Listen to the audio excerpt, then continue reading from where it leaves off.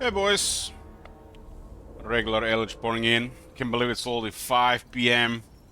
5 hour just went poof. We are playing more Beastmen today. We are at 32 with the Kazakh's faction of Beastmen.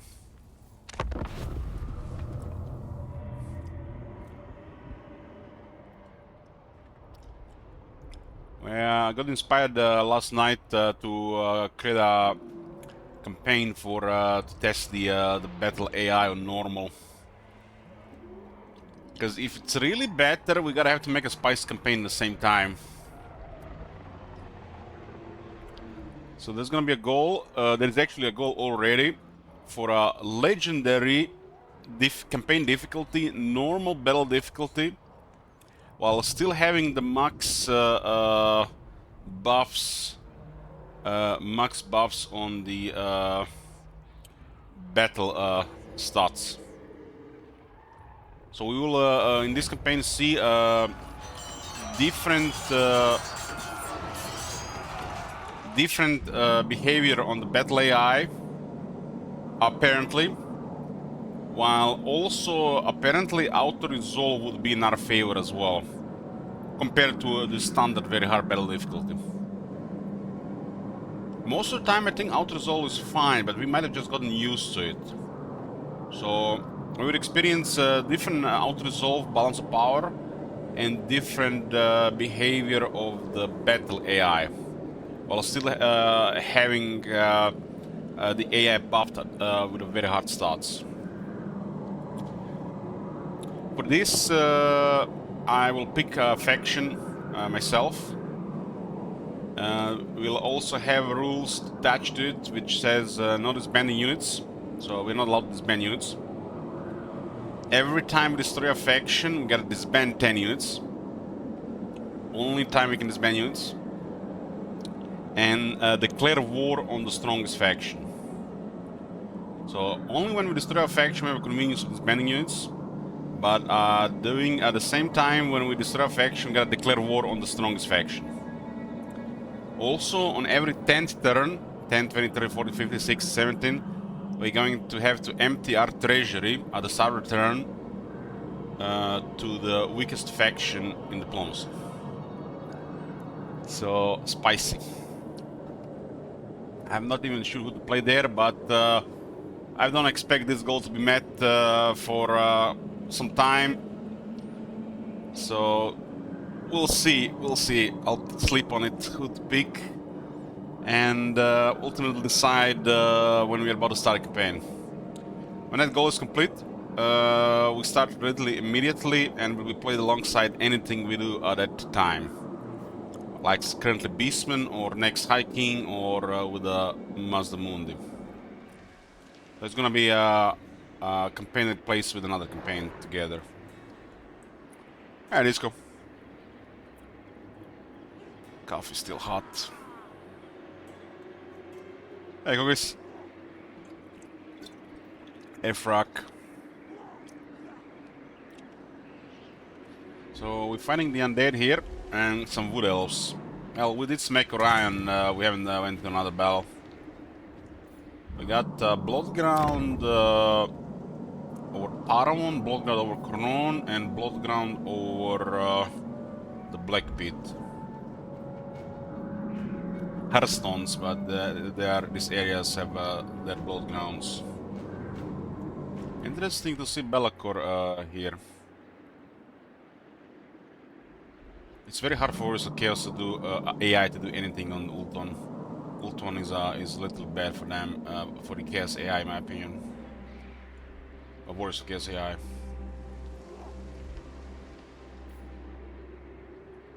So currently we have all the rituals completed.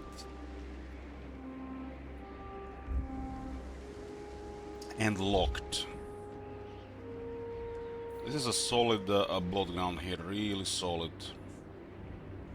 To take down Ataloren, we will need to send more military here. We will need to send both Kazrak and Morgur. Boys together will do it.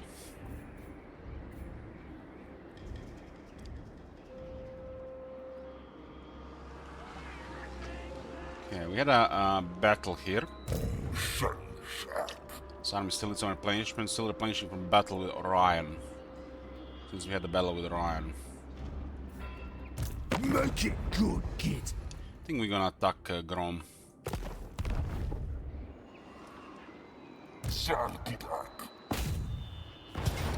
We still have this buff for 2 turns.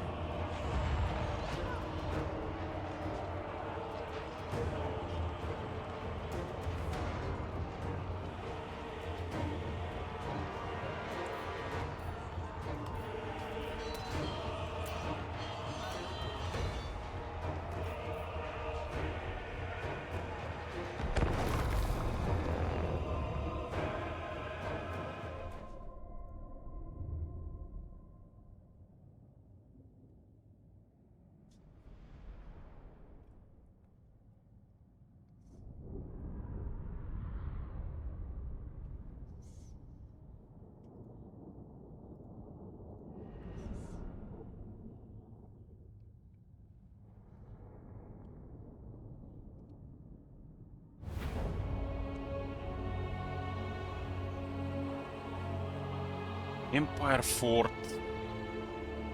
They got cannons, but I think they still have arrow slits. Whoever was really on the assignment on the towers did a really poor job. They didn't do the quality of towers from Warhammer 1 and Warhammer 2. Maybe they just forgot their different arts for the towers. Different models for the towers. Maybe the guy who did it didn't even play the game. Or I just forgot. Well, somebody screwed up. Supposed to be cannon barrels here. Remember those guys, cannon barrels out of towers and not everything getting out of these arrow slits these days?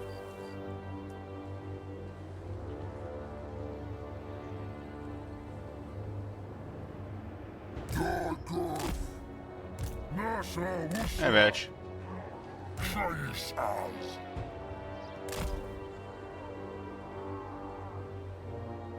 To me, guys, the game is a little bit loud in the last couple of days. Not sure if I've changed some of the audio settings. Maybe just my headset. How's the in-game volume for you?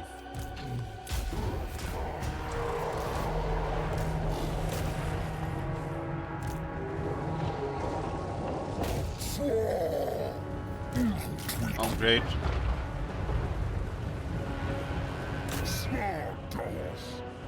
You're dead as that. Hey, Wog. Your dirty mind, Frag. It's your dirty mind.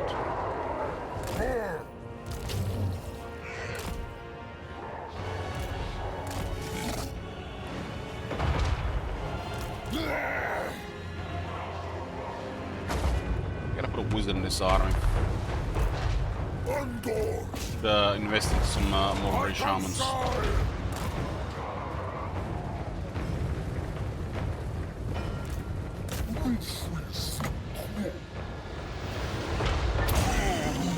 We are allowed to summon a unit inside the city with this.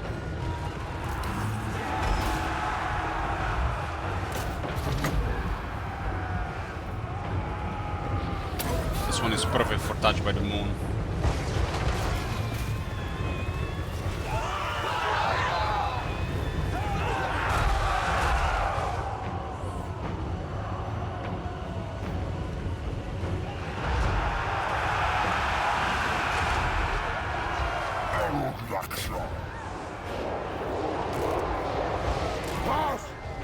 Eat the mortar crew.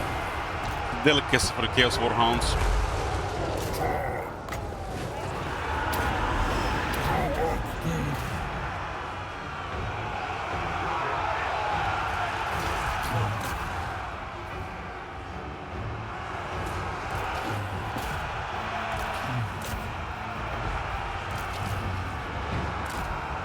Plenty of these halberdiers, some wood would have been nice to kill them faster.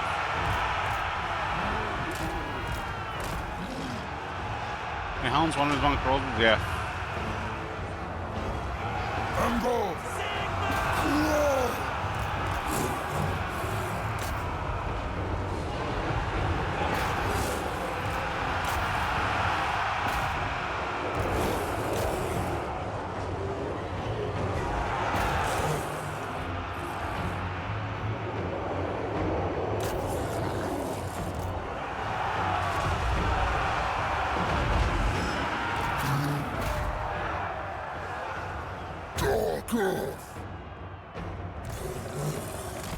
It's a great sword here somewhere, I think. Is there a great sword here somewhere? Or I just have a bunch of halberdiers?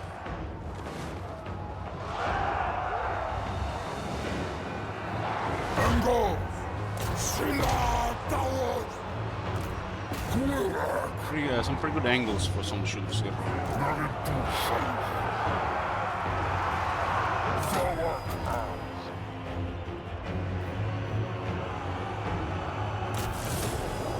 About those knights. Send one of the chaos spawn here to meet him.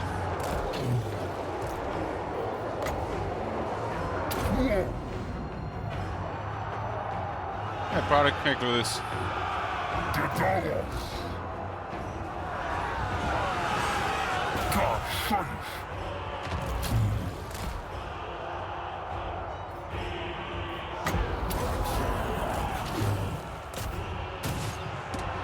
We're totally AFK until we capture this place.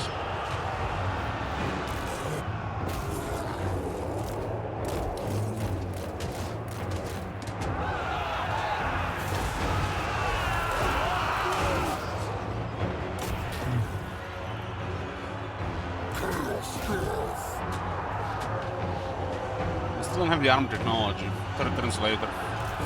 That technology is so powerful.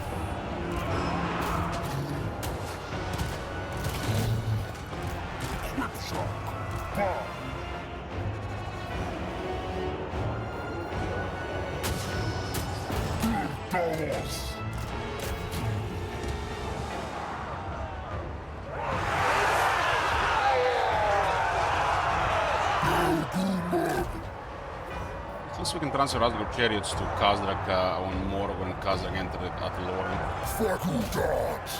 We'll clear Kemler and then we'll destroy those.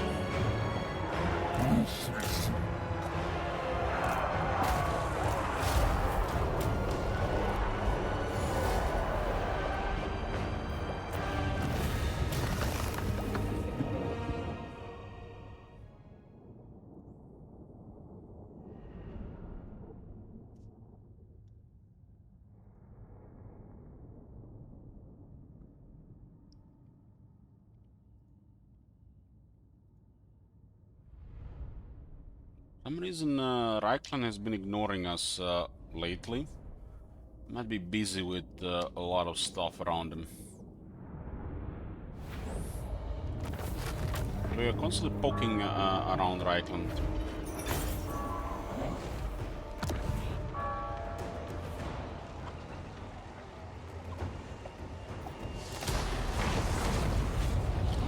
Movement here and extra movement here was nice. Maggot. Maggot. Ready for bossing!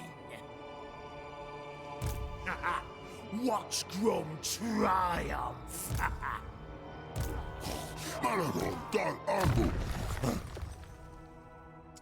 Nergal's false stink.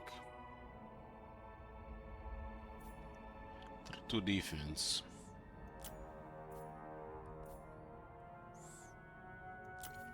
This one is still at 15 AP. It's incredible.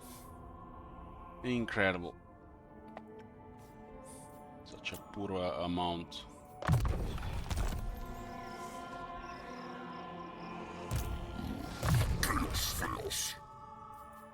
It gives us damage and attack for these units. You can see here 6 to 4-6, and then the last one is 4-9. Somebody fucked up here. The last one is supposed to be 6-9. So whoever was editing this from Warhammer 2 fucked up when they were lowering down values. Supposed to be 6-9, not 4-9. Somebody fucked it up.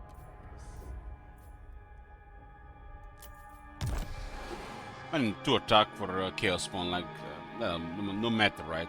Who cares? Who cares to attack on the Chaos Spawns? Like 2 here, 2 there, it's like nothing there.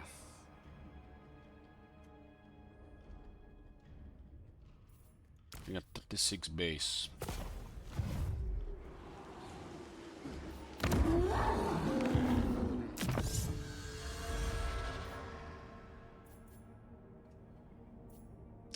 These guys really got armor now. Nui nasha I think the technology should also work on the Ungors. I got 10 more armor.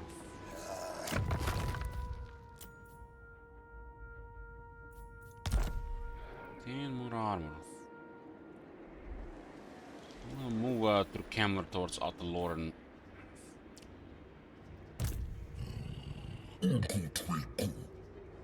Next one is at 150 and we are at 102.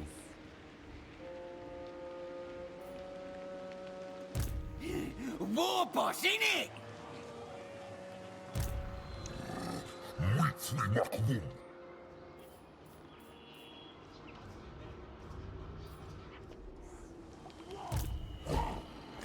We don't have Grom initiative on Grom, so it's not worth attacking.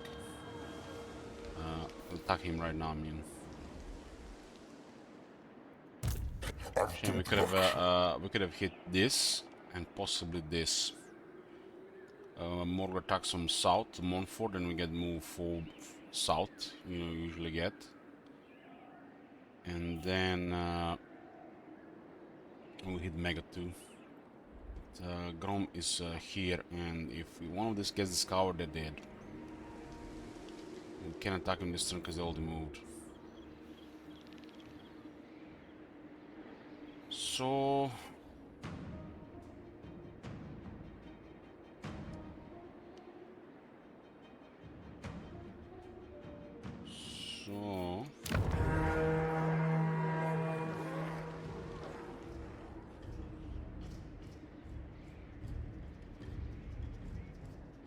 I guess we'll just speed up the Kemler's demise.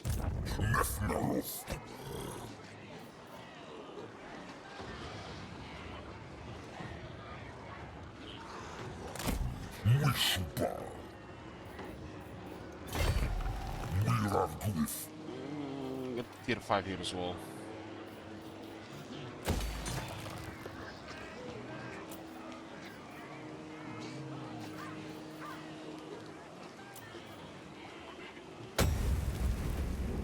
Do we even have a building for a Brave Shaman? I think a single army has this building. Building is quite poor these days, since it's no longer just power, it's just when increasing. This building really needs a buff.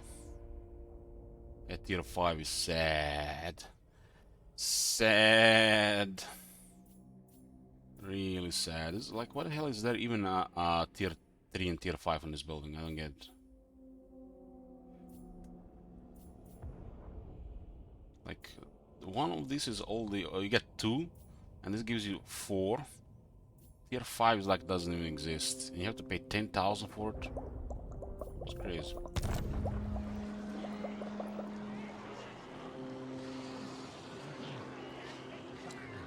Hey, Bomlo.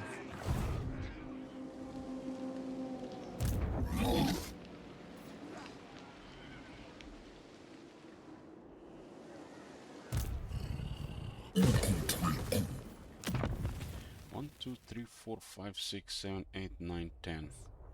10 for 10, huh?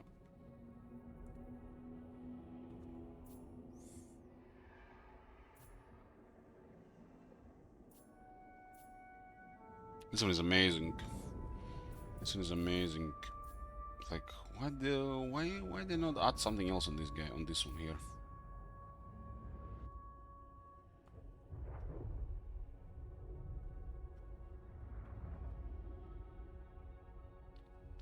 Tier 5 should give you 5 power reserve, if not 10. There's like no point building this one, other than getting a notification.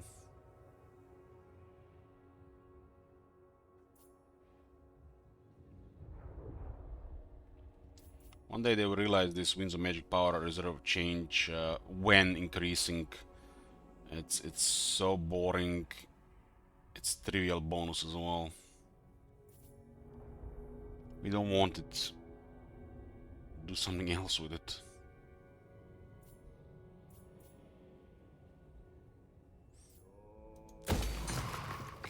Okay, this is a recruitment for these units.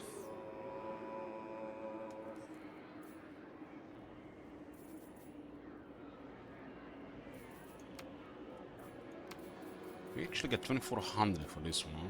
We don't like need it anymore. 2400, this means this one costs 4000. It's crazy. Crazy. 4000 for tier 1 building. It's just basic military recruitment. This is the ridiculous cost, these buildings.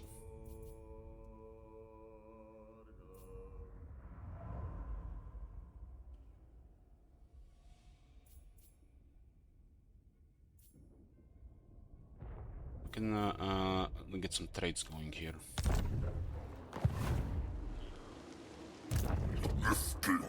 Warhords are pretty cool though. Well, doesn't give you a wargor. Just enables the recruitment of it. You can recruit a wargor somewhere else.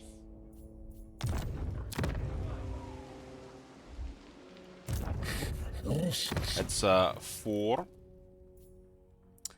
10, 18,000 for this building. 18,000. And it's gonna be useless in most armies. Doesn't do anything. 18,000.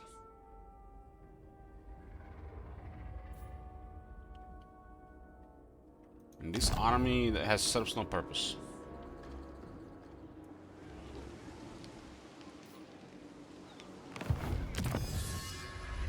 I think since these guys are strictly like a horde, like every building should do something.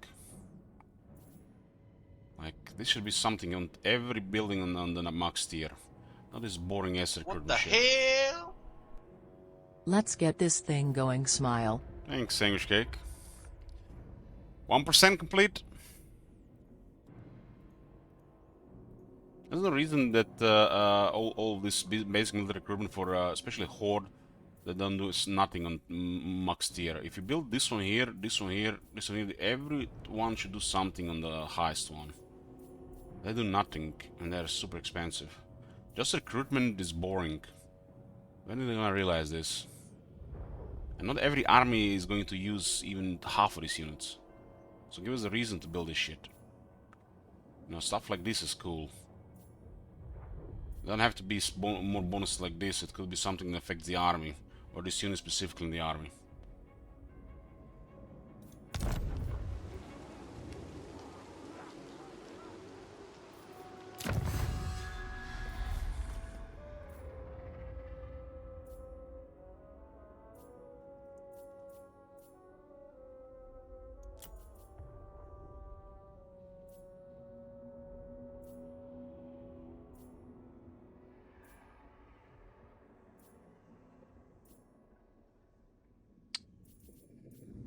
Yeah, 5 attack and defense of Centaurs. That's a pretty good tech.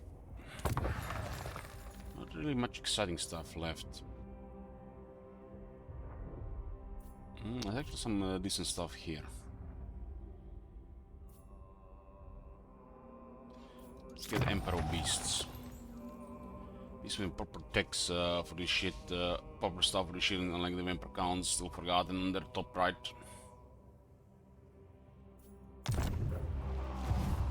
Harski Guarman!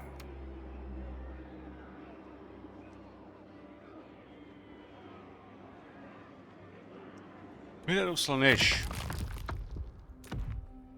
It's an enchanted item. Kozlak Obla!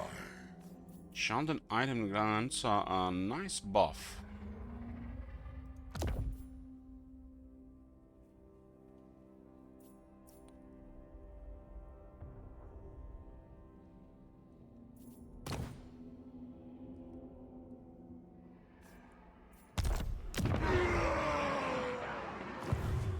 Still have to do the quest battle for Scourge. Did a battle here, was a bloody one against Marienburg Siege, right?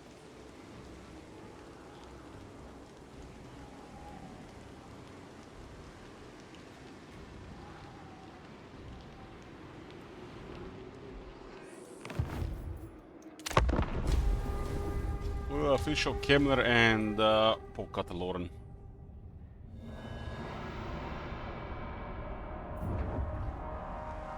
We'll also clear a Grom as well. He's kind of just there. We can work with greenskins, he's just gonna declare war on us eventually.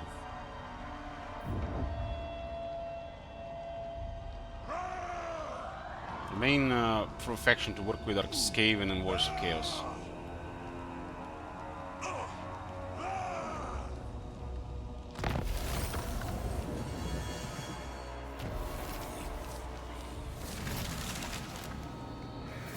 Midling is new to start again.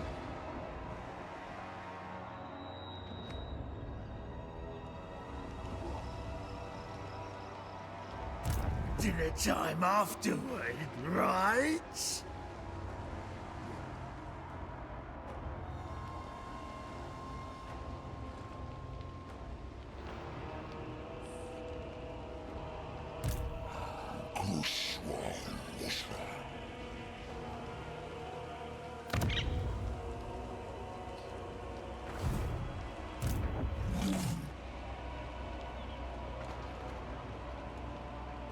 This is all filed, so they can't do anything about it.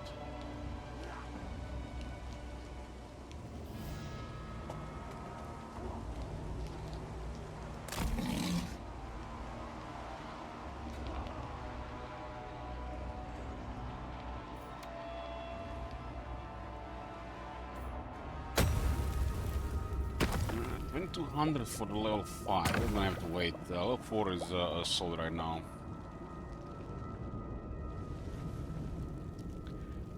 Let's get a capacity in the Brave Shaman.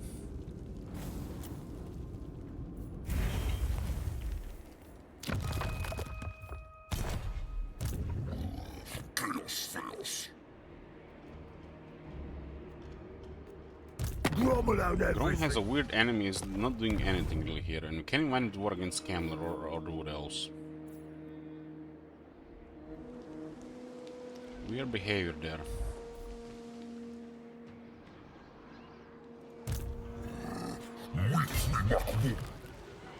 We're out of range on their capital.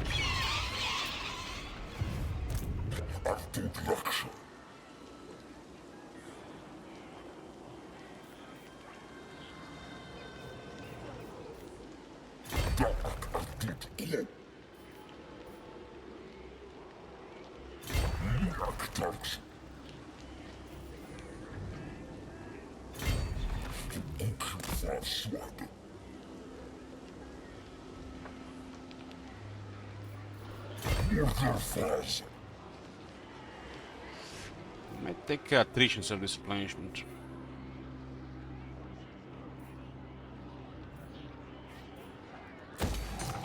Want this now. It's gonna be a second one. Got 5 of these, 500 rep turn. It's nice without even fighting. Most should still come from fighting. It's just extra.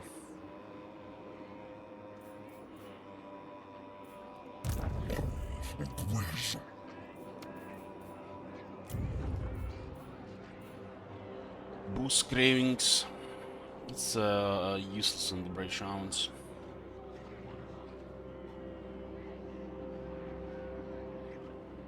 It's kind of decent on a Wargore and a Gore Bull, but Beastmen have a way to have an excellent vigor even without this. It's not good enough.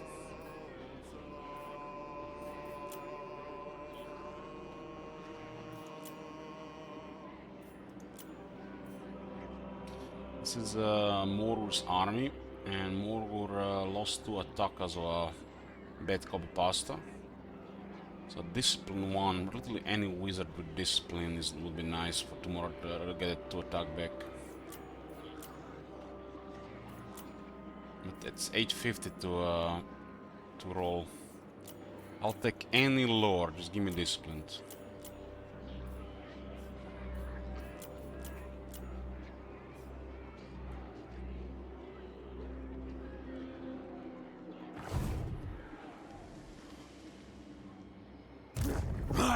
Dog Warman! Really?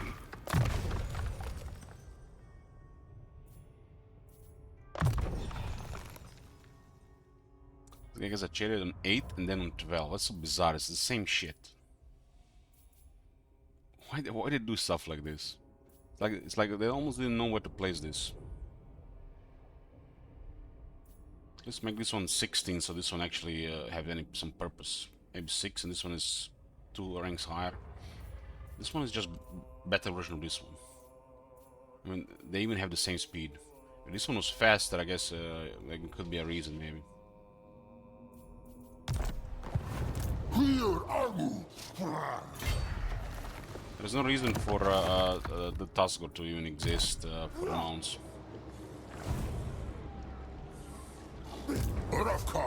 Only in the campaign.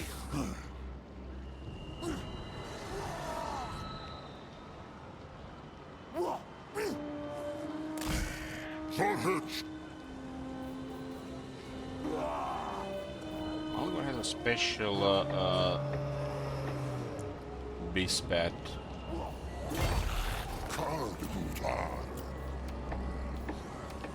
Cease! What was raw Feros? Do not mistake me for a fool. Say what you must. There's no military, huh? Warman!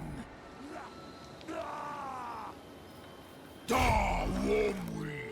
Soba! The Grom is a really good target here. Mui Sobar! Grom is a really good target here.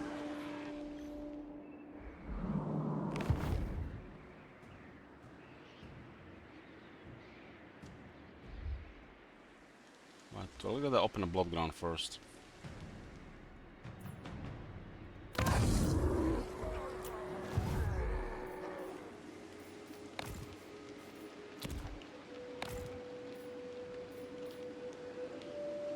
Purpose Feral Manticore, Razorgors. Currently have 2 Razorgors. If I increase it, it doesn't do anything. I don't think this is worth it. I don't think this is worth it. This tier doesn't even make sense. It should just be in here. One of these somewhere here, and one of these probably here.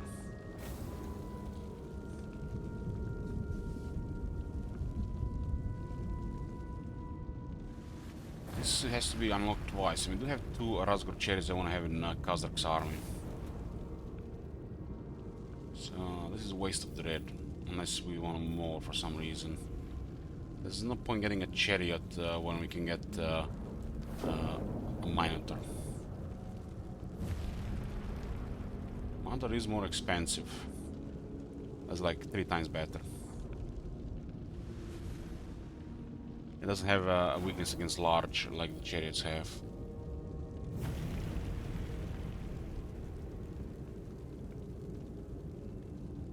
We need to click this twice to just get more.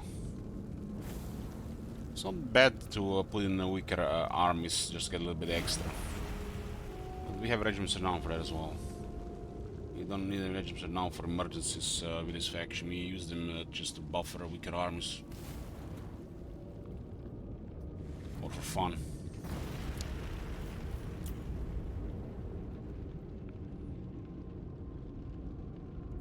This is 65% cheaper, 65% cheaper. This is literally the only time you have this, the cost of skill. This is the only time this is worth doing. The only time. Do not bother wasting your dread on this otherwise.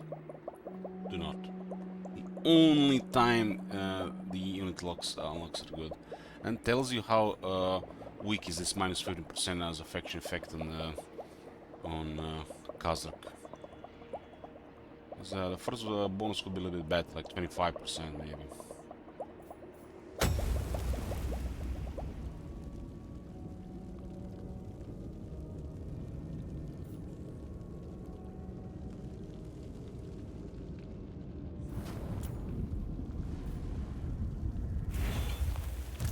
Circuit empty.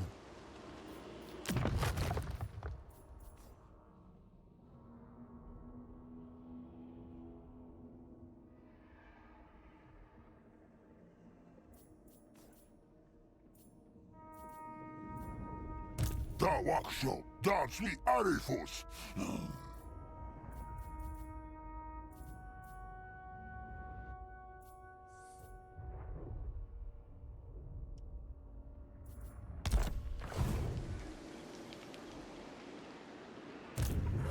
Target cow, one through.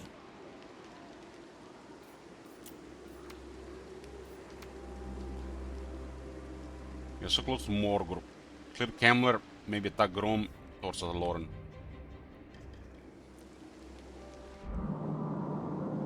Side currently holds.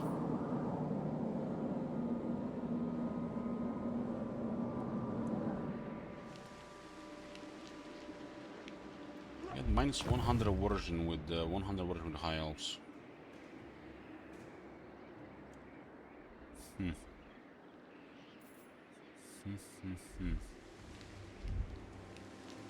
Bad job for the Gobbo King. Go to rank 16, but he barely really fought here. I'm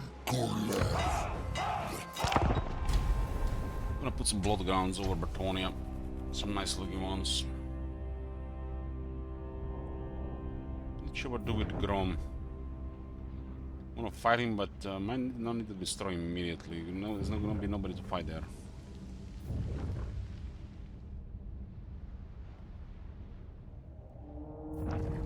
Eagle Claw is in a really bad shape right now. Clan Angler attacked them and Orion decided to go after them as well. He might not survive.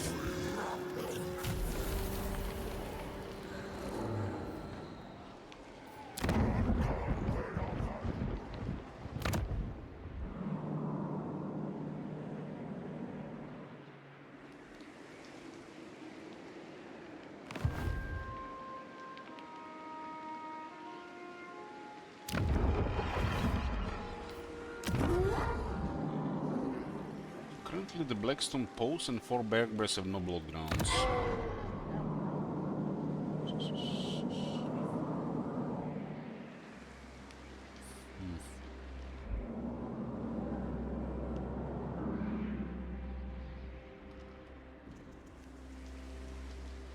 Blackstone Post looks a little bit better. I wonder what will happen here if there's a Hearthstone here. But this one is harder to reach. They have to go through corruption and potential plague outbreak at the same time.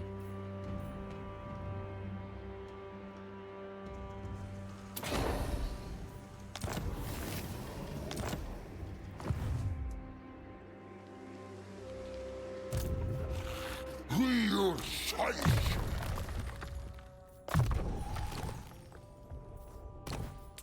Pretty good for this guy. Fire sword, not horrible. Got a Chalice of Chaos, right? For building that tier 5. That is hot for Kazakh. Hot, hot, hot. We have best in slot stuff now. Just need his Scourge.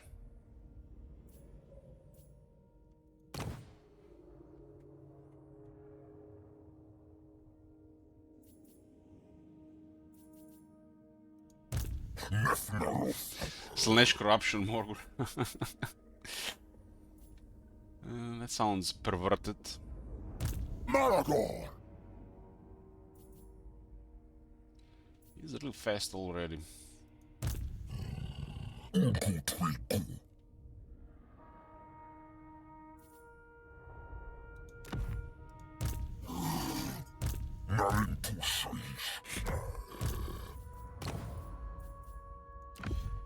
Yes, the greenskins have 7%, beastmen have 6%.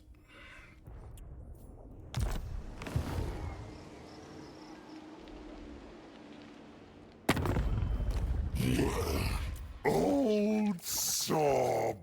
Yes? Old Sobon is losing. Fear the pirate queen!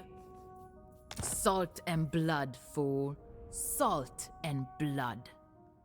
That's all you'll taste soon enough. Make peace with her, Clan Sky, make peace with her. Clan Sky is gonna get overwhelmed by Clan Agner and Orion. You might be right. Tomb rot. Hammer has to die, as the beastmen don't like Imperial corruption.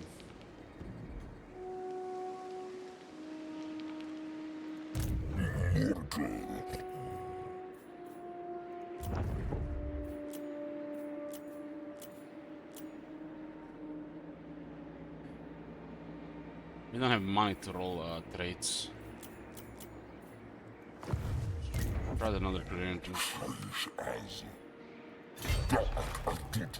Who needs magic, right?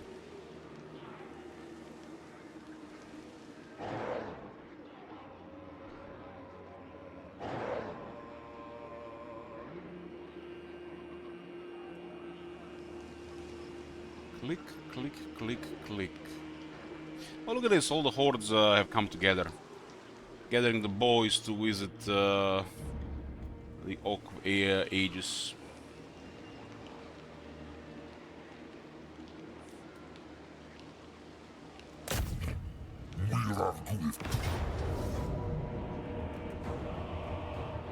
Nobody did, Bloody.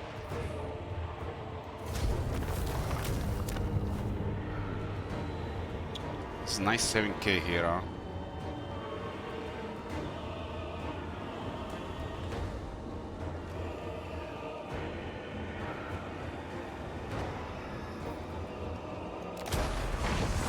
We didn't move, nice.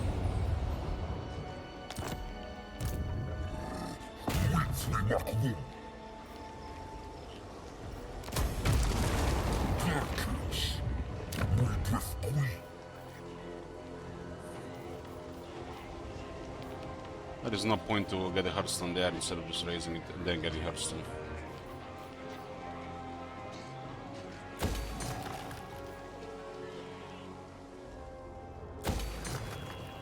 Okay, I got a new blood ground here. This one is gonna be sweet.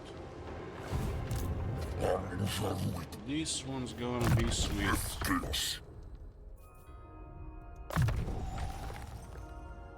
That can't be right. Maybe that's just a typo there. 47.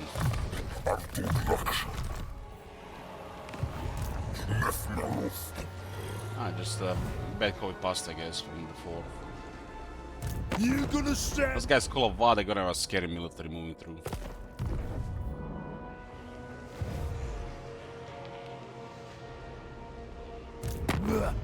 What you got to offer, Gromden? He likes us enough, so he didn't declare war. But we can't do any diplomacy with him. I think that's a mistake. I think Beastmen should be able to do diplomacy to Greenskins and Norska. With vampires, maybe. But Beastmen and vampires should not work together. The corruption, vampire corruption is so natural for the Beastmen, so no, they should not really have diplomacy options.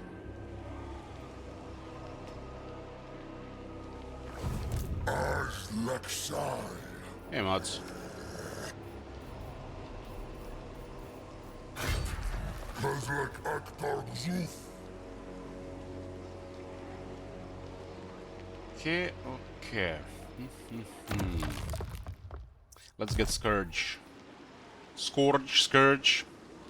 Scourge is another name. It's like a type of whip. That's the one that can kill. One that can kill.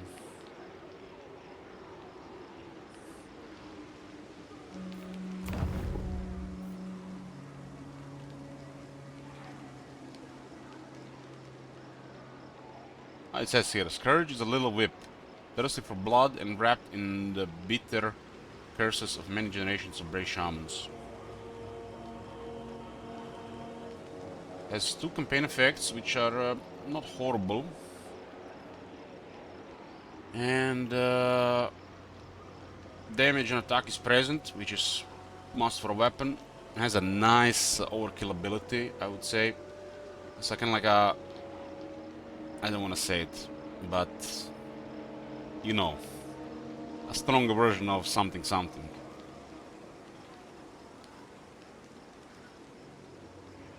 When a whip is stronger than something, it barely contains something.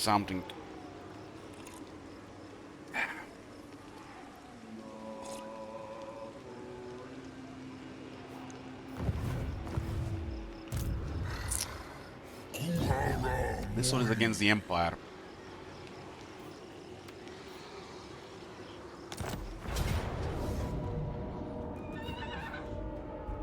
They got some armor, but we're no longer using much Ungors, so... Battles used to be spookier with army because it's mostly Ungors. I don't think that we're doing with Ungors.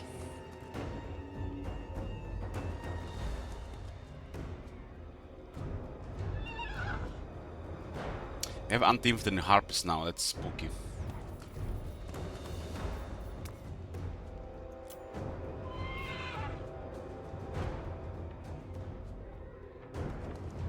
Elok has... I don't mind the lore. I don't mind any of the lores of the Beastmen. But the trait, man, it bothers me. It's a character flaw. Brave Shaman should not be like that. Should have some discipline. Not be an alcoholic. We need reliable wizards.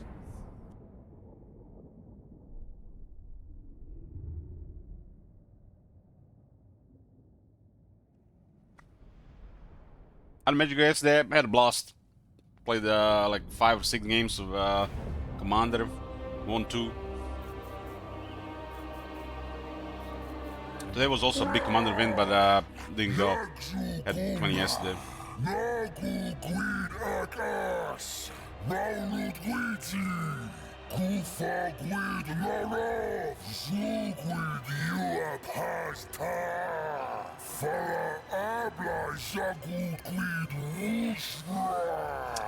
I have to interrupt this, just remind me something about something.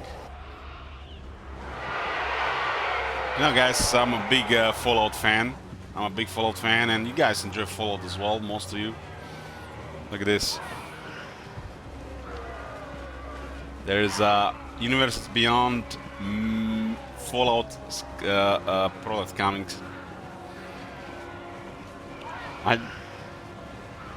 I might even it's almost enough to make me wanna play Fallout Team Decked in Commander. Sol Ring is actually a mythic in this set. I think Warhammer 40k was the best product of Magic ever. And this one looks amazing as well. Just look at this shit. I mean, look at this, like, it's like... You've been there, guys. This is like memories, nostalgia. Look at that. Liberty Prime in the back. This is the project. Got Caesar here. The art is excellent on the multicolor cards. Look at this one. This is the showcase cards. Wow, they picked incredible design for cards. This is like somebody's actually putting love in these products. I can't say for all of the Magic to be of this quality, but whoever is doing Universes Beyond has passion. It has passion. Look at this. Idolize. Good Springs. Look at this. Like, I've done this shit so many times. Ratstorm. It's a new card. I don't think it ever existed. This is a new design card. Yeah, never printed before, huh? Oh, never printed. It's the first one. This is a hell of a powerful card. Storm and Proliferate for 3 and a blue. This is gonna be a staple in many Commander decks. This is incredible stuff. Not only they released really cool cards, but the Ratstorm is actually a powerful card. This is really powerful. This for a Traxa deck. Oh boy. Oh boy. There's a Toxic deck in Commander which is potent. This is gonna be a staple in a Traxa deck. This is not even a mythic, this is just a rare. Incredible stuff. A lot of these cards literally tell a story here. They made the Caesar unique as well. You can make Caesar your commander and create an entire deck around him.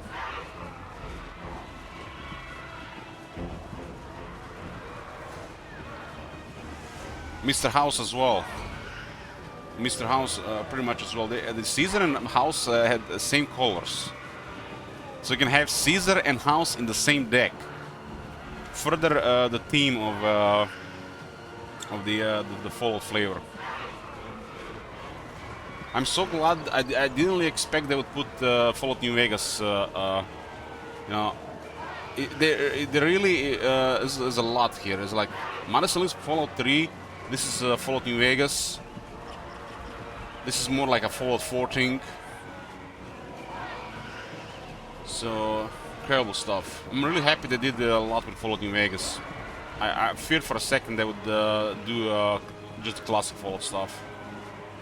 Fallout New Vegas has exploded Fallout. Fallout New Vegas at its core should have been the goal as well. So much stuff. But there's a little bit of from everything, really.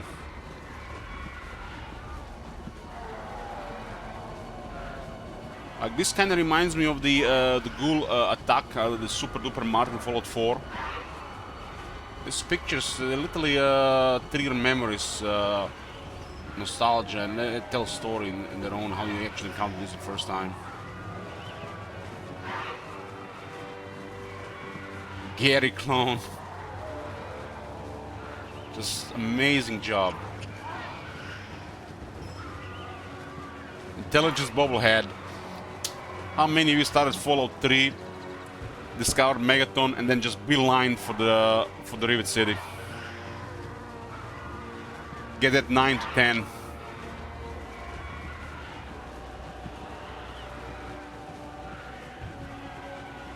Look at the lands. Holy shit. It's like, it reminded me of those Zendikar Fallout lands.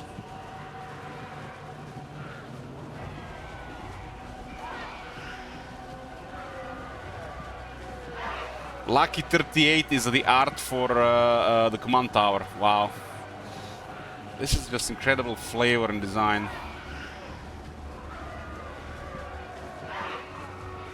I'm pretty much hardcore right now about just keeping my mono black commander deck, not really bother playing, making another deck of that level. But I don't really mind, you know, playing with a precon, you know, because, you know, sometimes you need something different. So that doesn't really count as a deck, but I would totally consider making a deck around Fallout flavor. One would be a really powerful deck, but it would be good enough, and you would probably have a blast.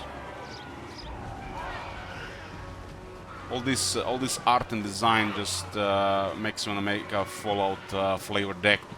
Just have a more casual deck. It's so cool. And in Commander, you can totally do stuff like this, which is the best part. I'm not sure when this is coming, but we're also getting Jurassic Park first, I think. There's a Lost Caverns of Ixalan coming with Jurassic Park. Dinosaurs, another really cool flavor in Commander. Look at Mana Cryptor print. God damn. Commander, the future of Magic. I need a black Mana Crypt. This one's going to be expensive as fuck. Probably like €100. This is one of the more expensive cards in Magic. The last reprint was... last reprint...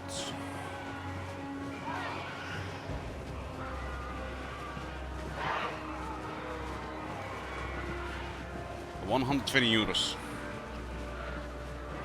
That's an expensive card, but at some point you have to get it. Just save for it for a while. I'm going to get this one. I'm going to get this one. It's going to be probably a Christmas present for me, for myself. Last Christmas I bought me a playset of Teferis.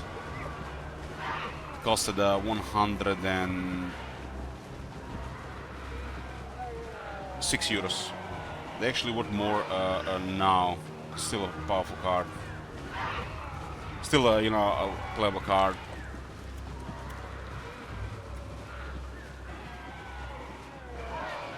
I got a playset of this last Christmas.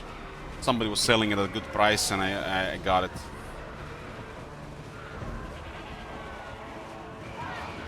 This is for in my Pioneer deck.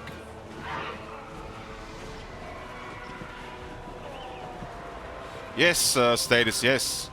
Because, for example, there is a crazy amount of dinosaur flavor in Magic. You can literally create dinosaur decks, and that's so much fun to play. You just mix like a green with a red and maybe with another color, and then you just create a whole dinosaur team deck. Now there is a Jurassic Park coming, gonna be even better. I mean, look at this. This is the Jurassic Park beyond universes. Beyond universes, I think, best thing that happened to Magic, because it supports the casual side of the Magic and the best format. Cavern of Souls getting reprinted, and I love they putting in every color on the art stuff. You can play with this guy as your commander. He can be your commander, and you can create an entire deck around him.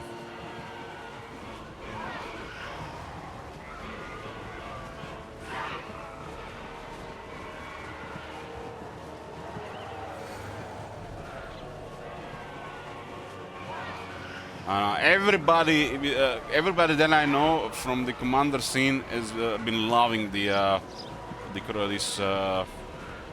There's, you know, occasionally some persons who play commander, but they not primarily play commander, that you know, grumpy about it a bit. But like the main crowd loves this. This is the best product in Magic, the best thing they've done. And Warhammer 40k was like half the reason I just got back as well.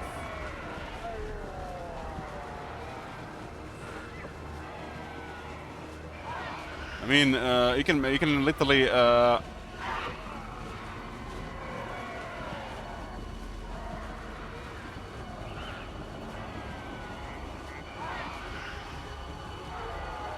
let's see. This was in a Lord of the Rings set. It was not Toxic Deluge. What's the hell card? I don't want to open the binder now, but it's a like really sick card, like with the Necrons flavor.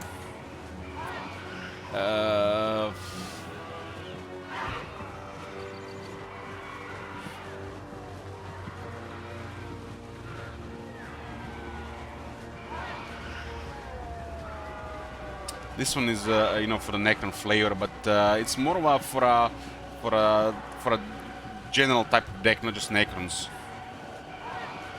I just can't remember the name of the card. Hold on.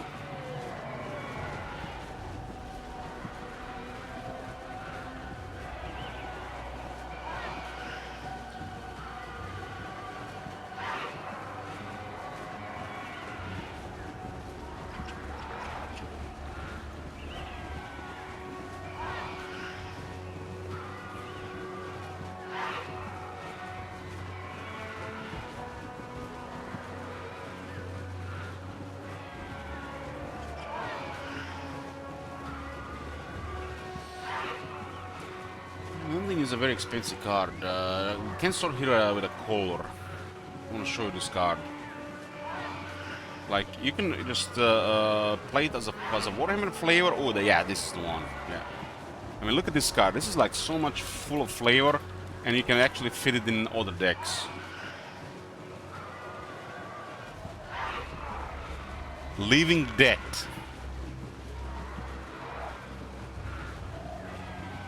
I love the art. And look at this. Each player exiles all creature cards from their graveyard. Then sacrifices all creatures they control. So you first exile all creatures from the graveyard, then sacrifice all the creatures you control, and then all the creatures that got exiled are put back on the battlefield. This is such a like it screams with power and fun, this card, and flavor. And it's, you know, perfect black sorcery. This is why Magic is so incredible. And when this resolves, somebody is gonna have a fun playing the game. Somebody is gonna have a lot of fun because it's not one-sided. This can have this can be massive, not just for you but for the other players as well. This is just why Commander is amazing. There are usually 4 players and effects like this. I've been a little bit on the sidelines regarding this, putting this card in my deck, but I have it on the side ready to put in my deck when I feel like it, you know. You can have 99 cards in your deck. With Commander you can have 100. And you know, this you know, I'm usually going towards something, and my deck plays all the powerful creatures. So this is so much fun stuff like this, and they are full of flavor. This was from the Warhammer 40k expansion. They didn't really create a set with it. They created just precons. There was so many new cards. Like recently they did it Doctor Who. They did Doctor Who, 4 precons, and each deck had like 50 new cards. How crazy is that? And even if you don't like Doctor Who flavor, the art is incredible, by the way. I want to show you 2 cards.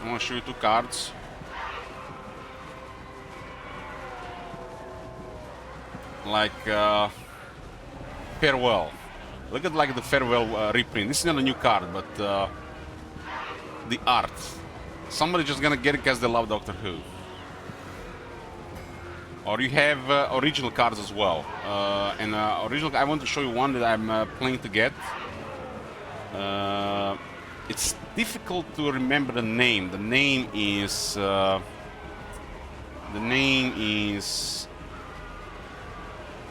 still tricky for me. I've never watched Doctor Who. My nephew loves it. He's like a big fan. I want to show you this.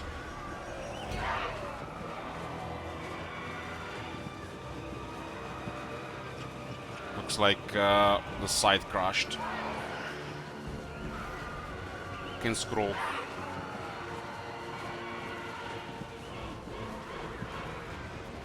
Page bugged. This Skyfall is an incredible site, but something has some issues. Okay, one more thing, and then we're back to Warhammer 40k, Warhammer 3.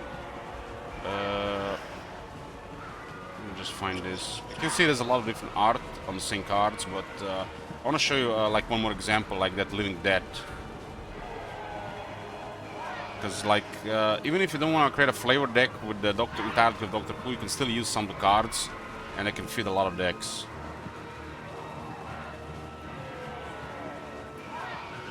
This. I gotta get me one of this. Just look at this. It's a 2 colorless and 1 black, 1/1 creature alien horror. That has a shadow and indestructible. A shadow can only be blocked by other shadows, and it cannot interact with any creature that is in the shadow. It has Morbid. At the beginning of each end step, so every player, if a creature died this turn, put a +1/+1 counter on Warherd and Rada. So it grows. And it's indestructible. And it's shadow. So indestructible shadow, you have to exile. Now imagine you put item, artifact in this thing that shrouds it or gives it hexproof. And this shit just keeps growing. And you can't interact with it unless you exile it like a all effect. Like Warherd and Rada, and you put this on it.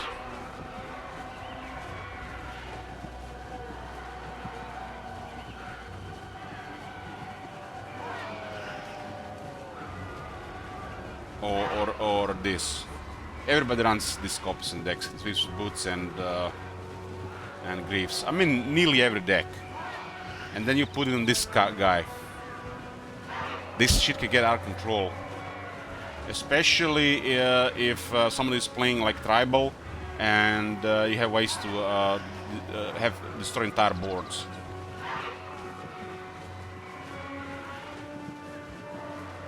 We had some turns where literally over 10 creatures die. But he gets only one counter if a creature dies. So you play this thing and enter end step. Let's say you did lose a creature this turn. You're gonna play it in your second main phase. Already at the end of your turn, it's a 2-2. Then you pass the turn. Next player, creature dies, 3-3. Next turn, creature dies, 4-4. This thing can get out of control. And you could also protect it further. It's already really tough because it's indestructible, so you have to exile it. You have to exile it or transform it, but you can protect this easy. If nobody can exile this and they just have destroy effects, well, that's it. This is just gonna go out of control. And that's totally fine, because it's just gonna be one of your 99 cards. You're rarely going to tutor a card like this, search it in your deck to just play this specifically. There are way more powerful cards than this.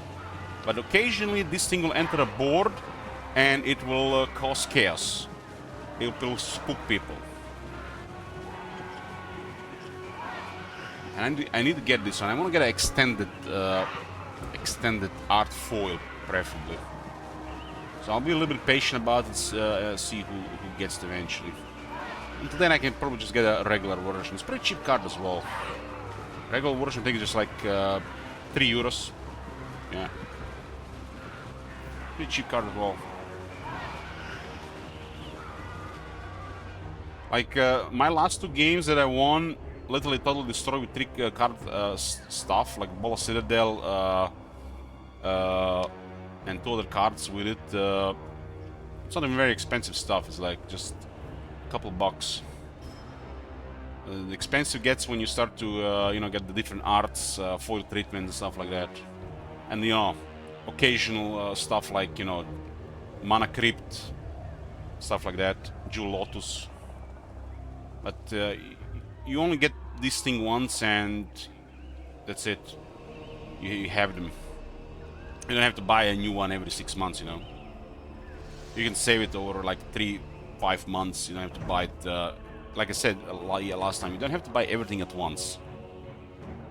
Just create a budget and slowly go in it. Like over the last 3 months, I put a lot of love in my Black Commander deck. You buy that all at once, it's ridiculous expense. But over 3 months, literally just eating at the restaurant a couple of times a week. I mean, food outside type of price.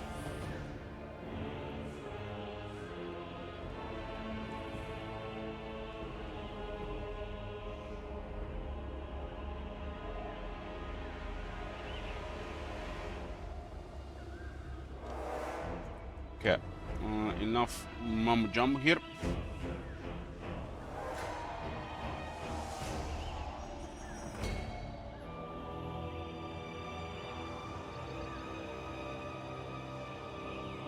And my PC hits the room like I don't even need heating this winter, man. This PC is heating the room like crazy.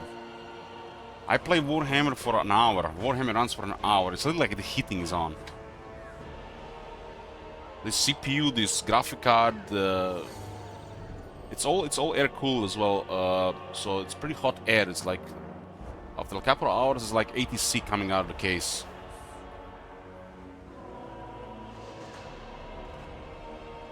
Pretty heating, right? That's what happens when you have a 1000 watt power supply and your PC uses also, you know, about 700. It's literally a heater when you're playing games.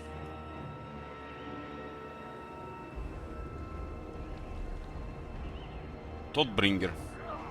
That doesn't look like Boris. We must be triumphant! I don't see any blue here. I see Empire Rebel colors. Hey there, bro.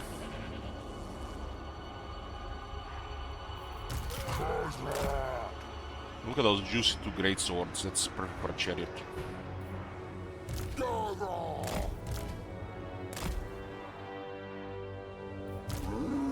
What's that, like a hill? Go around.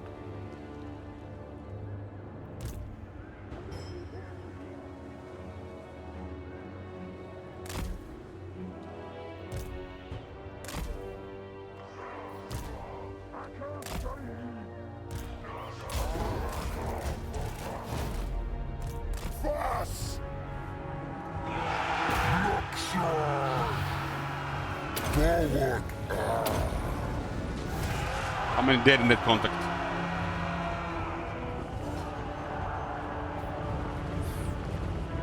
Pass to go! They're all into Sebercheri. Force! Fast! Sega! Harbor! Bar! Son Wushma!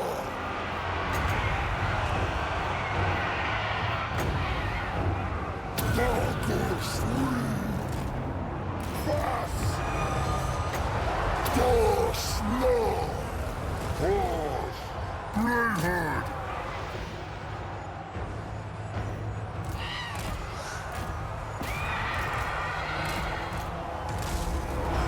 Sword wing! Clover one! Chaos Girth! Quintuck! Three-Core Moonier!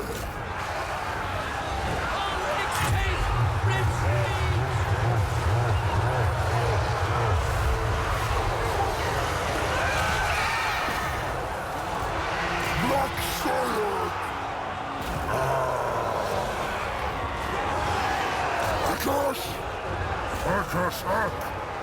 Go raw! Darker! Balls! Beastman! Force! Rift Car! Tawak Eyes! Ray Saber! Retreat!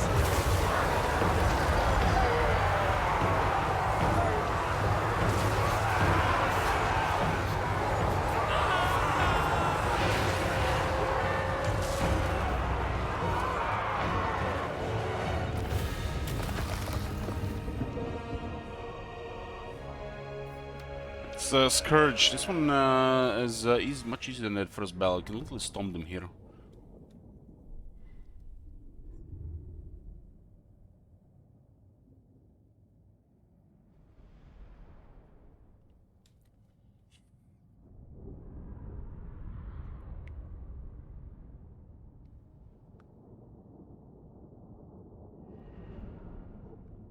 Enjoying the Lord of Death.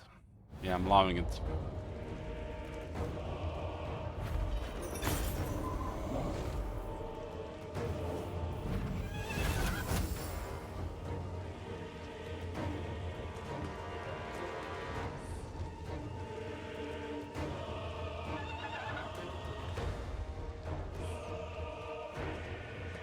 Oh, the chair was killing things here.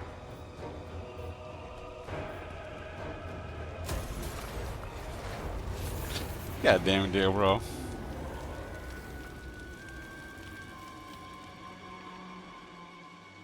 That was actually a devastation in Black Pit, nice. Ooh, got the butchers.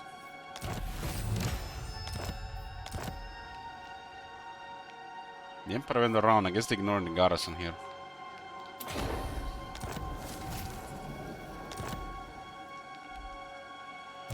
Carl really loves that forest. Must have some elf girls there.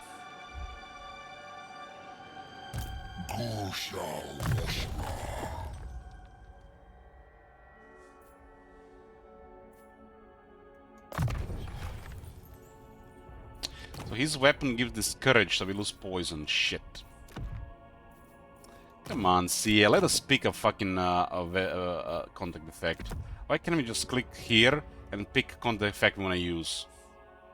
This courage is worse than poison.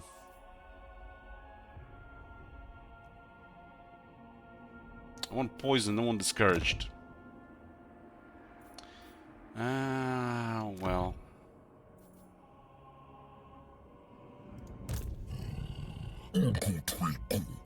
Da Waksho, da Sweet Arifus.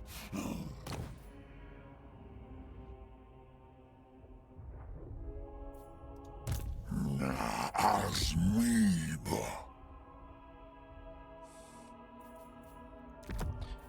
This one takes it's auto pick because it's stronger.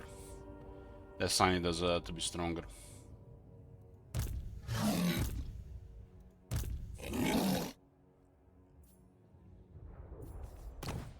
I prefer poison Khazra because the slow and gives him toughness.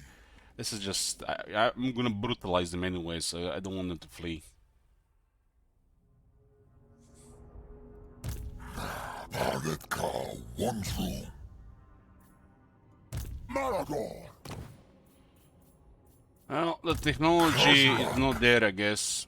One day will be, you know, if they care, we would have had an option to click on the attack, click on the contact effects, and pick which one we want to use. If we have multiple on the character. Why can we have both poison and discouraged? For the donation goal. Peepo happy. Thank you very much, bro. Half a mana creeped, yes. I'm just kidding.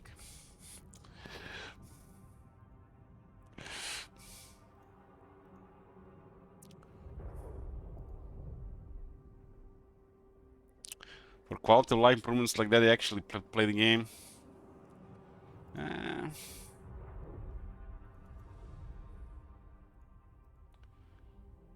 They always have an excuse for everything. Maragor, Dar Armu!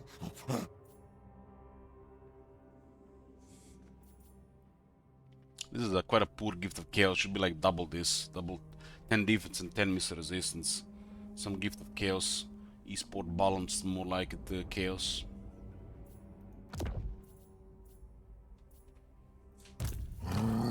Dawak ud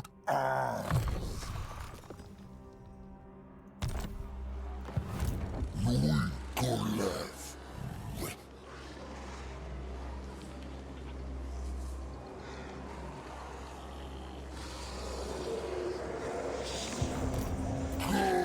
It would be cool if the beastmen have a regiment renown of harpies that have a really large unit size. Like 80 or 100. And they call it Flock of Doom. Now that would be a people with passion.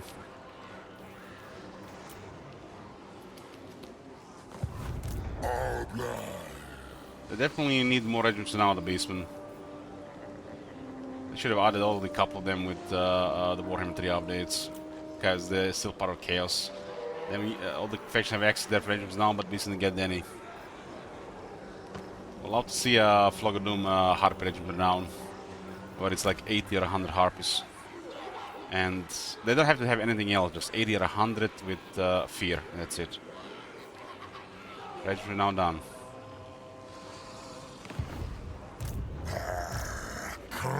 Maybe not fear, maybe their own effect, which causes morale leadership loss. It doesn't have to be fear. It could be like something like Malagor, what Malagor has. Something wicked this way comes.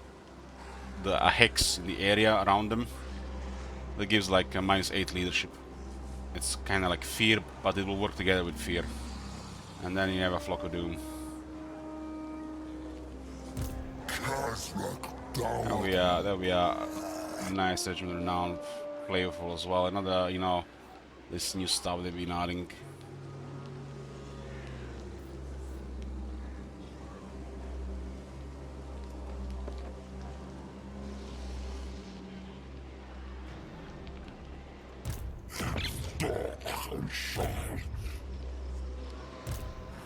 Target car, one through. Birkins. Left ass. Nui Nasaguaman. Malago Rafkarud. I wanna combine stuff here so I get more experience in items. Rafkar ad father. Getting a potion of healing on this guy.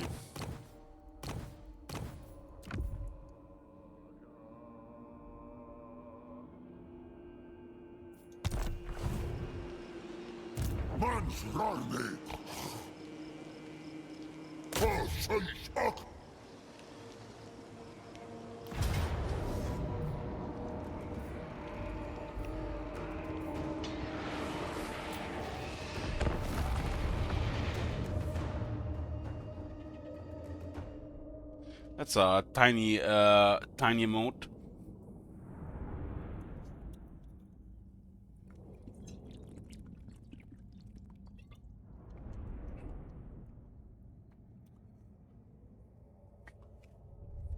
Been having the same thing here. Before I start the Beastman stream, literally it's the same thing. Maybe it's like the Beastman diet.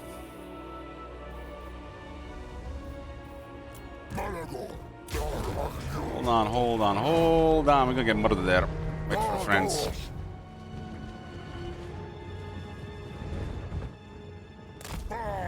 It's just Ungors, they have no armor. They got numbers but no armor. The giants can do really well, but they have a couple of things that will murder half our army.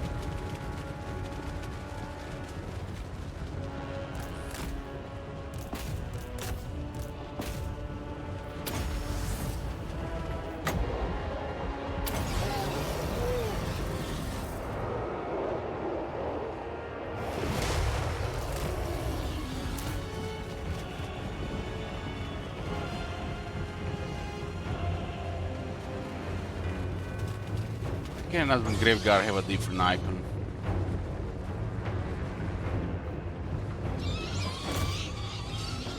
Why they all have the same fucking icon?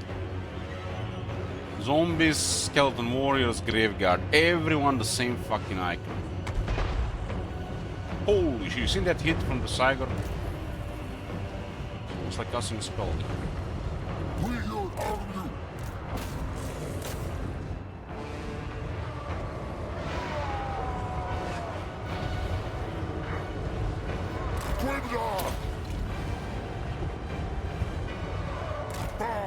Go drill some of their beasties.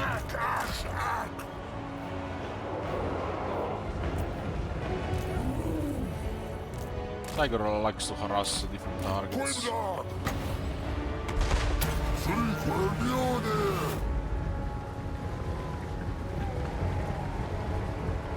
Sora in response, man.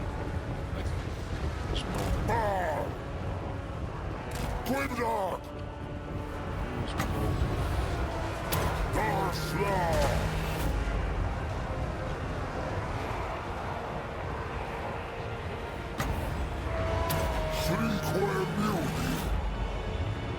Broken ass shit.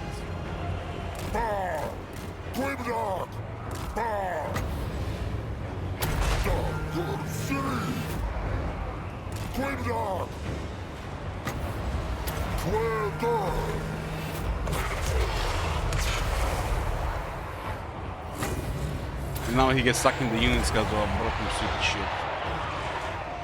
I hate this spell, man. And I hate people who praise this shit. Just broken as shit. Waste of time. Uncles! Fast! Cloven ones! Go up, go! Gripsack! Bar!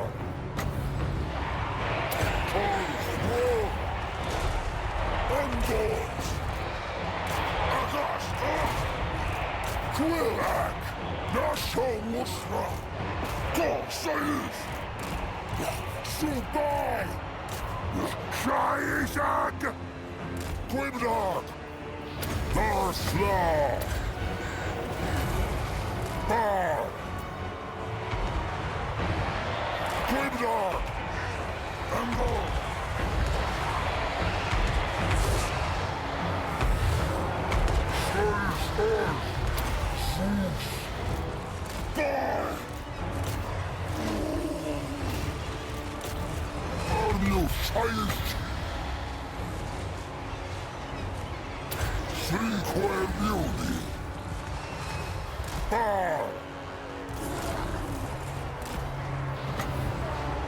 Good City! Twin Dog! Bar!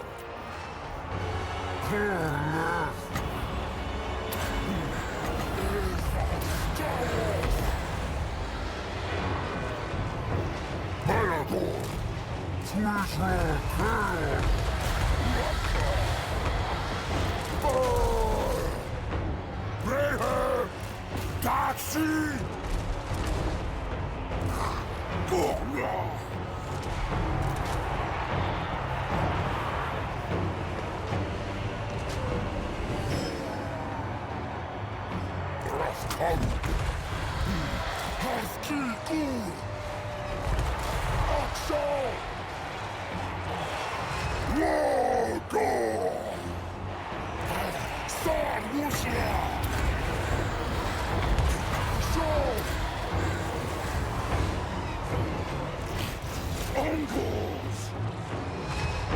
He supported Gregor real well this fight.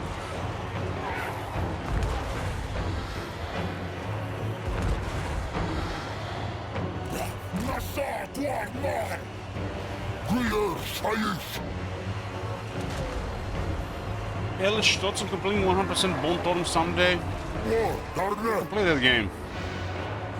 I mean, like every ending, shit type of stuff.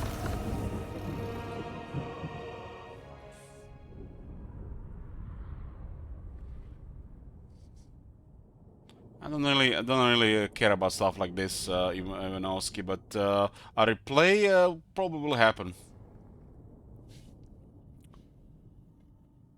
With maybe do something slightly different if it's if I remember.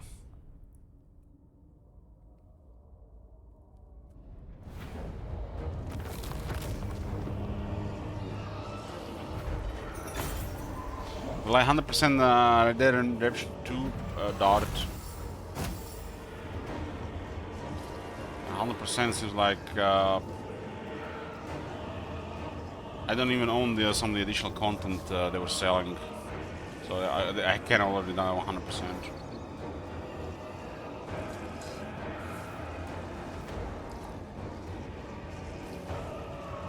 You know, those hidden things are I feel like really tedious to look for, Ivanovsky.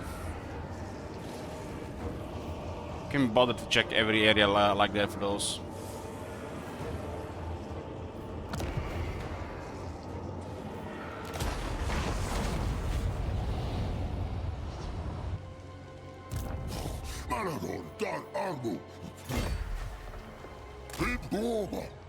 This randomness with the movement from the raising is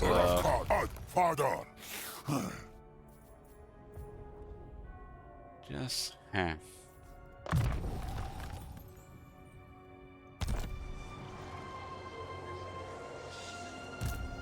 Nui nasa guaman! Whoa!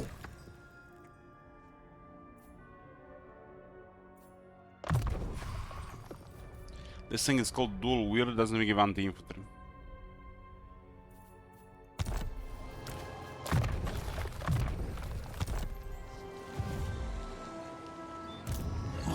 Swirl chaos! Nasat Warman!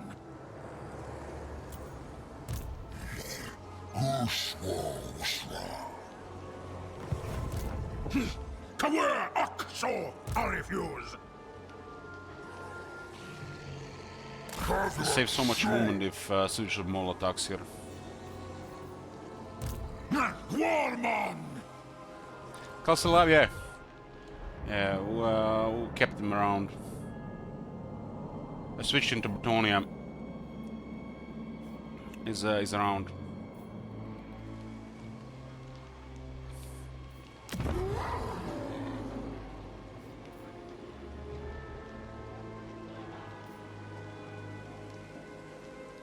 It's gonna be our one of our main hearthstones here now. 20,000 for this. This is ridiculous. Should literally be for all the buildings, not just horde buildings.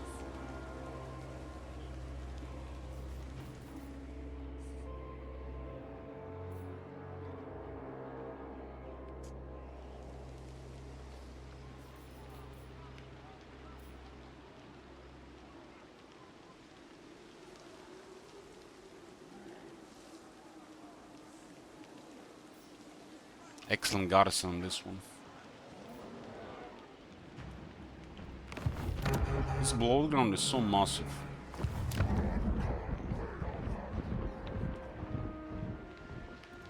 Not likely. If I reinforce this, they will have to send 2 arms to destroy it.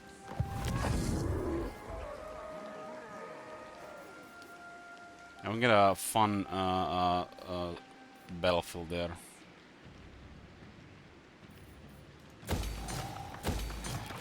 Tier 3 here, I think it's worth it.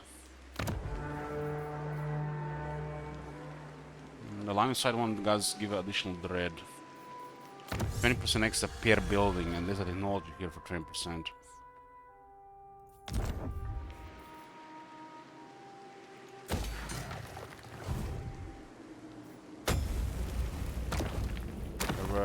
Probably should get this since we're poking around.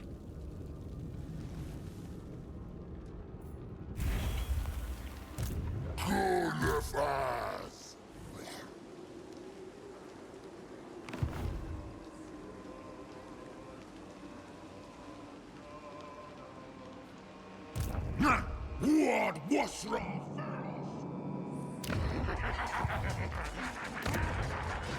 I haven't taken to Bali yet, so we don't have the third province. Der Coast! Doak!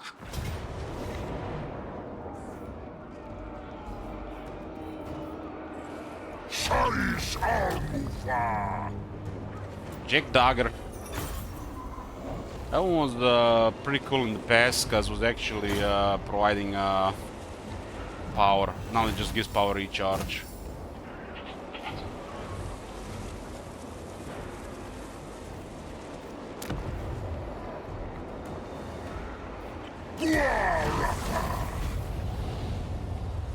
Slug Skin Gift of Chaos, which gives poison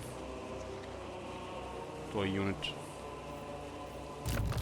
Bungu Guarman!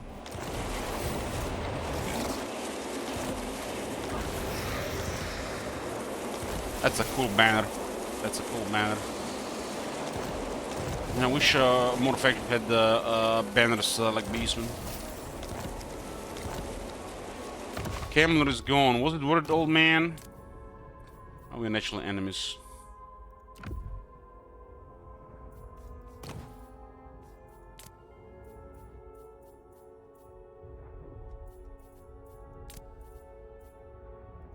Kozlek Oblai!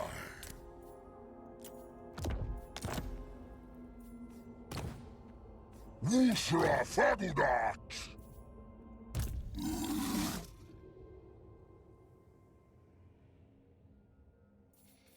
Man, we have 4 banners equipped here. That barbarian probably is going to be replaced.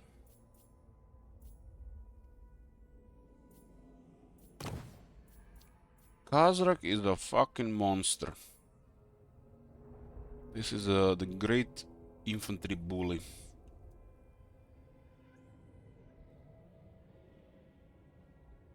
Great infantry bully. I wonder what kind of splash you get here with all these damage buffs. He has 4 damage buffs, and you can give him the Mantle of Gorok. Darneth Yabaguran!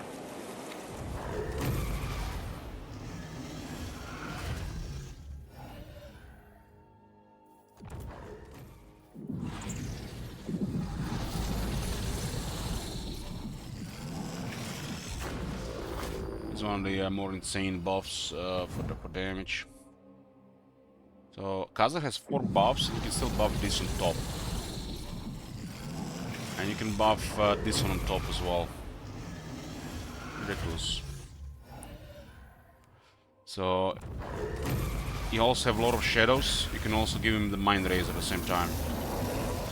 So through magic, you can give Kazrak for a decent time plus 125% damage. Through magic, 125%. And he has Deadly Onslaught for 25. Scourge for 25 to 50. Has a potion of strength here to 100%. And another 25 here. So Khazar gets plus 250% damage when you get all these buffs.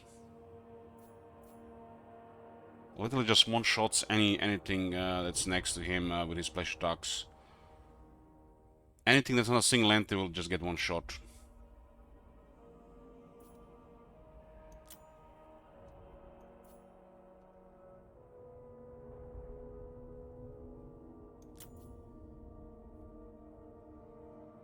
Crazy stuff.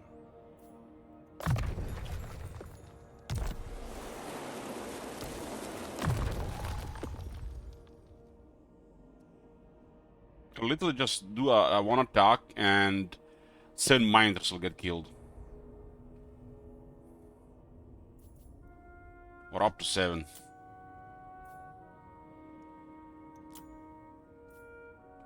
At least 4 will get killed in that attack. At least 4. But you can hit, I think you can hit 7 at once.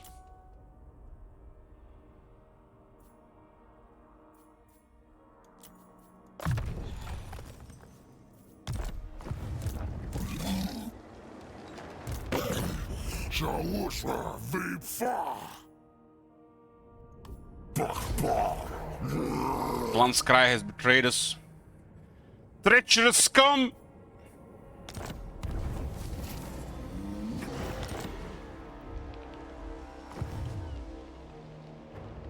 Not very often you get stuff like this. We are actually good relations and they betrayed us. Ickit, most travelled rat of Skryre. Nothing surprises me. I like this, I like this. Warpstone first.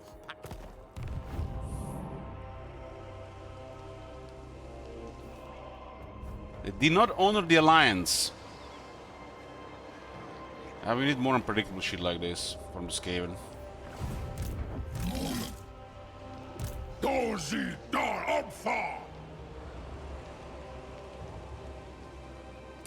Yeah, it might be some kind of bug, Cookies. This might be a bug. I think there's the same issue, you know, when your vassal is Boris and you declare war on Kislev, you know.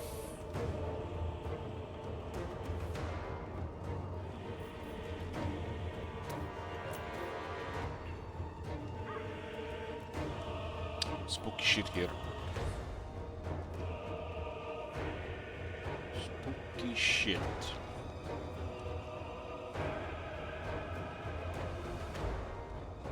I mean, it could be various factors, Pradik, but can't really say for certain why this happens sometimes.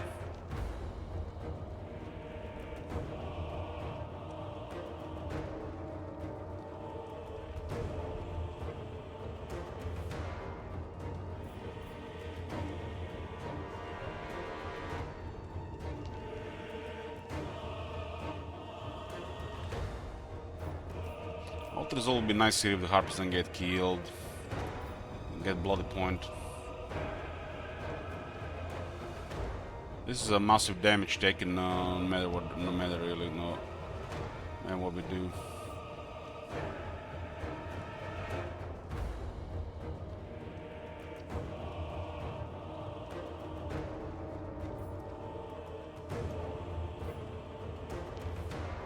We just get a bloody point and recruit fresh Harpies.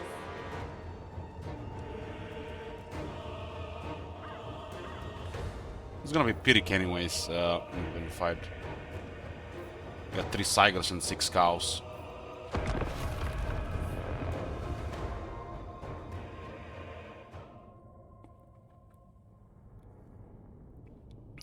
They could be factors the league product, but it's hard to confirm that they're still working on Warhammer 3. I haven't seen instances, so that's why I get surprised by stuff like this. So it could be Skaven, it could be their threats, could be too many enemies, could be a bug with hordes. Could... What the hell? Where the fuck are we?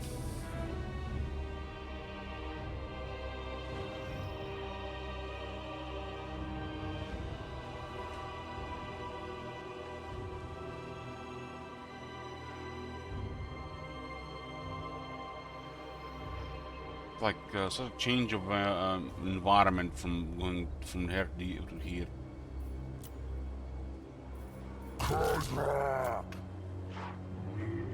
Miners have really crazy anti-infantry capabilities. We should just attack on the right side here, get rid of their armor. Wars benefits from Soul Blight.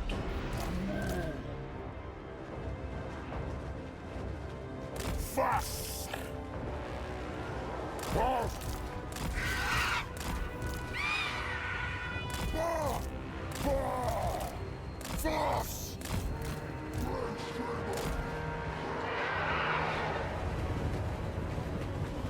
Cycles haven't started shooting yet.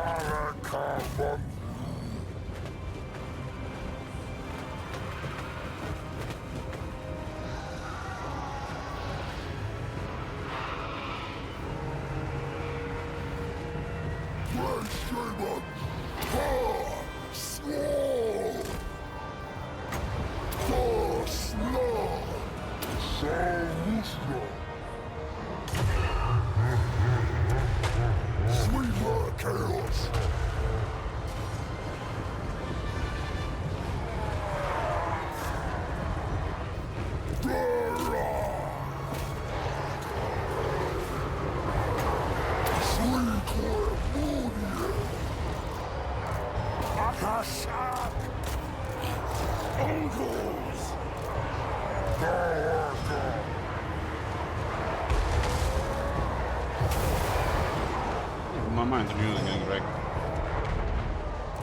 My mind is getting sniped.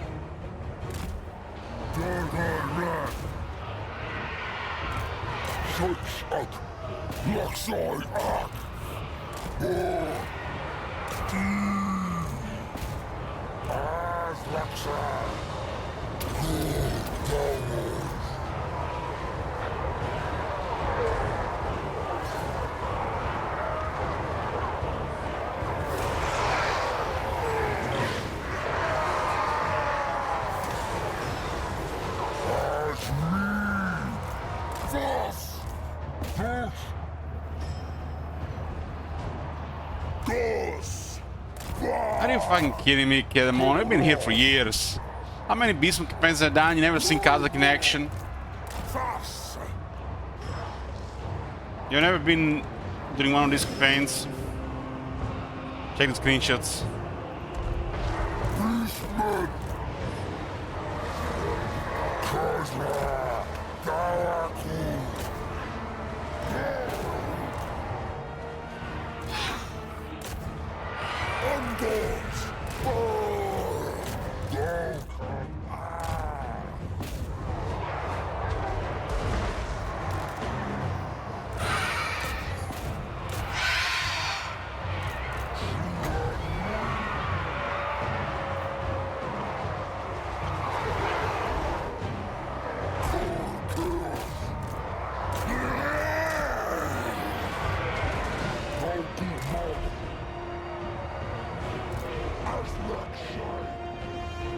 Doesn't look like Pirik looks like close. I mean, too hard on those cows.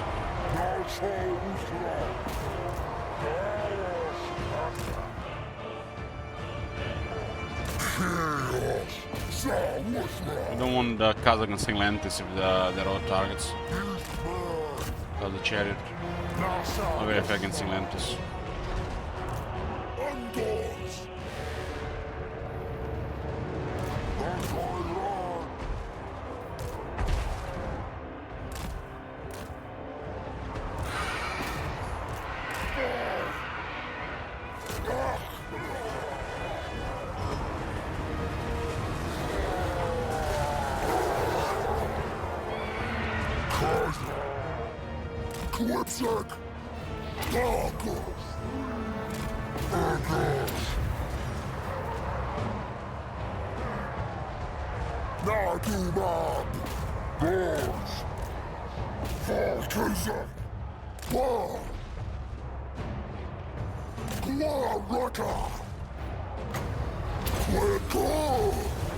Fast!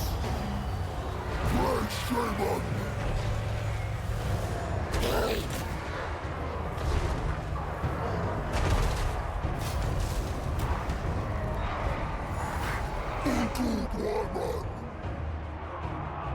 Tigers at half health.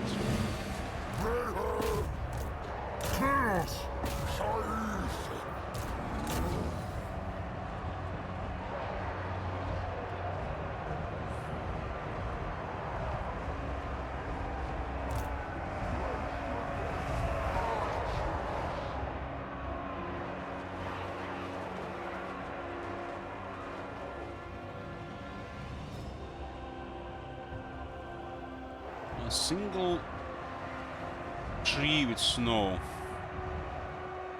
So weird. I think all these trees will be filled with snow.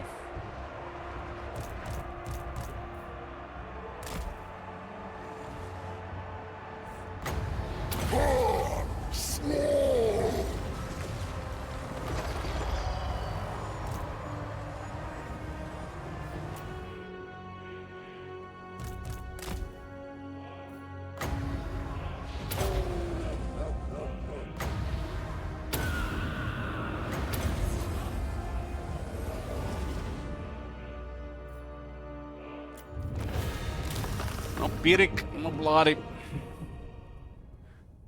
Don't take autos like this, we're never gonna get bloody without grinding it.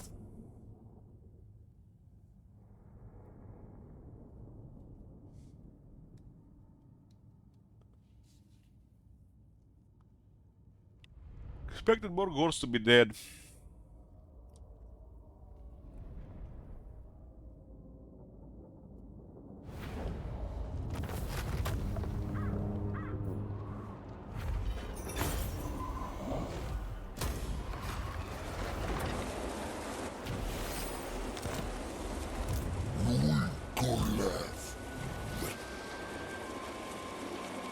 Nui sobar!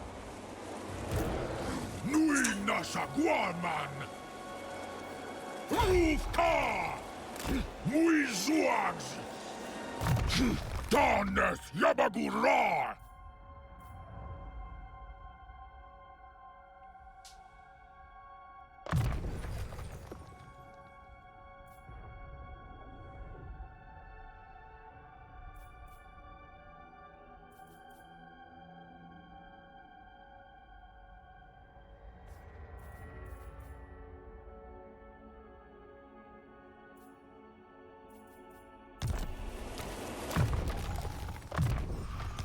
Hey, Romy. How's that rank 27?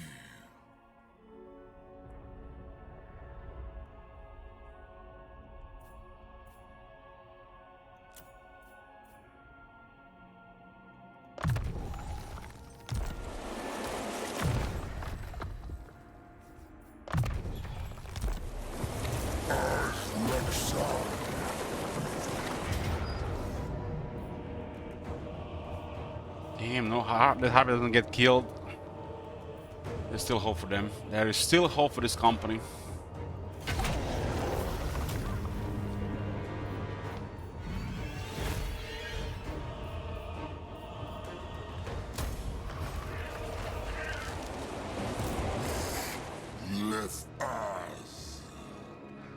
Lots of devastation here.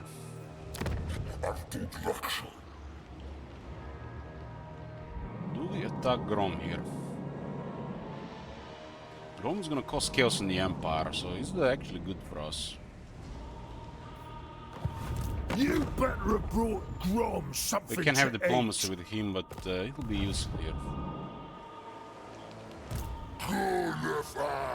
Many devastation, just like that.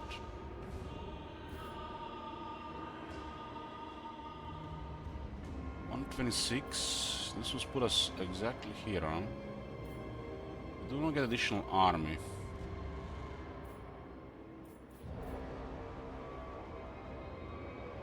This makes buildings cheaper by 5%.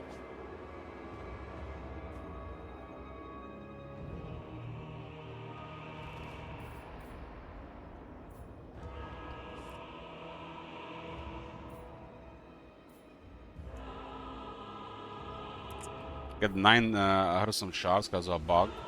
So that extra Harrison shard is useless. Like, it's not a priority here. We can also just try to get more devastation over time.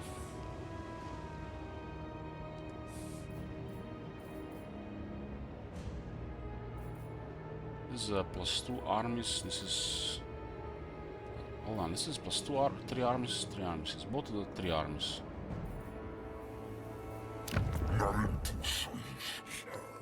Yeah, we need another army for this guy. I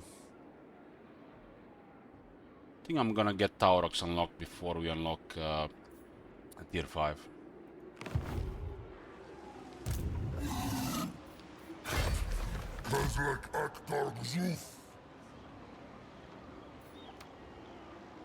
We need more of this whole of this here. This is also hot. This is also hot. And then we doubled it. That's a tier 5 building, man. That's a tier 5 building here, not that other crap. Like, they need to do something about this one. This one is just trash. This is just sad shit. One more effect, please.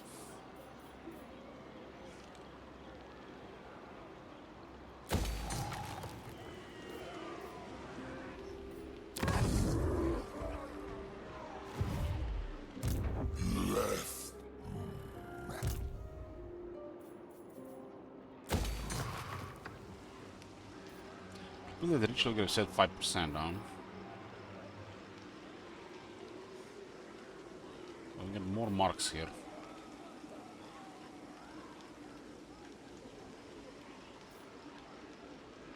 This one should be like 20%. Look at this, it goes from 15 to 15 to 25. God damn, these consistencies. Like, why is it not about 20?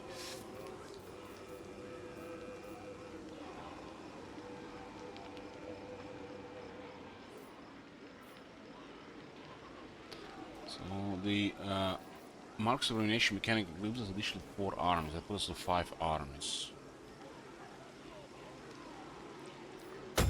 Other armies are clocked via the Dread. This is how we have to get Taurox right now.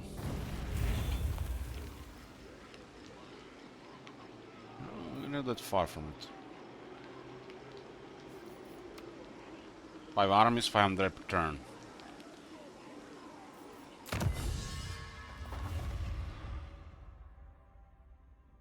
This is a sweet tech. This one is sweet as well. And Mrazagos gets 2 techs, 3 techs. Damn, Mrazagos get good technologies. Harpies get decent tech too.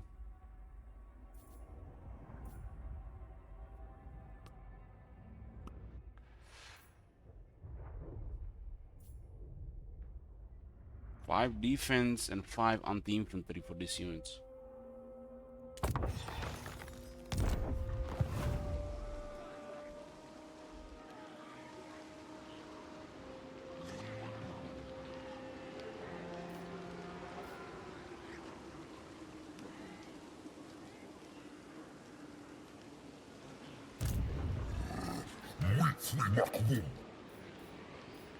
Three manticores, 2 harpies here.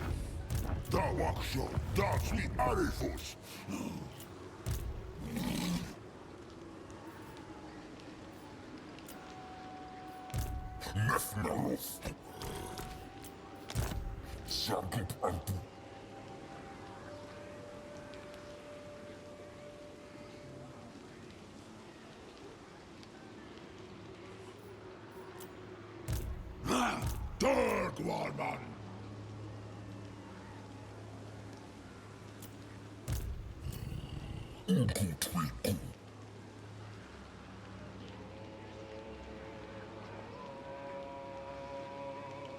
Let's switch these Ungors to a weaker army. We won't be able to recruit them this turn then.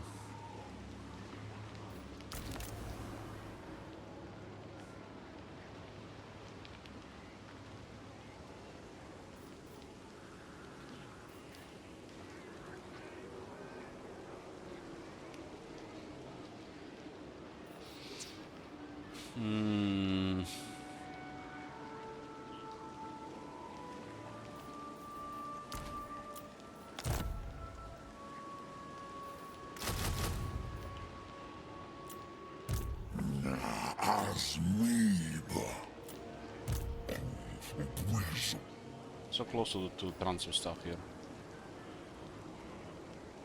Musra Fabudat!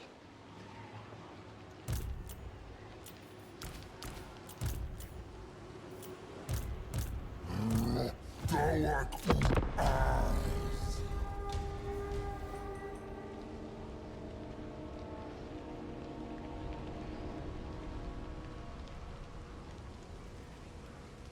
Since Klanska betrayed us, we can sign a new treaty for some time. As there's a penalty before signing the treaty again. They don't have hostile intention, they just there's a weird reason there for sure. So Empire started ignoring our Hearthstones. I guess they consider it another good target.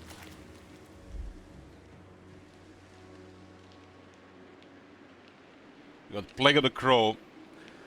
Nurgle has blessed us. We love the sick.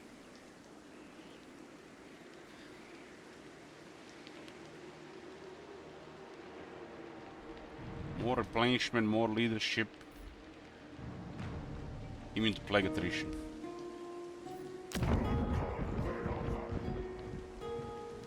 Okay. We need ruination level 8 for this? Damn.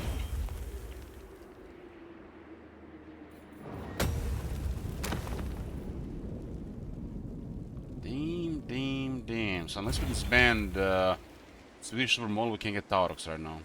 Harski Guarman! God damn.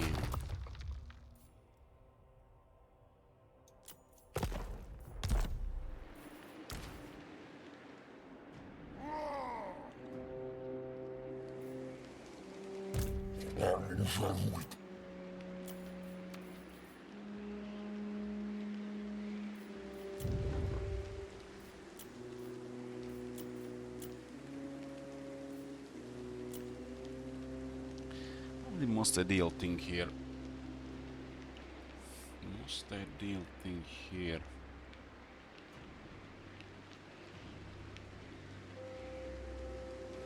Like smoke and mirrors or chaos spawn.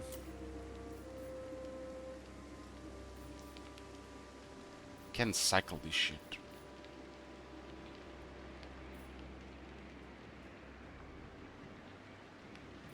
These things don't really do much unless they're with Malagor.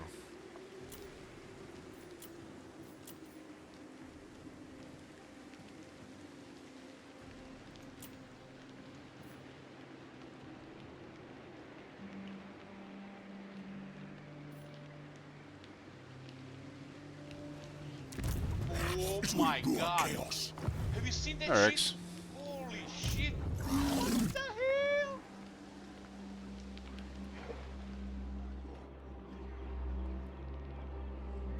So we gotta go around here. We got most of the trespass penalties here.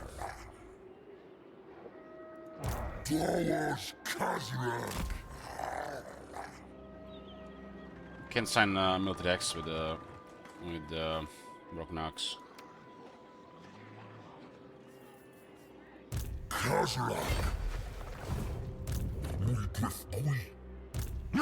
What Wasra Feros! Less!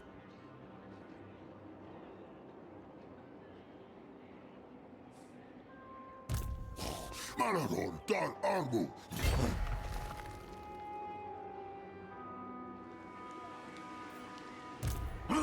Dahara Chaos! Rafka Ad Father! Close you! Chaos! Chaos fails! Seram Chaos!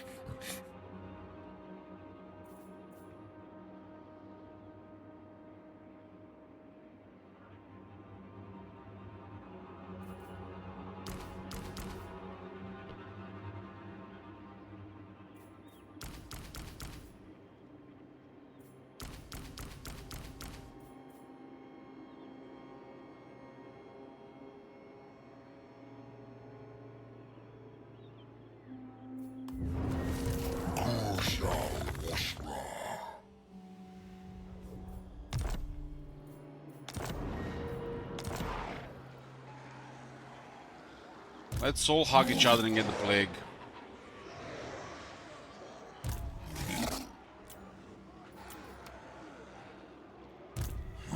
Zwirl chaos! Kawer ak Pagodat Musra! What happened to these buildings when we disband this army? I think these buildings are attached to Swedish supermodel. I don't remember what exactly happens with this when you disband. We gotta do it, we're not gonna see Taurox for the rest of the campaign.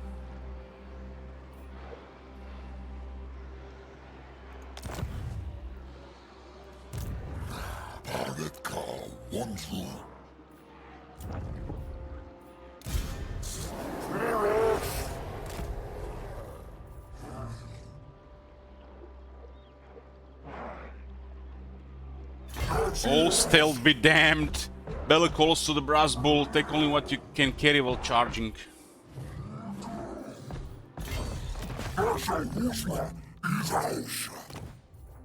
Yes, his weapon now. That's like how weapon should look like.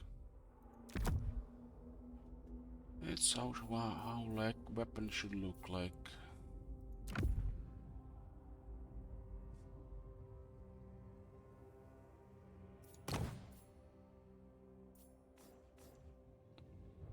One skill ruined. This is the Taurox, the Brass Bull, the Minotaur Lord. And the AI has picked freakish mutations or the hoofed heavyweights. Fucking hell, man. I mean, I guess it could have been worse. We could have picked the Beast Lord Spite.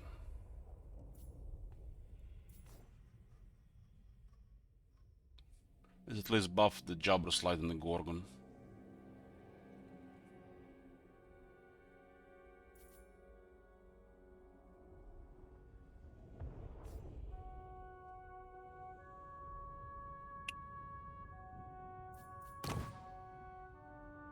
It's his ability, the thing that releases fire.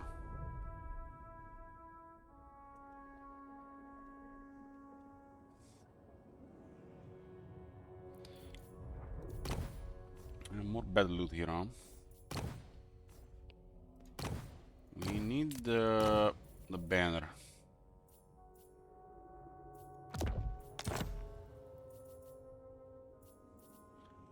Barbarian is not available.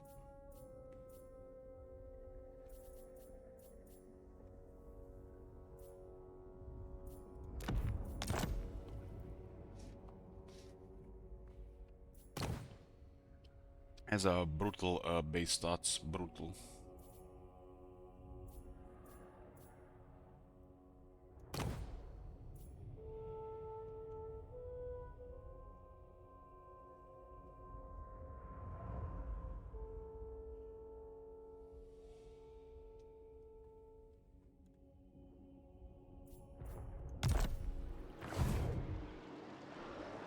Okay, all the boys are here, boys. The Beastmen are under one banner. And the OG banner as well. Time to visit Adaloran at a base of operations.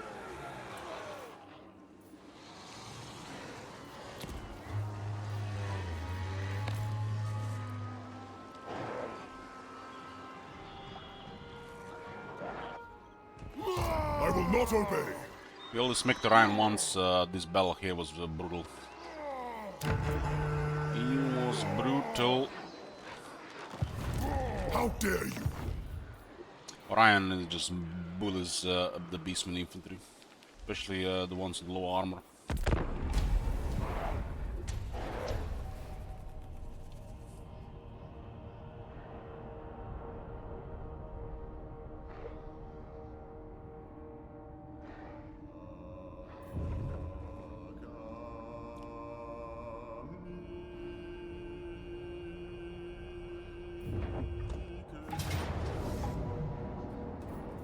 Lots of shooters. Is it an actual unique, like a settlement battle or what? The garrison is almost there. Almost, but look at all those shooters.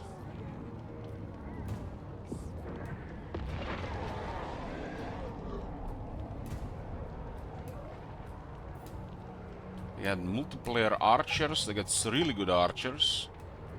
And some low stuff. And a one-way stalker.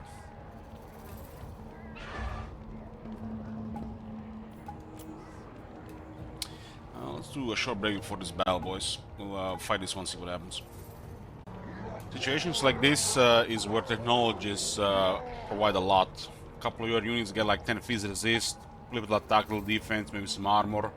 Can make all the difference on the garrisons. We got a prediction for victory or defeat, but looks like everybody's sleeping. Let's go in.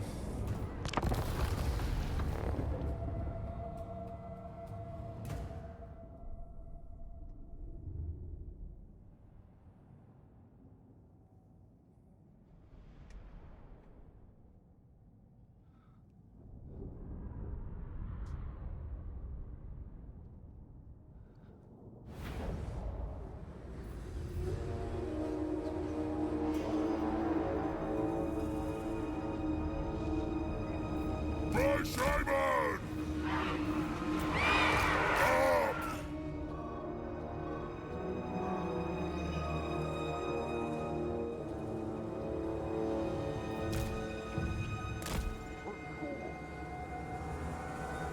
Ryan is here.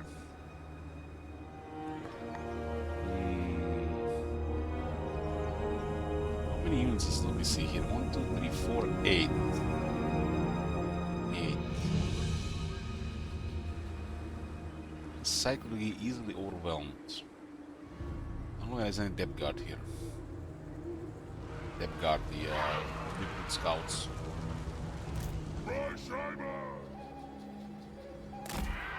This is a little bit suicidal putting troops on this side and then on the other side the distance is too much.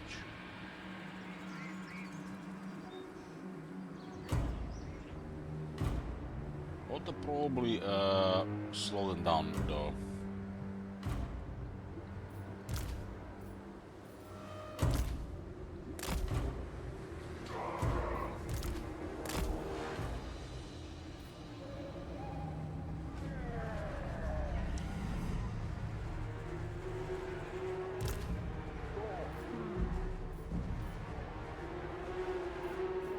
Guys are really good against their shooters.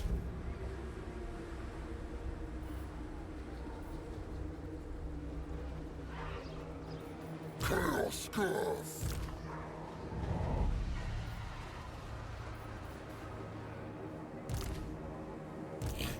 Uncles!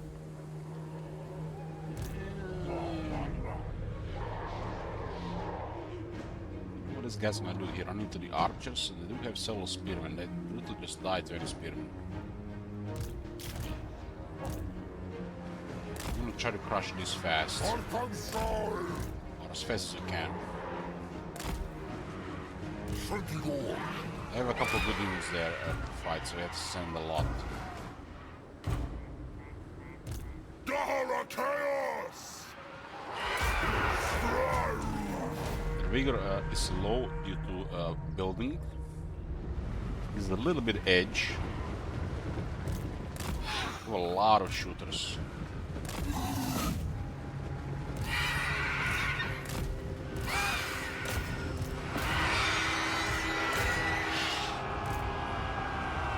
For your sons! Clones! Slayer's hack! Slayer's hack!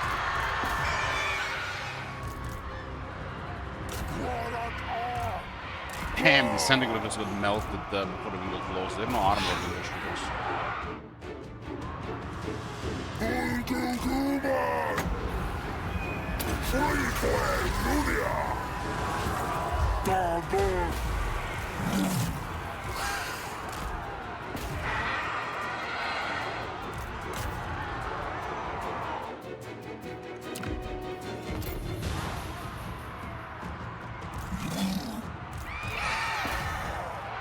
Whipsack!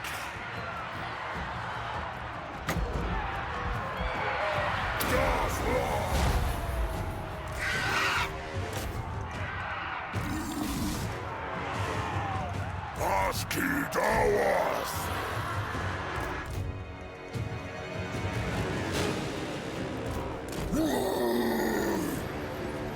Soyuz Ark!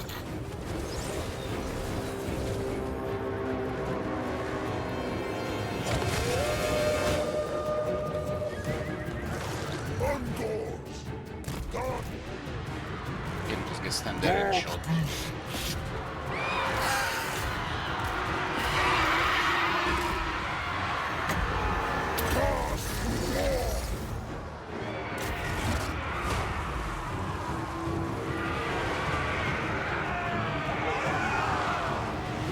Force! Stardust! Jak sajat! Circle Barbuff! Undoors! Ray Simon!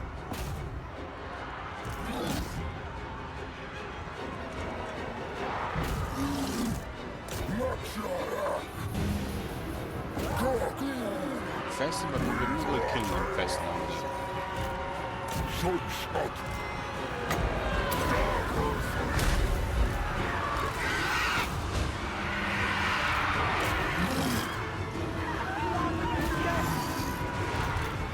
Salisa!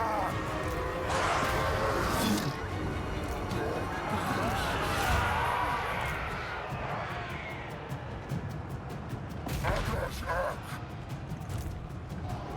Oslo! Ark!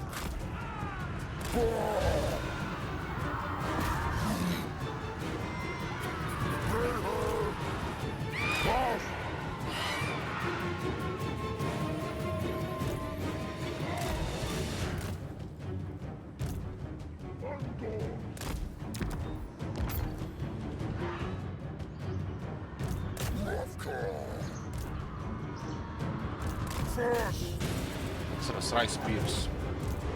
That was always the wrong guard.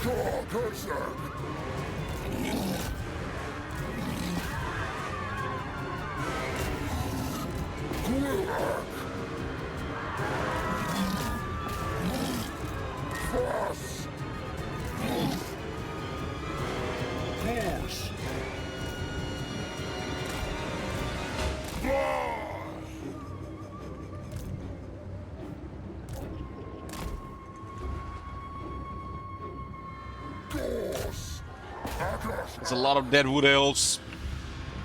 His army got crippled no matter what happens here.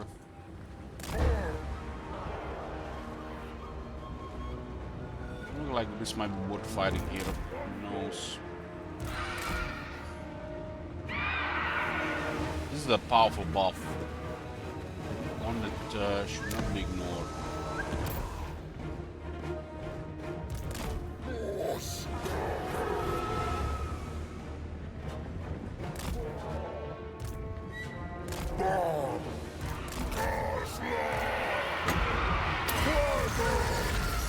Whipsack!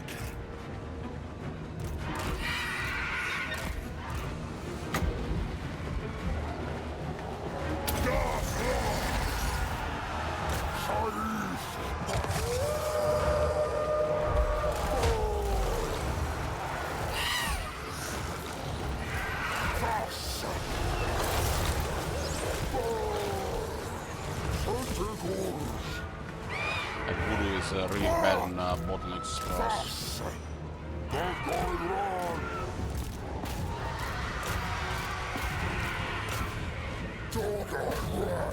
God, I just can literally melt several troops just by focusing on that.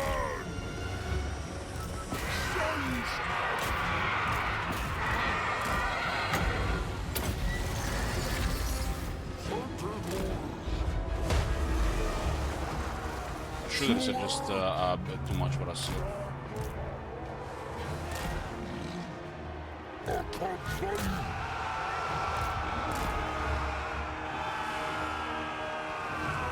We can focus pretty well here.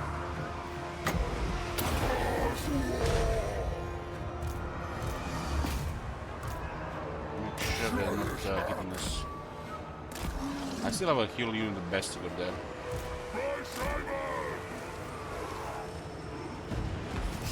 Why do you stop on the Rhine, you idiots? I'm terrified. There's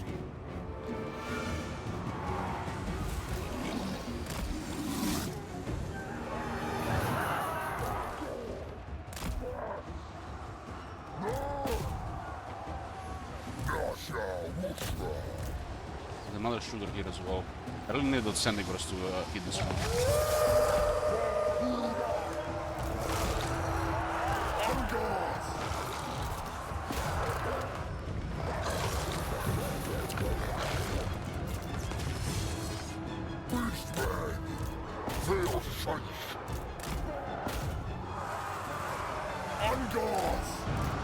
Shut the Rhine down.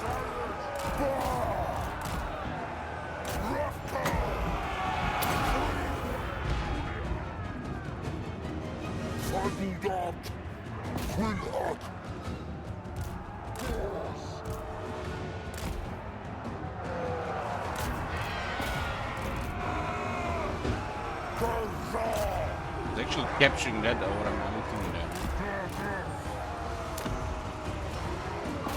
These guys still have armor.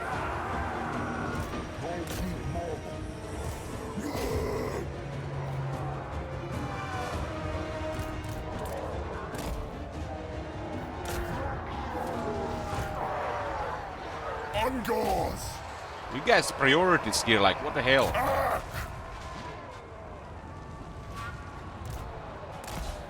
Ryan cannot be that unit like that in Mala. Not on that rank at least.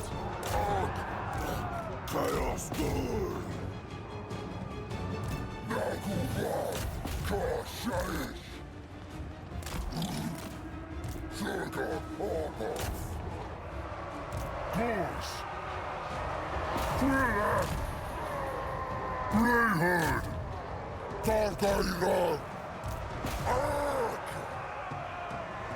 Hey, Brooks. We'll see.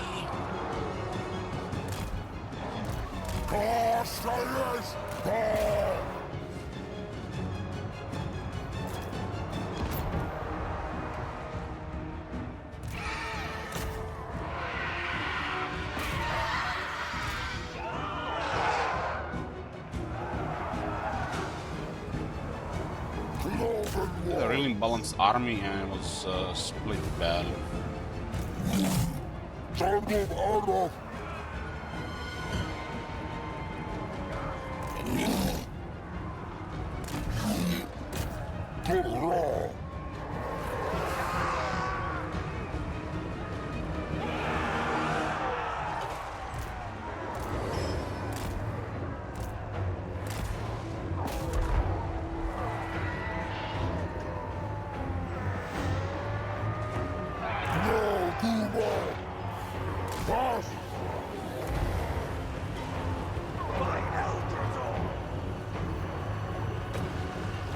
You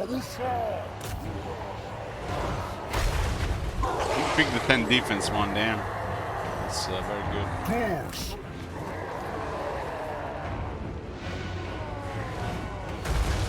Is that green silo fighting magical Saga rocks? Yes, it is.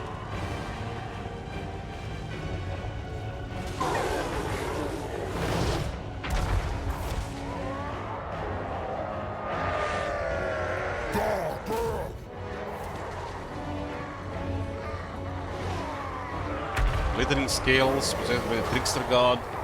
Nasty stuff. It's unbreakable.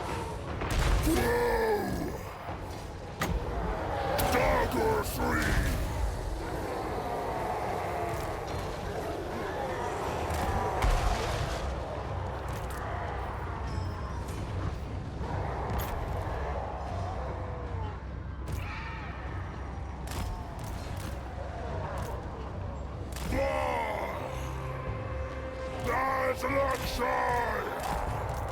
Keep forgetting we have upgraded Parallel Fury so we can get terrified.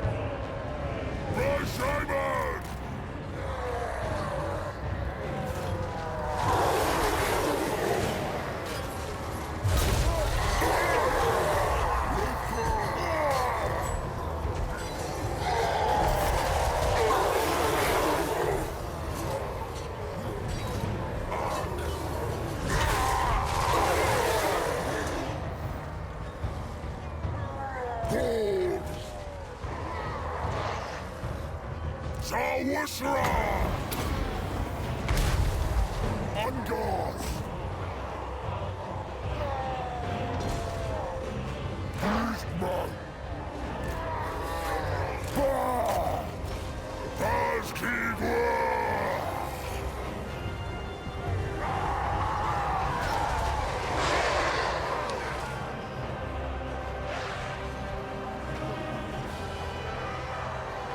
Psych doesn't really fit really the Beastman way of fighting. You have to change your whole plan of attack. So the other two fit the army, so you pick whichever you like the most.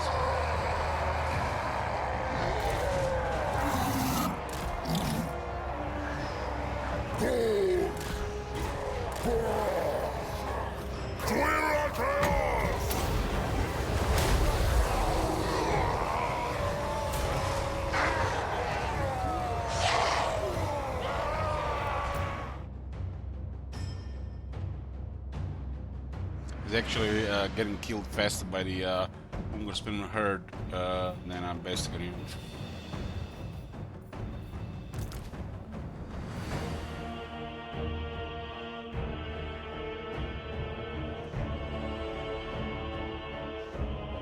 See you next year, Ryan.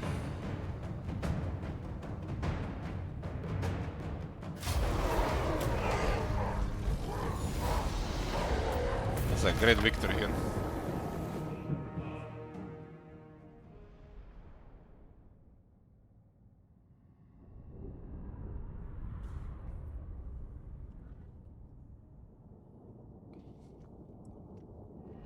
They had 2 more war downs, so they lost this fight. Instead of any of these 2 shooters.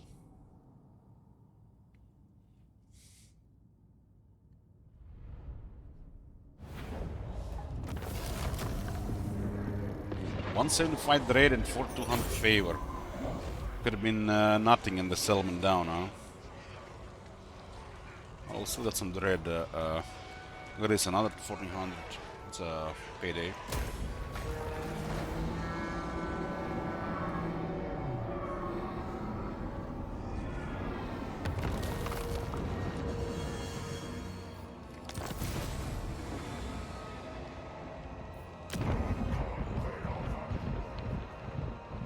Plague of the Crow. We're trying to make this place pain in the ass.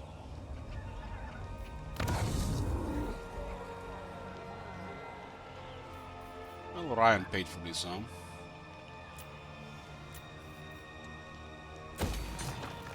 Get a little bit more threat here. We have 4 armies.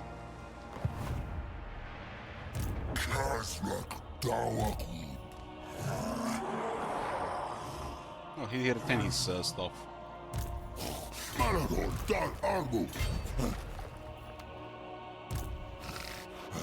War darkness!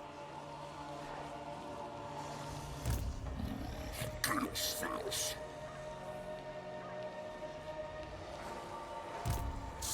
Chaos!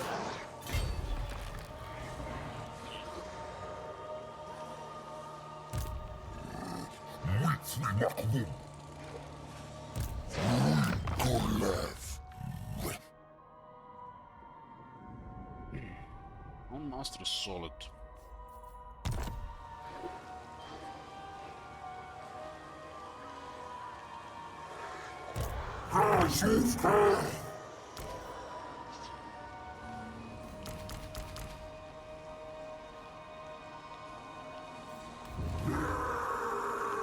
Man's army! Autodidaction!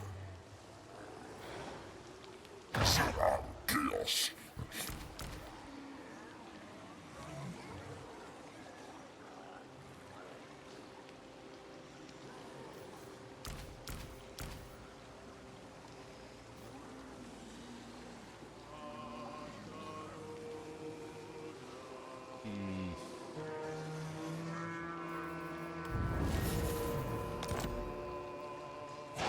Manago Raf Karud!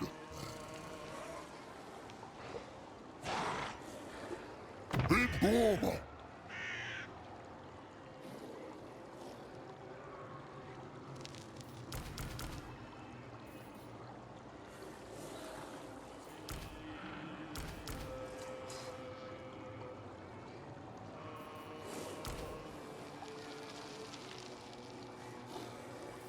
those Hawk Riders, we could also just ignore them.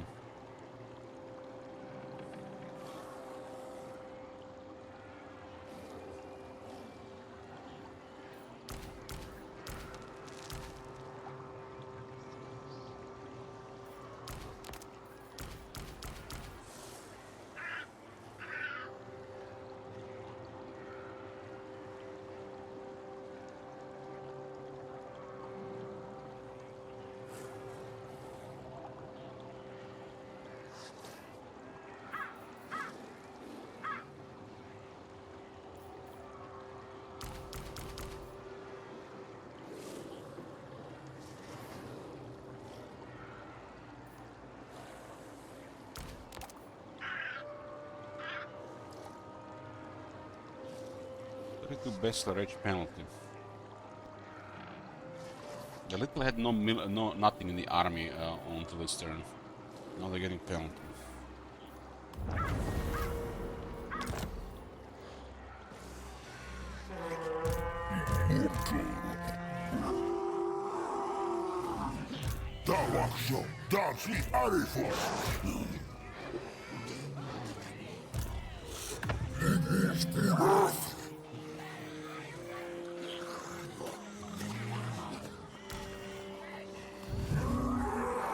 Well, delivered the Razgor chariot to Kazak's army.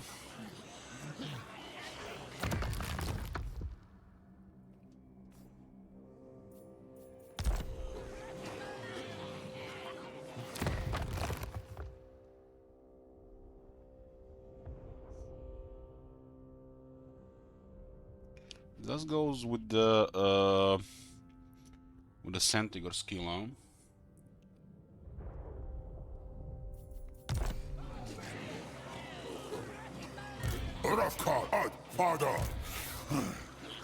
Centigor situation. We had one that cost 300.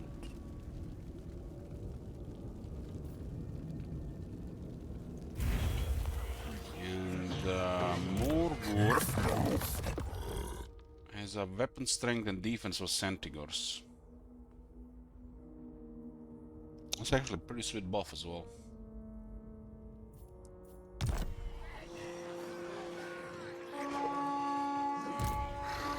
Chariots actually fit more and more than Kazakh will have something else going.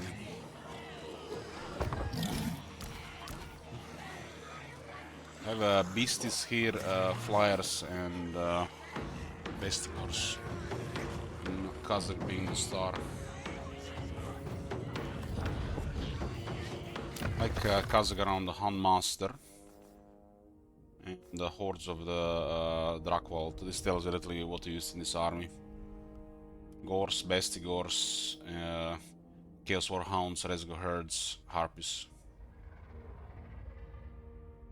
The 10 anti-infantry doesn't buff the feral manticore, but 10 charge does. That's interesting. Maybe they forgot that. Like this is like so strange. Why they keep it the? I mean, look at this. They give the single entity 10 charge, but not 10 anti-infantry.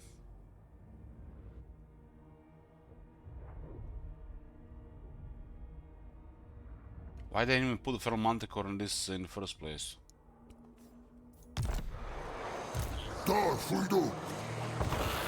Action!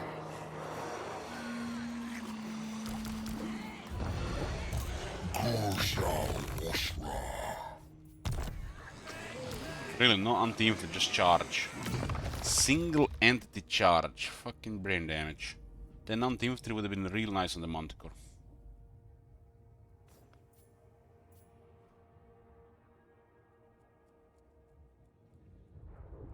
And another charge here. This is really sweet for everybody but the manticore. 6 stack is solid for manticore, but charge. No anti-infantry moves here. Sad.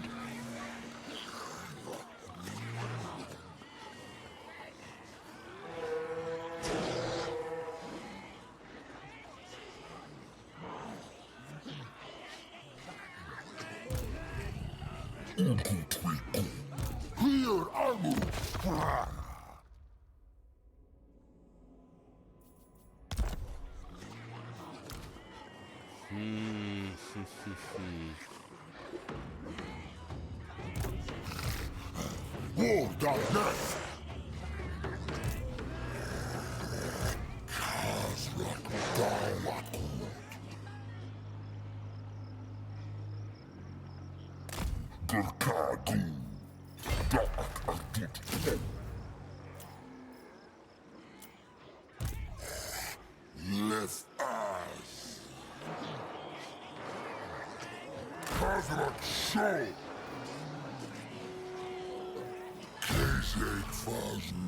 This guy can recruit 8 Warherd with shields. It's like a sweet tune to put another army.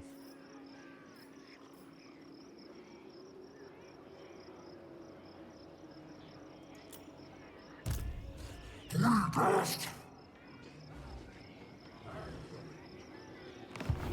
Sir, orchestra.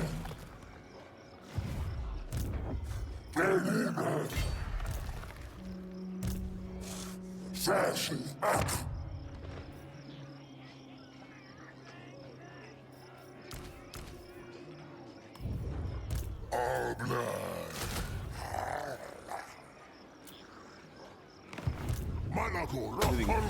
We didn't increase our gore recruitment when it was discounted. When we get those cost of skill, then we have 65% discount, and it's worth it. Otherwise, this is just ignore. Unless there's nothing else.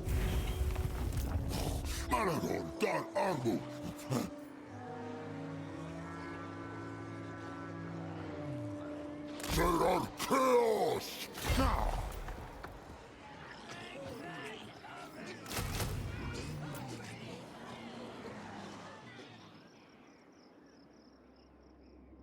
There's a ritual completed here. Ron doesn't even know what the hell he wants to do. You better have brought Grom something to eat. He's at war with Wisconsin, but he's just literally going back and forth. Why didn't he destroy those vampires there?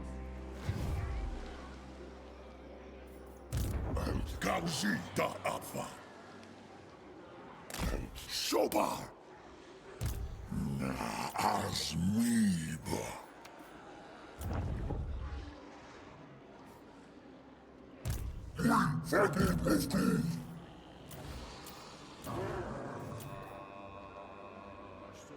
Fucking game, man. Now it has a discipline now that we spent 850 on that guy last turn.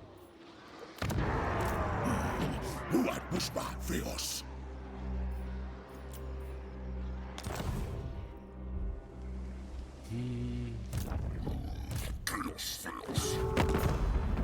Icket Claw! Doctor on call! May the Fly Lord spare you of his most deadly gifts. How much do we need? 83?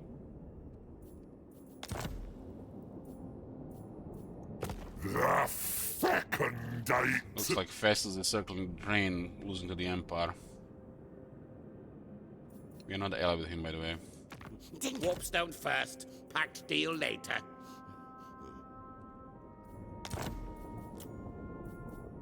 Yes. Old sawbones.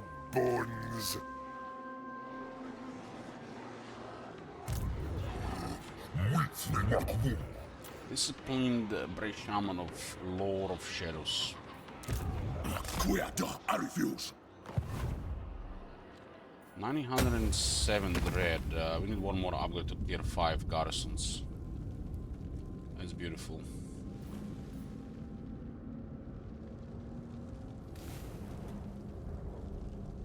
This requires ruination level 8. So bizarre.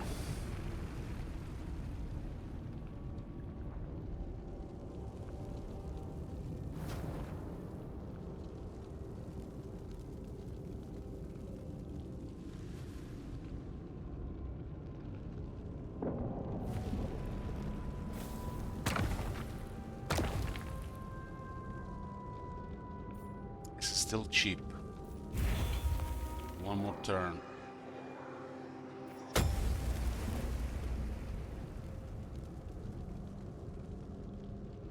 We'll save the dread. I have enough units here. It's a little bit of paint train right now with everything combined.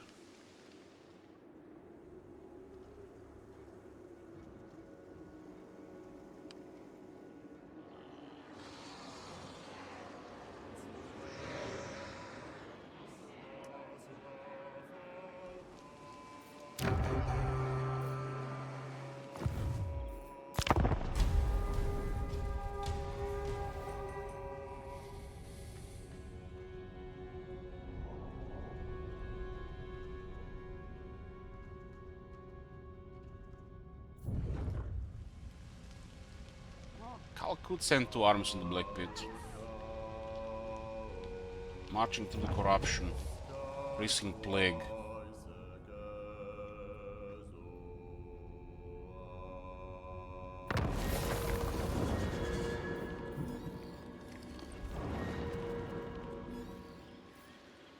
This action does not have my consent.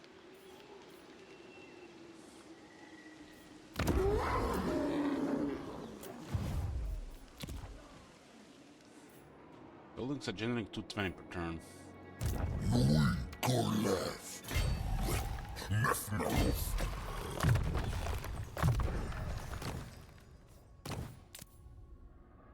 Amazing ancillaries here.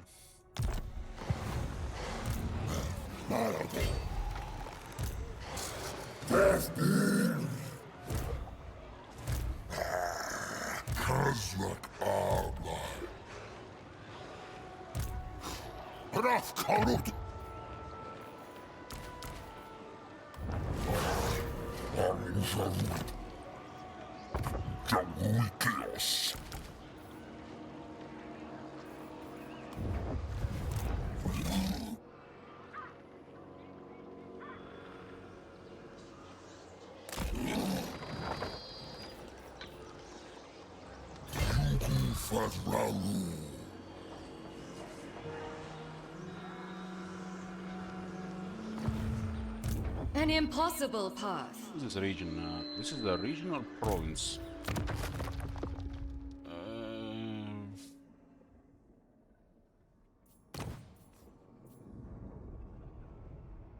Local province.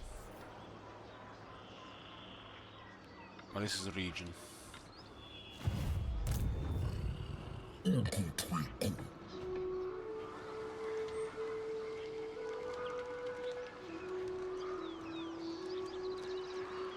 actually want to try something with this. Still incapacitates the army though. Instead of just moving someone else. I guess they really have to go after you. Like, what, you're gonna be there for 7 turns? They're just stupid. Like, the whole raiding system is stupid.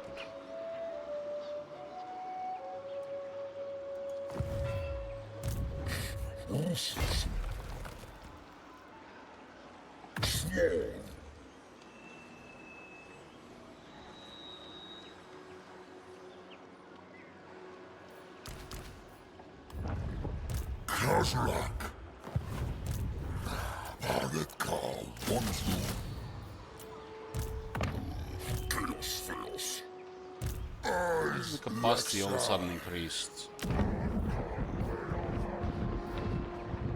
Because of the Hearthstone. Father.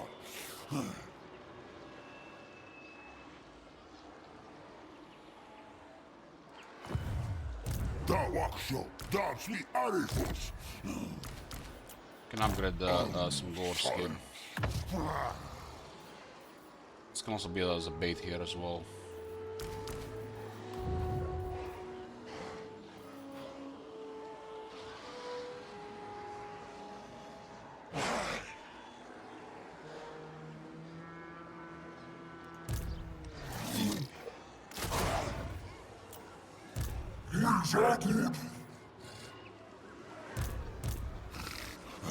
War darkness.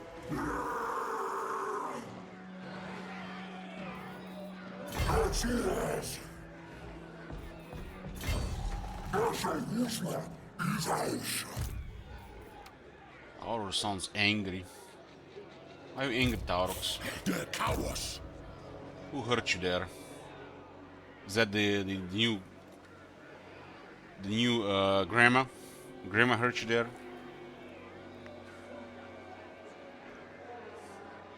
Mother Stanky? It's we raw chaos. You come for harm you. We drift we.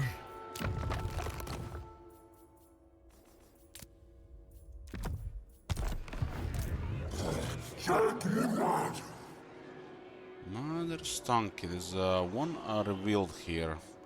They could still move forward there.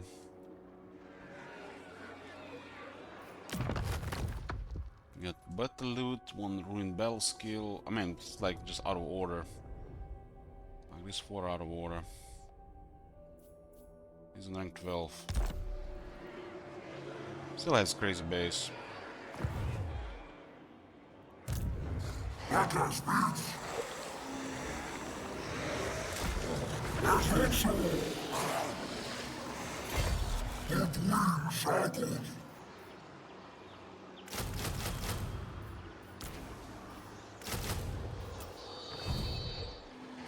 Well, Ataloran looks doomed. Torgon Vidrio, the Narglan just chilling. Oh, what you want? This one of these things, 4 heroes for the Guardian for all the lords and heroes. We'll put 4 heroes in one army. All characters get 15 line of sight, that's cool. Ooh, 10% movement range.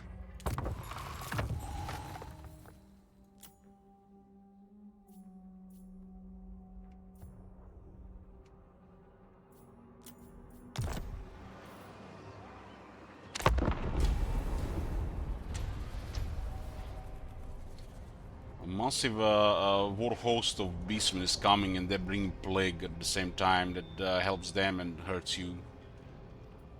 Doesn't look like any pleasant times ahead for our enemies.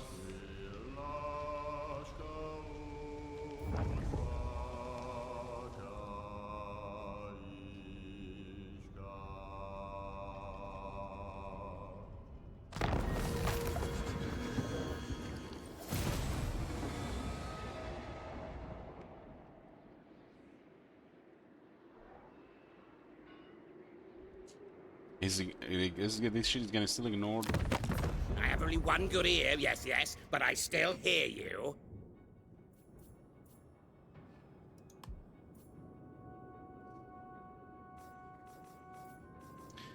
Fecundites, why are you losing, Fecundites? How the hell are you losing to the Empire Faces? You're literally unkillable.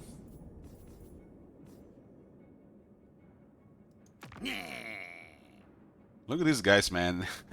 Like Carl just ignoring them. These are the citizens of the Empire, the Black Pea tribe. Lector Count Gribbits.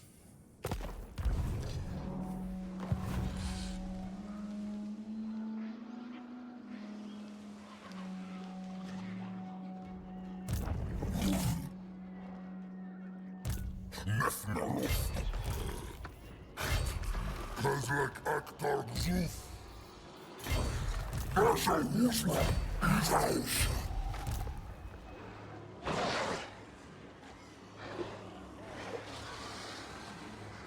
Malago Raf Karud.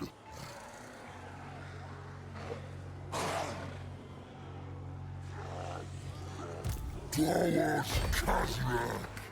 Still 2 Gorsa available. Danev Aktar Zuf.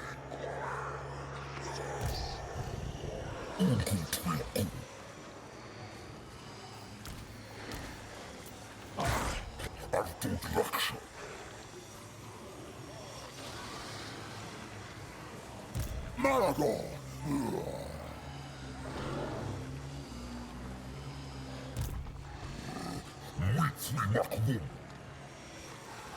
Which are like the real Ran? No. I'm just Midland. Just Midland smack things around. Pass!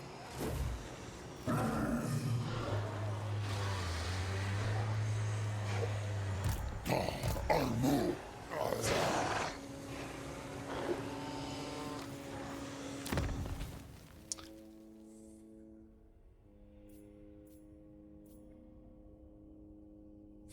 Tasgore chair is a tier 2 unit. That's a little better than the orc board chariots. This is tier 2 unit, huh?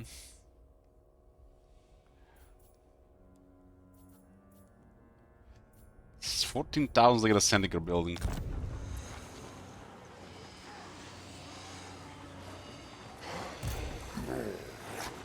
Left. Hakan Samidaros. Chaos fails. Akam Samidaros. Rafkan, father. Kushwa, Washra.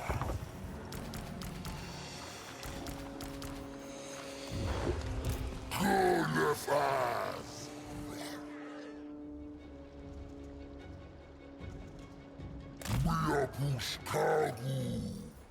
We can start raiding in the Castle Carcassonne. Will start causing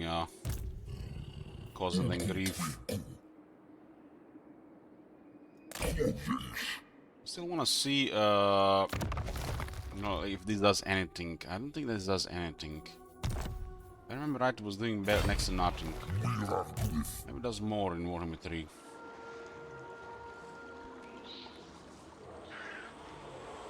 Still get 2 of these shielded gores. Close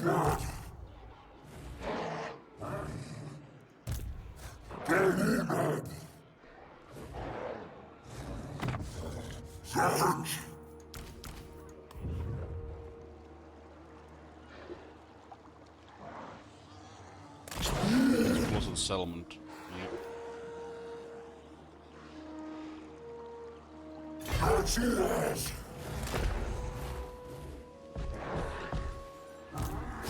Malagon, Dal Armu.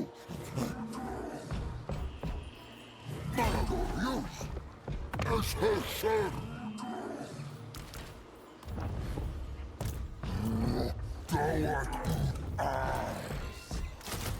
I'm moving slowly because we're recruiting at the same time. I'm just considering what where we're a little bit slower.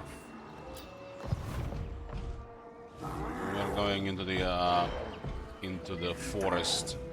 We're gonna hit Oak of Ages, and then everybody else, kill them all.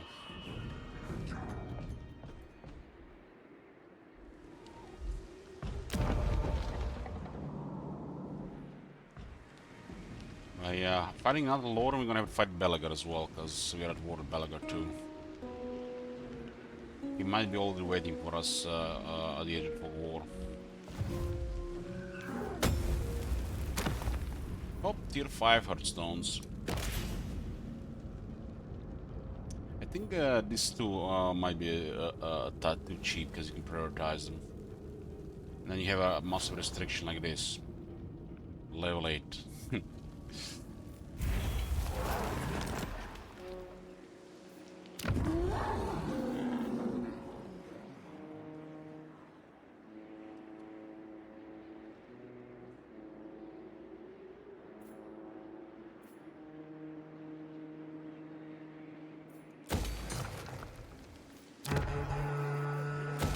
Existing Hearthstones can be upgraded for free.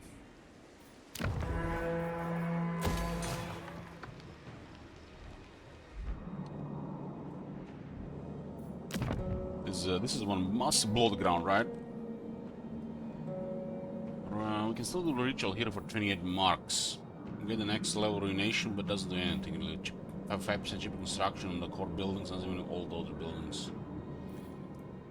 I think this one's gonna get ignored though. Who's gonna attack this place? This place is gonna have a crazy garrison. Rome likes us too much to attack us. Nerve you git! Grom's gonna stop No, trespassing. We trespass, right? Why can't we do diplomacy with greenskins? Greasemen should be allowed to do diplomacy with the greenskins in Norska. Looks like Grom is gonna attack. Of course we got master trespass penalty. We're trespassing 4 armies. Beastman and trespassing penalties, Kikvi. Oh man, it's gonna be full moon in 2 turns. Oh, those wood elves are fucked.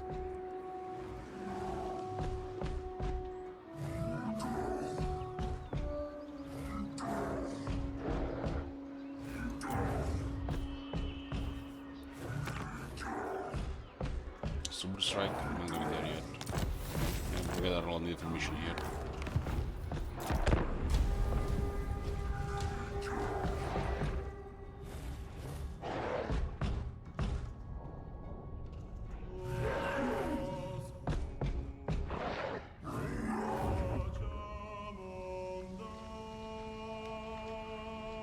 Look at the elector count Middenheim is a goblin.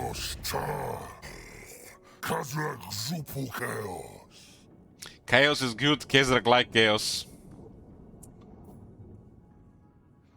We don't even have an alliance and then they're just losing. Like the alliance conspiracies, you know, I don't think it's have any hold.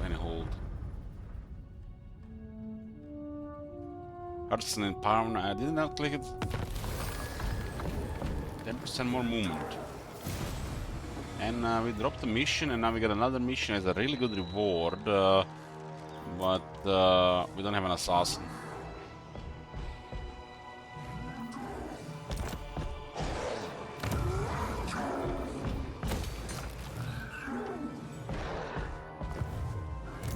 Futile.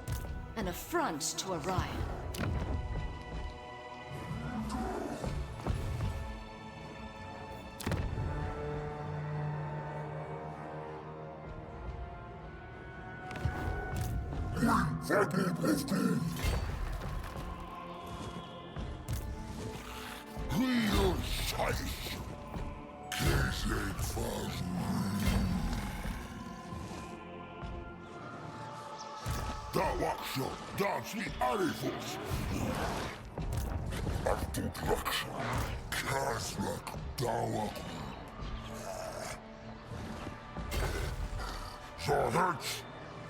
A discordant song. Damn, that's not bad.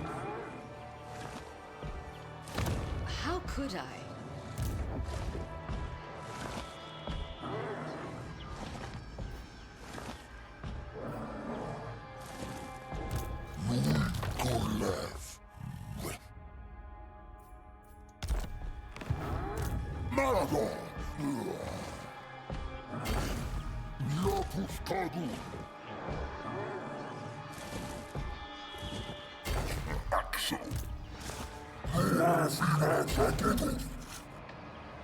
Oh, well, what do we have here?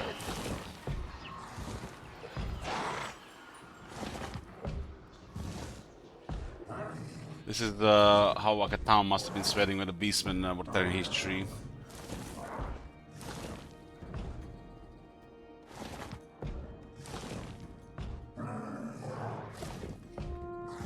They might be out of range.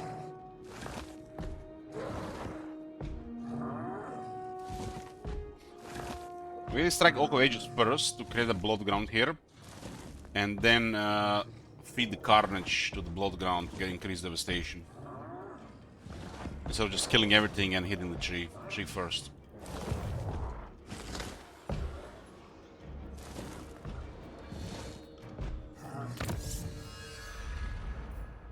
We do extra 10% damage against wood elves.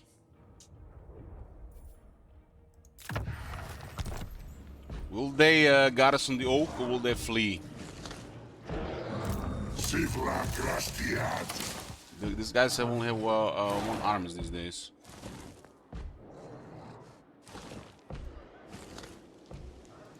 I forbid this dance.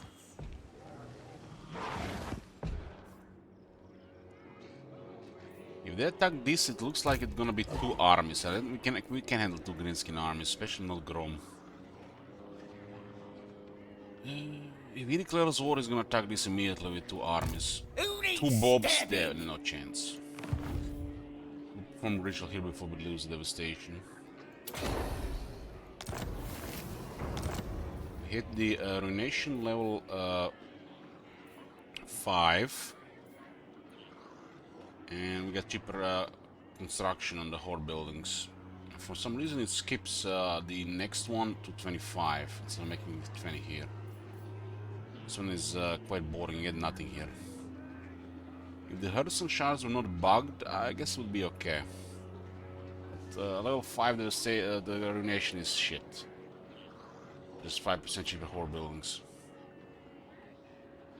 I know you should be excited about all these units, but with Warherd, only the core to be stronger instead of adding these units to the army. And these units are also expensive to unlock. Unless it's cost of skills, not interested.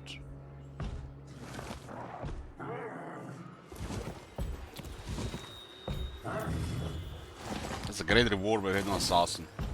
You kill him in battle, it doesn't count.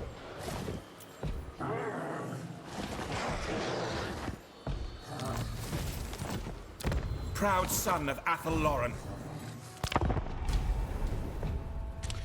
So, massive invasion of beastmen in Athel Lauren. What will the Wood Elves do? Will Orion stand alone? Find out next turn.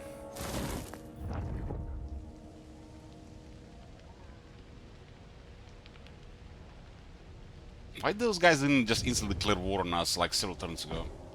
They fled. They are out of here. Out of here. Rook must be sleeping.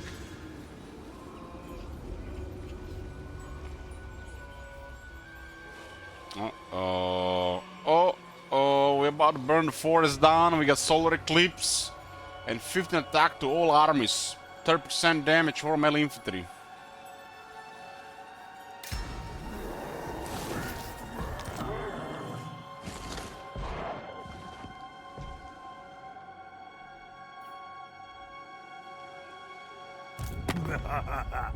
Grom's got a plan for you. Involves an axe and your eggs. Bring it on, fatty.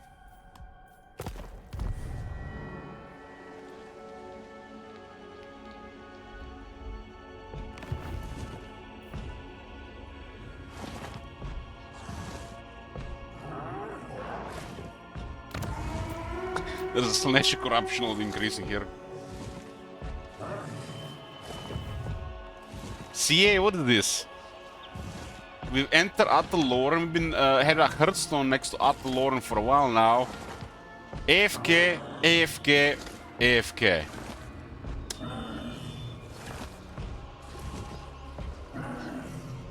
You must be all at home busy watching Twitch all day. Nobody wants to work anymore. Nobody wants to fight.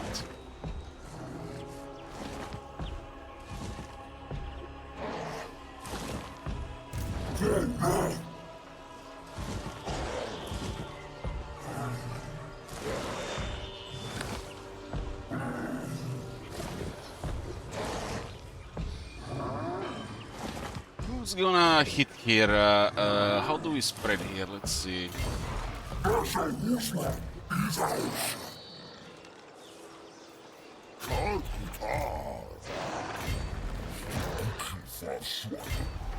Whoever makes the Hearthstone here is gonna lose all movement.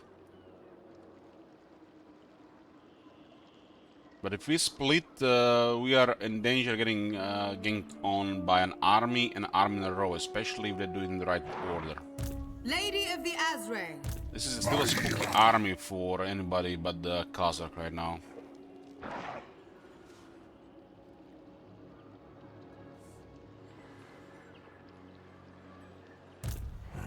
Dirkios. Kazlak Ablai. Here, Armu. That was an army that moved out of here. If I had my... It looks like they were in a fight. So we want Kazrak and Taurox. Taurox is our weakest army to proceed, and Malagor and Morgul to stay. They'll have no way I get a chance to kill Morgul with that shit. Enchant. When you look at the turn order, Torgon acts first, then Vidriot. So one could besiege us, another one could assist at the same time. That would be like five head. 6 heads would have been, they both declare war. Torgo one encamps on the Oak of Ages, and Vidriot attacks. And then we fucked. Oh, 6 head AI do. Then we had to deal with both of them. Such level of weather coordination is, you know, rocket science.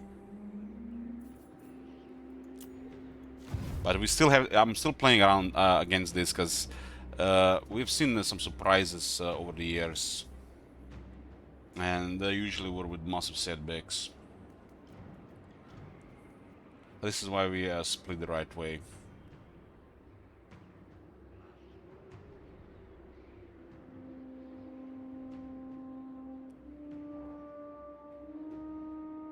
So, who stays hidden? Who stays hidden?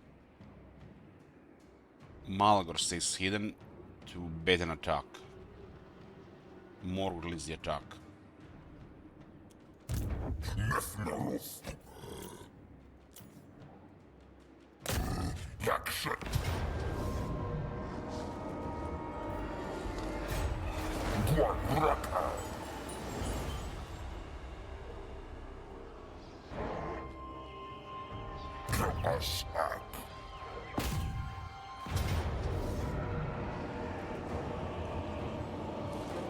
Who's on range? Taurox. Damn slacker.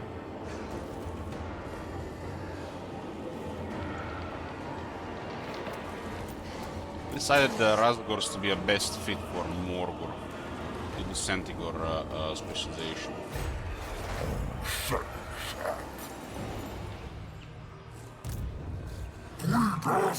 Taurox will be the one attacking Kingsglade, and Khazrak will be hiding. It's exactly enough movement to hit Kingsglade from here.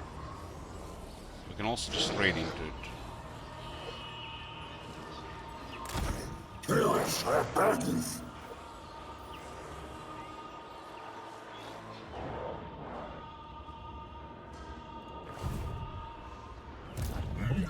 We are starting with Oak of Ages first to create a blood ground, and then all the carnage will just feed this devastation here.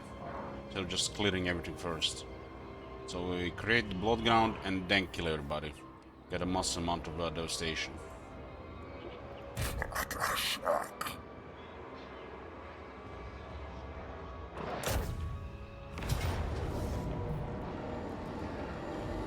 Outer result looks good, but we'll fight for the lows.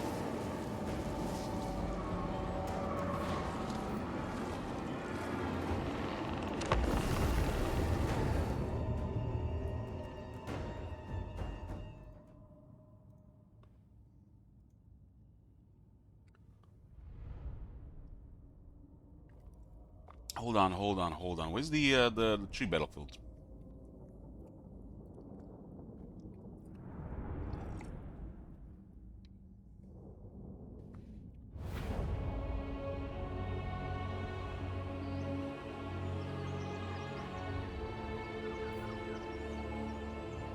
Is that battlefield that all have the same, no unique battlefield for Oak of Ages? They had the Oak of Battlefield, the one before. Towers and these things here, not really gonna do much for them if somebody attacks out the Lord. You have to rely on the garrison, man. You're all fucked.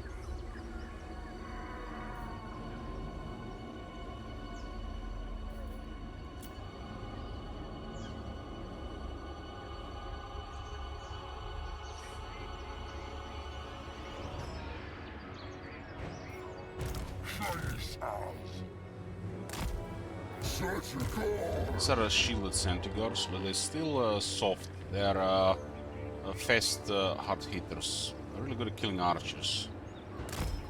Not good for this fight, really. Wait for the reinforcements to make the main attack. We do have slug skin and horrible regeneration, but like I said, we are outnumbered without the reinforcements.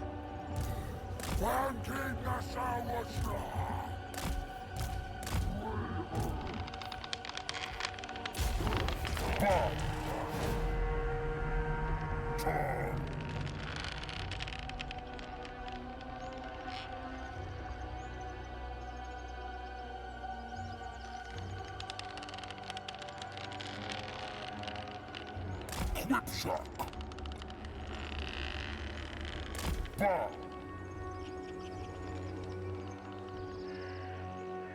Whip shock.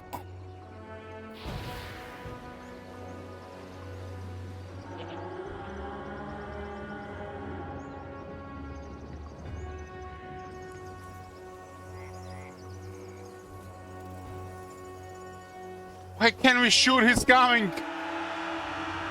Escalate to the war. Creatures of destruction, die!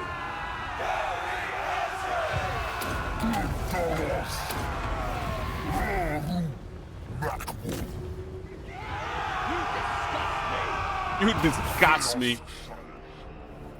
Man, just a little bit tentacles / corruption.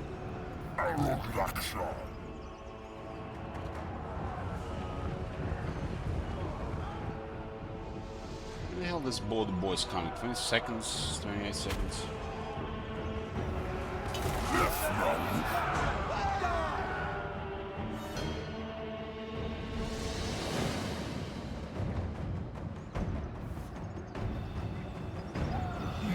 We don't really want to shoot more, we just waste ammunition.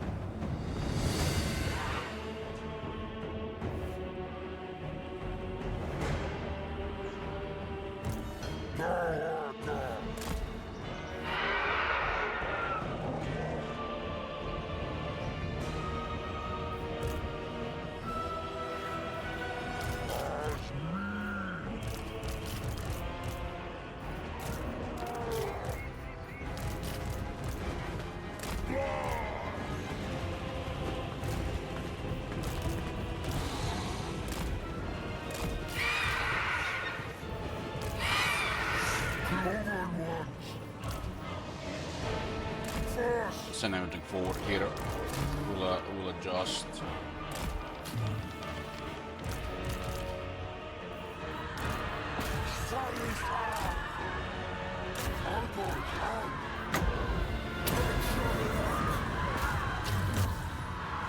These are 10 anti-infantry hounds.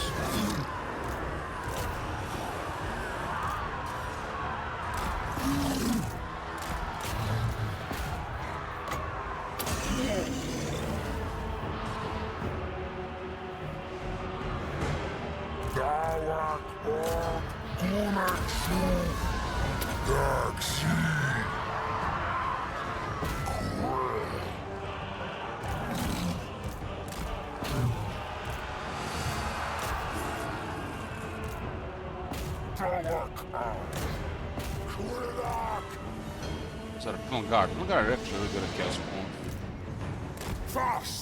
We have the Cobra generation. Let's give some wood there.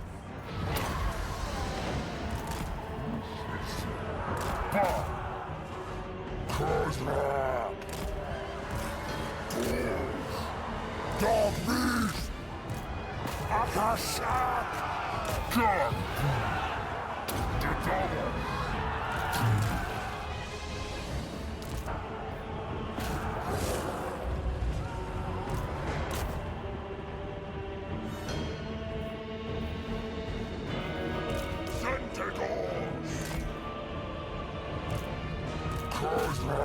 I'm scared of Kazakh here. Fleeing instead of dying, that's discouraging. I'd rather have poison.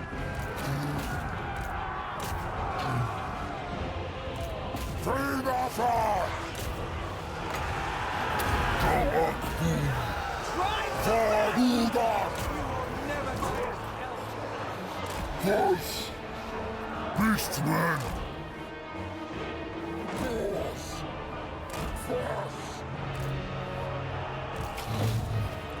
Stronger can't do anything against the Chaos Spawn from Warherd.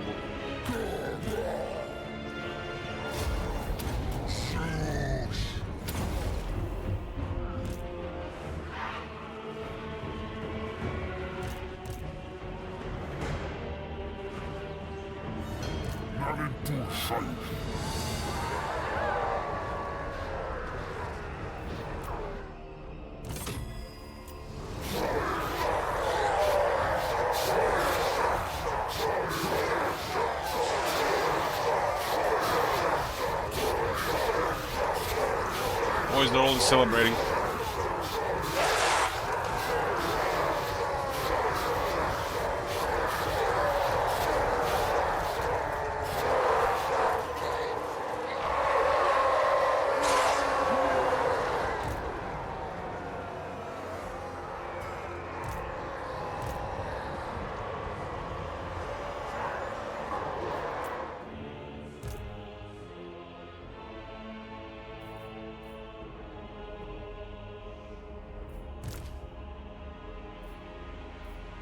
And the anti-infantry warhounds are crazy against shooters.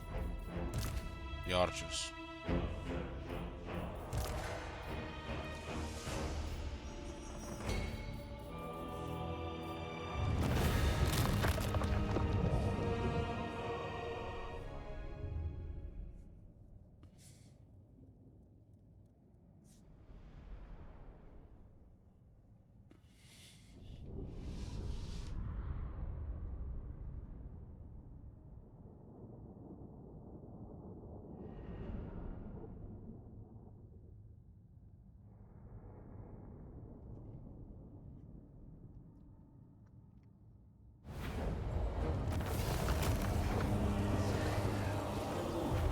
We got our ultimate Blood Ground and Hearthstone against our foe here.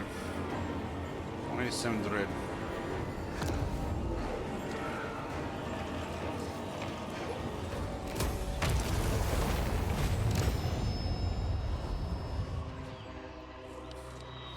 Look at it, boys, it's beautiful. Time to sacrifice all the elves there. Tier 5 Scorched Oak. All our units now receive additional 5 missile resistance and 5 attack against wood elves. There's only one slot here on.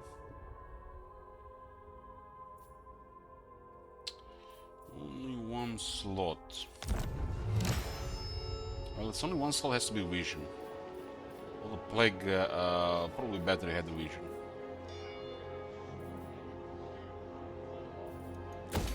This also gives more dread.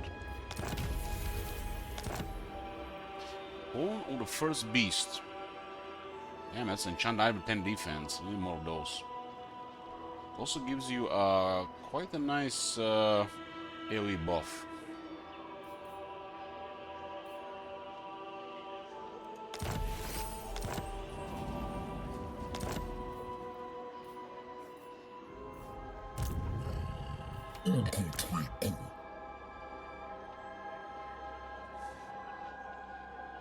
Oh, it works.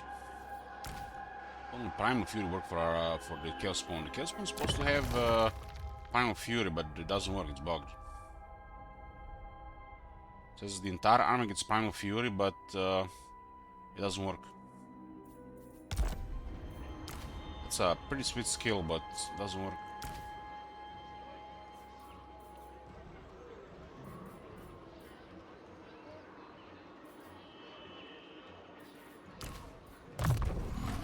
Chaos fails.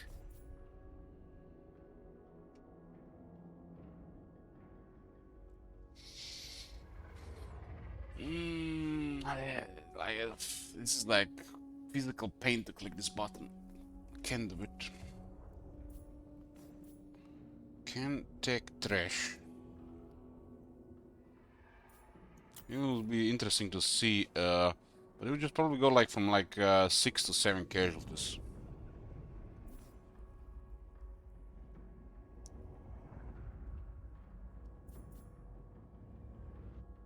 Is this vanilla? Yeah. Yeah, no mods.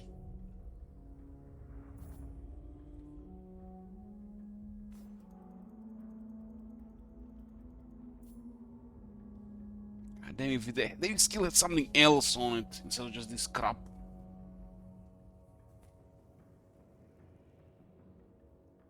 Sometimes it's nice entering a region with Morgor raiding. Prevents enemy from replenishing and they instant take attrition. It doesn't even matter what amount of attrition as long as their replenishment is prevented. So the damage doesn't matter. As long as they're not replenishing, that's all that matters with that skill. Instead of getting like half their army healed in a good climate, they'll take small attrition. And that's huge. So any extra damage doesn't matter, just preventing replenishment. It's literally like you kill half their army by preventing replenishment, because the AI has crazy replenishment. Its raiding stance to cause attrition is very good. But to rely on it to cause some damage, it just exists to prevent replenishment. That's why this skill is poop. And like for this to be effective, we had to park more there for like at least 3 turns. To do anything really. In 3 turns, you literally destroy a faction.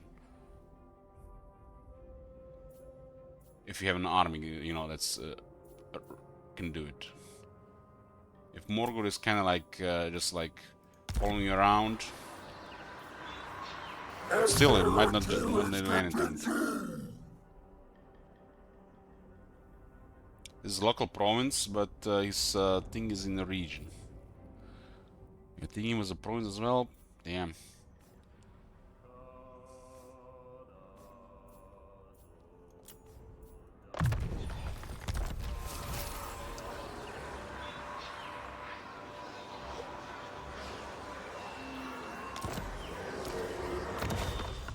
More fun banners.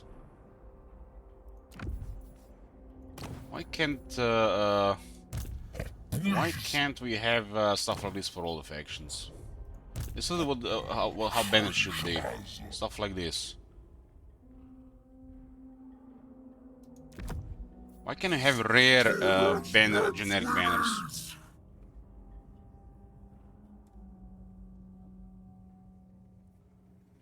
Like banner of swiftness is common. This should be rare. We should have some more fun banners, not just banner of swiftness.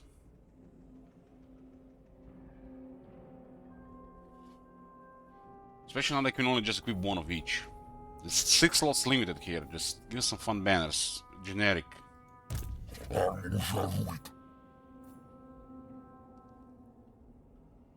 I would like to see a generic banner that gives unit frenzy. Simple. It's simple and it's useful. Why doesn't such a thing not exist? Just give a banner that gives frenzy. That is available to every faction. More stuff like that. Instead of like having 5 banners for leadership.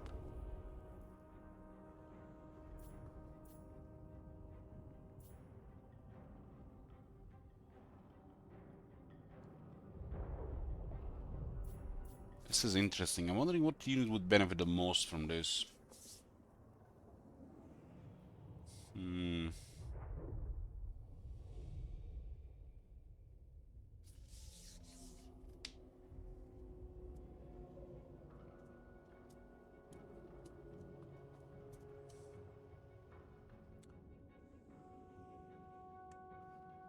Couple units come to mind. But I feel like Bestigor would benefit most from this. Harpies could also be decent.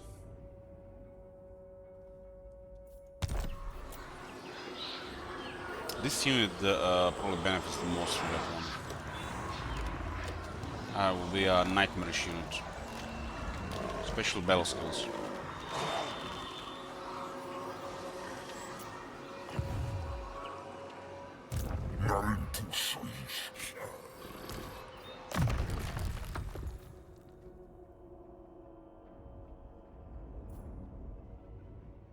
Wheel of the Dark Gods, aka Stand Your Ground.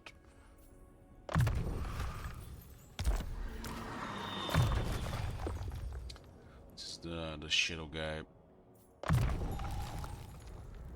And he's in an army with not a wizard, so we lose arcane items again. This one has to go with a Swedish supermodel. Kind of a waste putting a Brave Shaman in an army there that has a great Brave Shaman. So this is also still precious.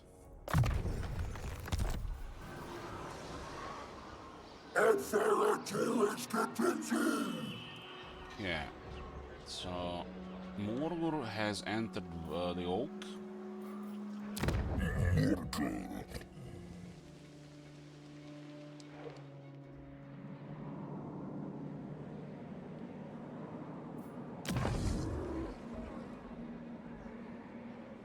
Its ball ground is getting huge.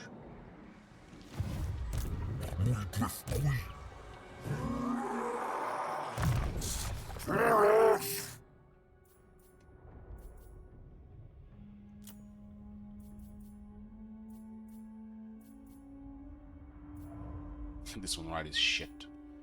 This one on the right is shit.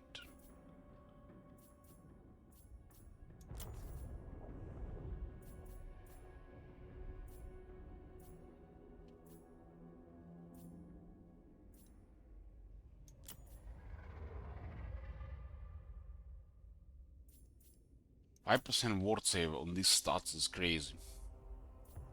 And I'll just go well with a further ward save.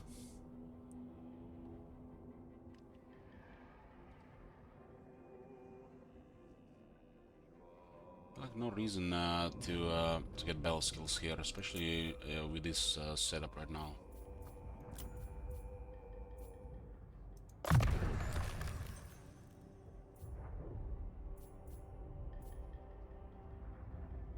Five attack for the minus is solid, but I don't like this skill. You can pick this. I mean, look at his attack, 81. What the fuck this 5 attack does? And his literally has 3 attack buffs that activate when you start battle, when you start fighting. 5 attack. Maybe if this one was like a solid damage buff, can compete with this. And 5 defense or 5 attack is both solid for miners. I like attack a little bit better though.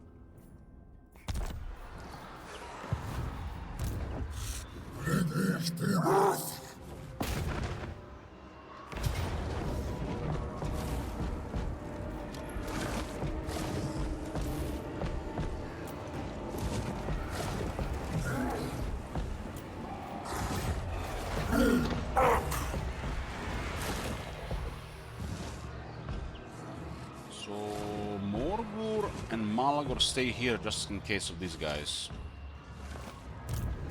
There are more troops here.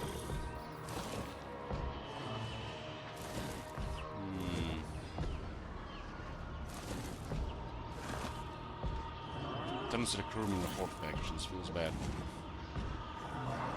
Yeah, Afterlife.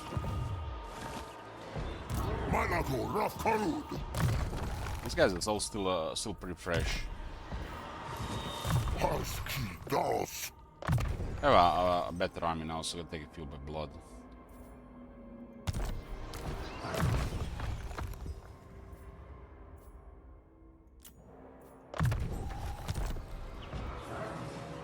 Malagor and Morgor in case those guys decide to attack. This place needs to replenish.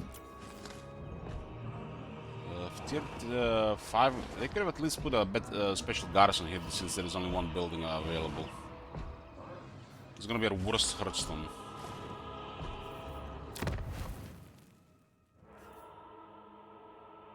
They should have put in special garrisons in the Scorched Oak. There's only one building and you get under what, 5 units.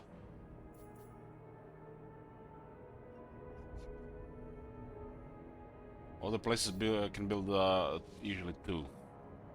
This one should have been a slightly better garrison since there's only one building that you can build here.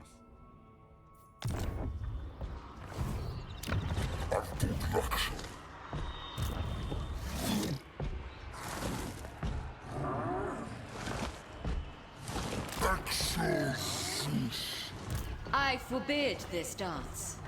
Also have a clan underground, so I have to keep an eye on that too. Real size.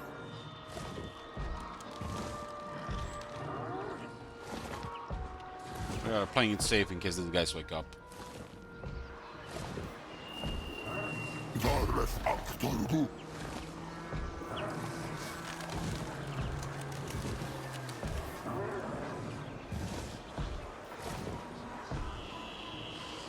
As her sir.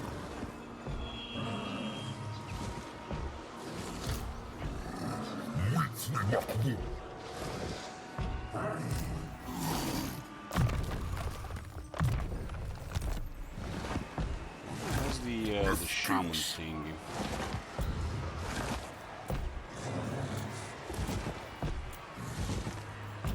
Each shaman's on a single the discipline.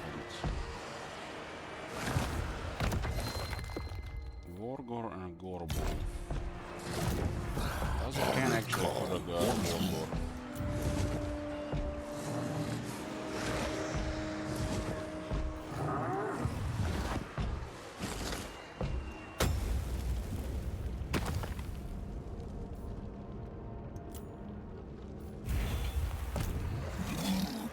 Put a Wargor in Malagor's army.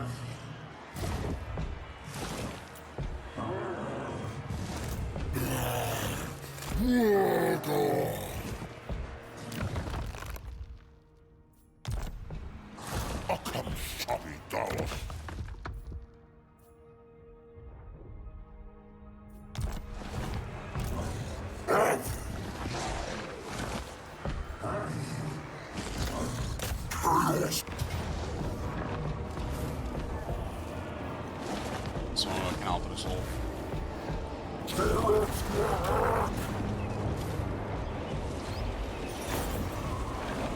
This one, you guys seen the casualties of the Oak of Ages? Look at this shit. 10 times more casualties than Outer as well.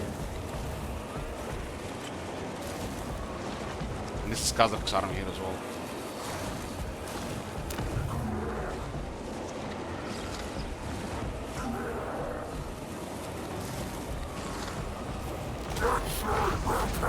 There goes King's Glade, poof.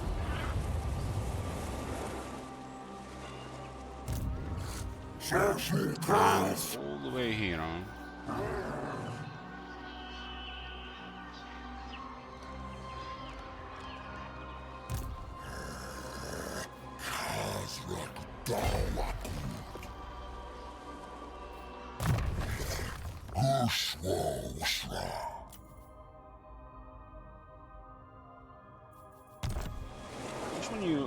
When you get this thing here, the zone of control will actually increase, but it's just reinforcement range.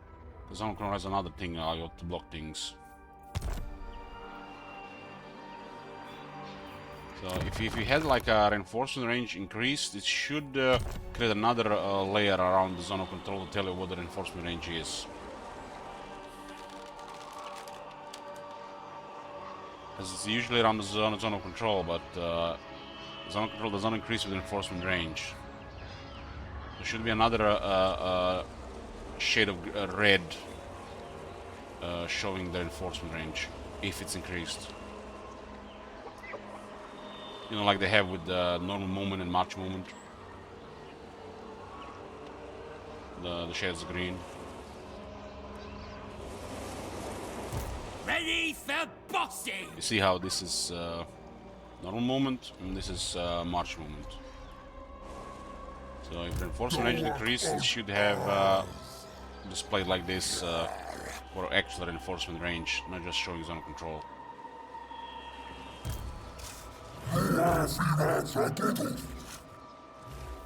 This is not a horrible skill.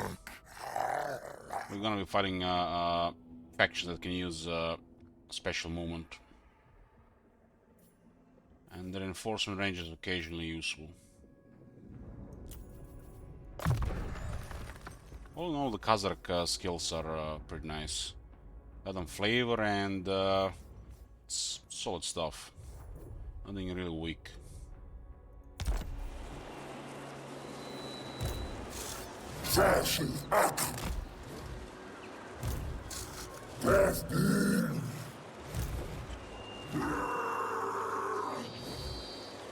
An impossible path.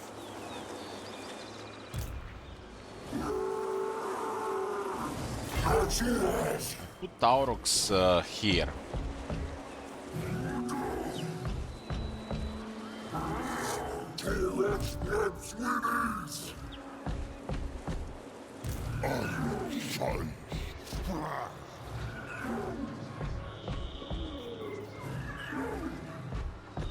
Why do we have so much movement here?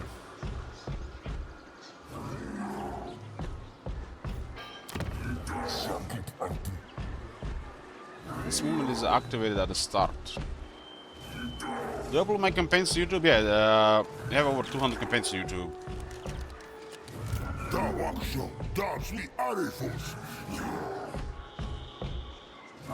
180. Why does he have 180?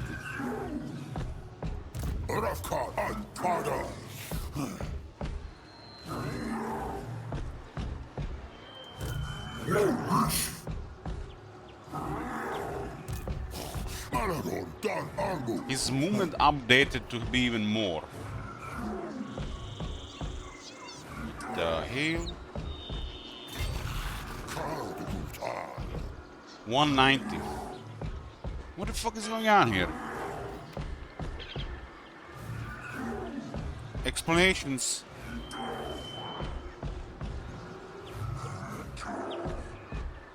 This looks like some kind of bug here. This is the absolutely ridiculous movement. And Beastmen don't have access to such movement. I mean, look at the Kazrak, 130, that's solid. For Beastmen, that's solid. It's like, you got 10 tech, 10 Garantoon hooves, 5... they don't have shit of movement.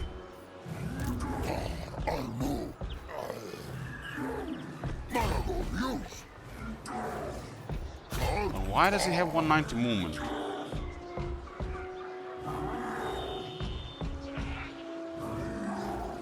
This is only 15, even if this bugged, but this only works at the start of turn.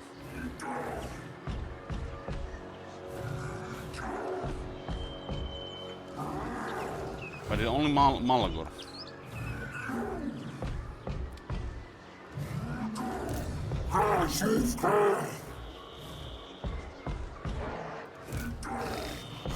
War darkness.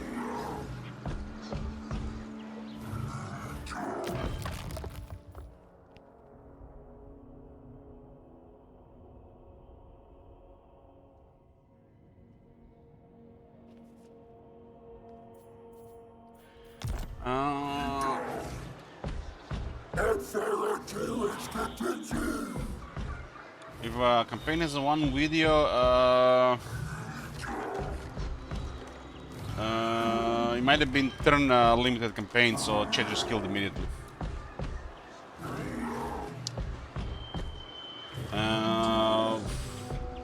Regarding failed campaigns and abandoned campaigns, it's under 5%. I really dislike abandoning campaign, but some of them, a couple of them were abandoned for the sake of mental health. Like the Clan Rectus Distal War style, abandoned after we got stabilized.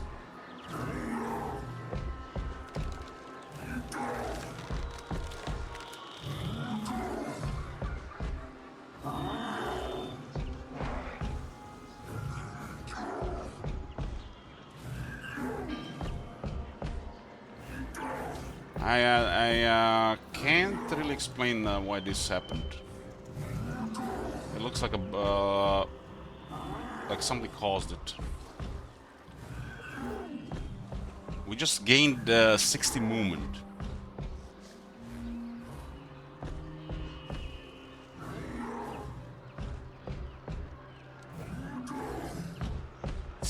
movement.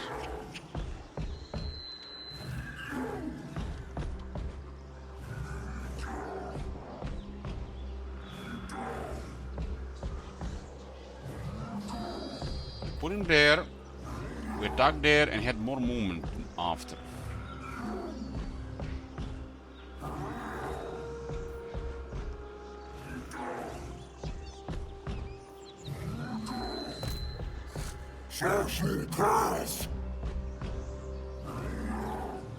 Tarox will get targeted by this army, so we need to make sure he's reinforced.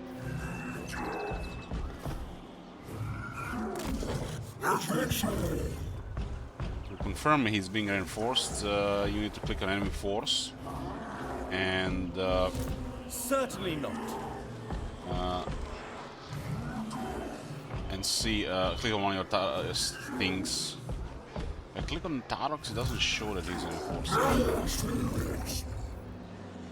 If I click on the settlement, Tarox is reinforced. You see this? But if I click on Tarox, it doesn't show.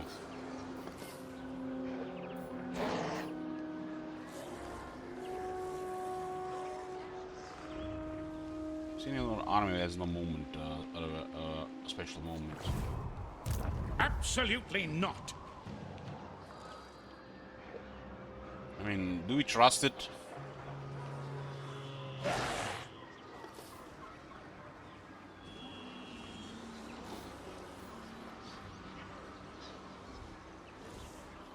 Maybe it doesn't work on Tarox. Damn, maybe it doesn't work on him, but it works on the other guys. It was added later on. Reinforcement plus 30% all characters. Maybe it does not work on Tarox. This tells me it doesn't work on Tarox. I think not. Because it works on Morgul. Maybe they didn't put Tarox on the list there.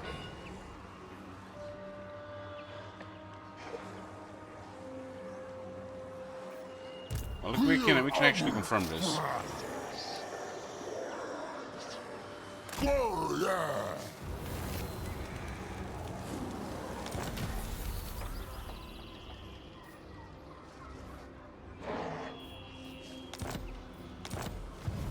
Unwise.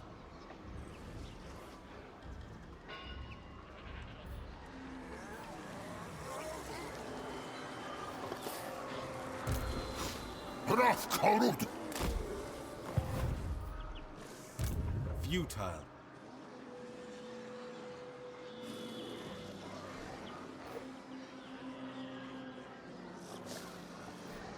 Just doesn't show it.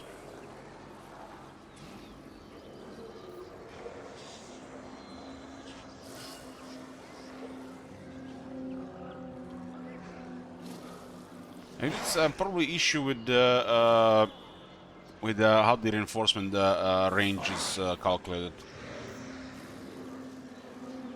Sometimes the settlement out of range gets fucked, but here it's looks like it's just a bug. I think they are in the range. Because if they're reinforcing the settlement should be reinforcing him, right?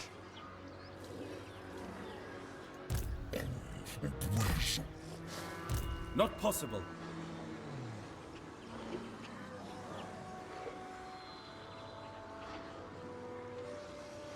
Actually, the settlement is not a character. The settlement is not a character. So it doesn't work on the settlement. Doesn't work on the garrisons. Because you see he's out of regular range. And I click on my guy here and he gets reinforced by Morgul. So it does not work as the settlement does not have a higher reinforcement radius. But Morgul does, and he's now outside the settlement. So it doesn't count Morgul in the settlement, it only counts the settlement zone of control. Because the character doesn't have zone of control if he's garrisoning. So reinforcement range does not work on characters inside the settlements.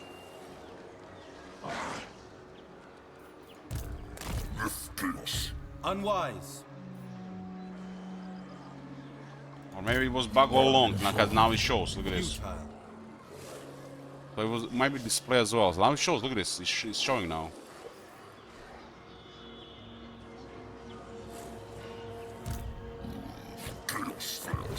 Not possible. Ah, we'll trust it. Dar Fuido, Ugo Fasraru. There are chaos! I think not. But now it works. Maybe they didn't see the character at the time. I want to bait this one to move towards here instead of getting away.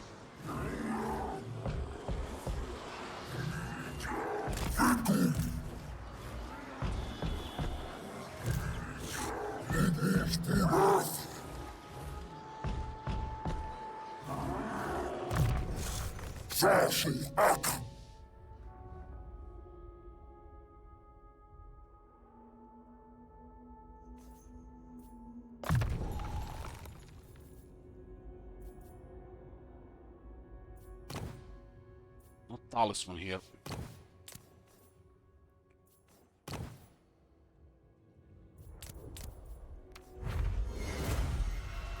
Poop. Why can't we get a talisman preservation? Why do they have this one now?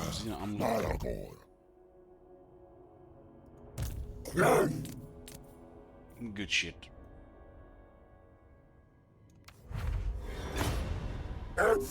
God, what the fuck is this?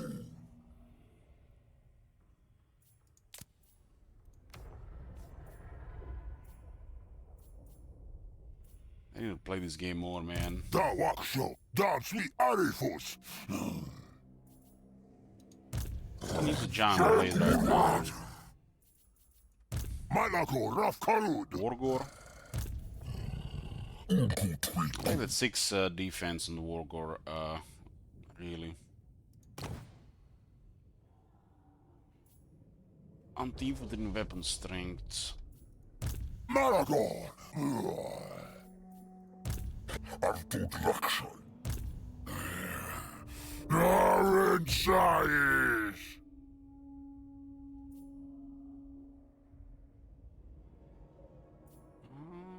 Okay.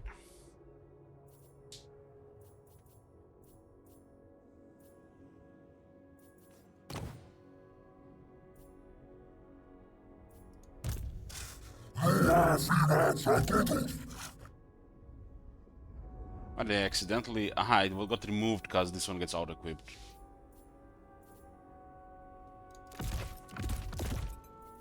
Real game. We'll just remove the corruption crop.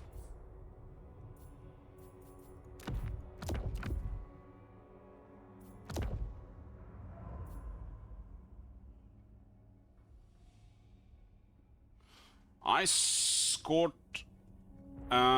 If you wanna see the earliest stuff, what is that list? Is it EPB? Something with PB.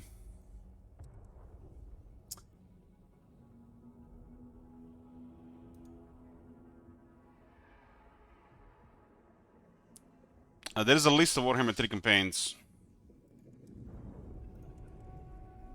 You can see what in what order we played them there. Ice Court was first.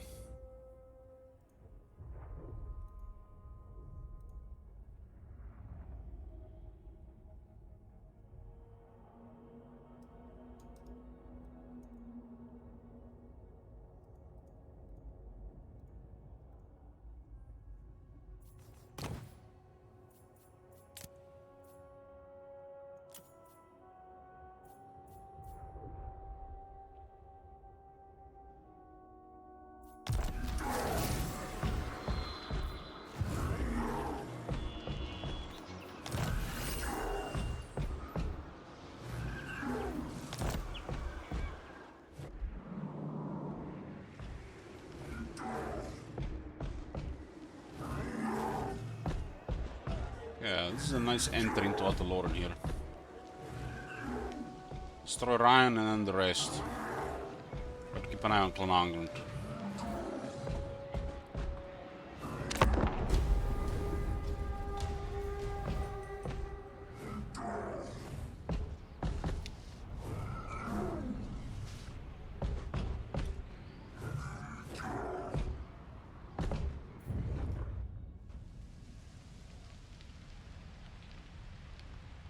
Empire poking around the Black Pit, but then it sent more than one army to take the settlement.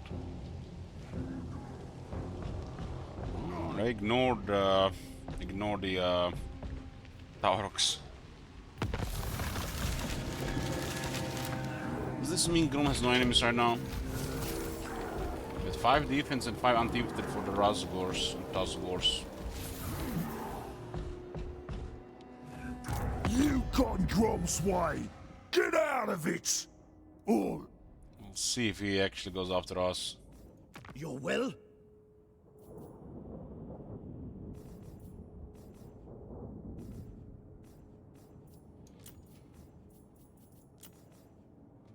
Reichland, since they stopped bothering us, they actually did something, and the Empire is doing okay. Not horrible. It's just that Midland side of things. These guys are back again. The Empire.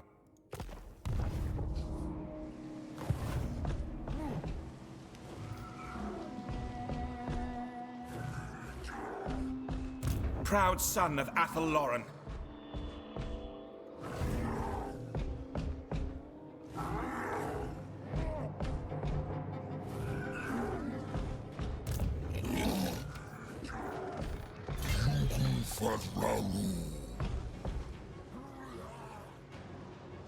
So no control is bothering us here. Same chance here. An affront to Orion. 3 characters, they might have more defense chance there. Flizzra Chaos! How could I? Lots of shooters. Kozlak armor.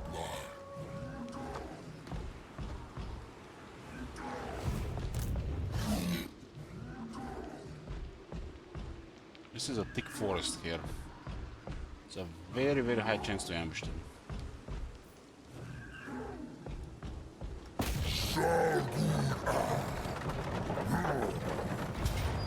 Damn, didn't roll the ambush.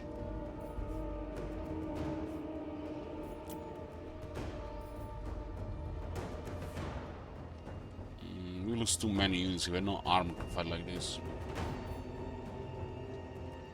No armor.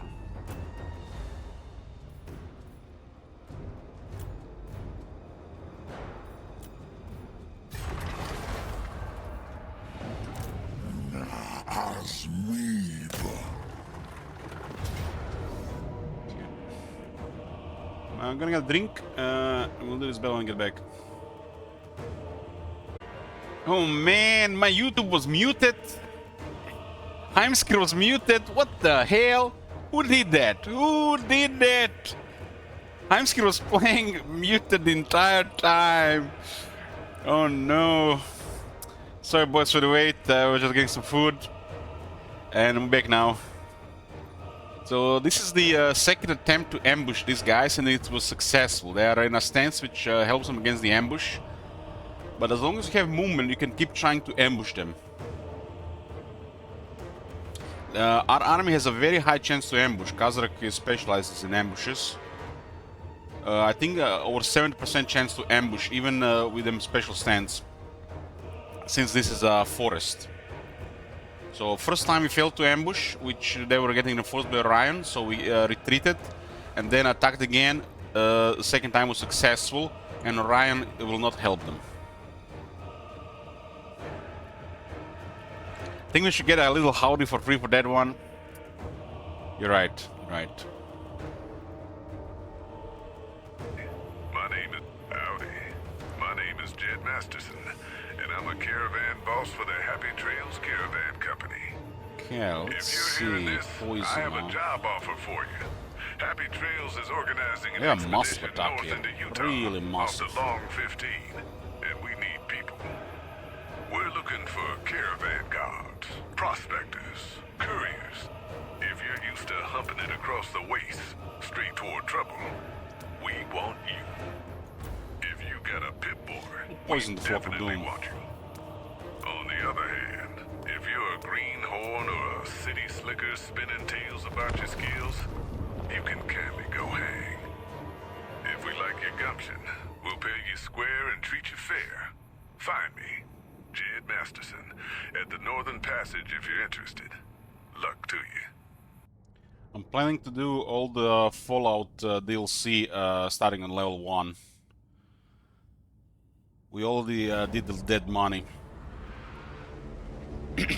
What in the shit is this? We are in Atelloran game. What the hell is this? Where them Beastman battlefields, Wood Elf battlefields? Like, what the fuck is this? This is the second time we got the wrong battlefield today. And what the hell is that rift in the background there?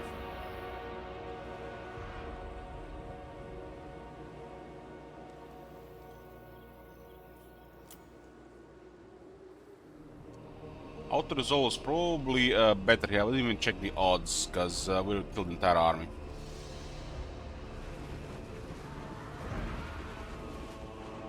But we attacked them in the forest, Marconos. Battlefield Light Forest, we are in Atelloran in lots of mountain and snow.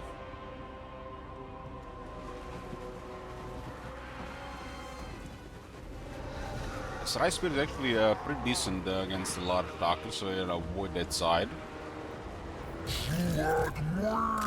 Let's send them the Gores. It's not the best to get to chop those characters.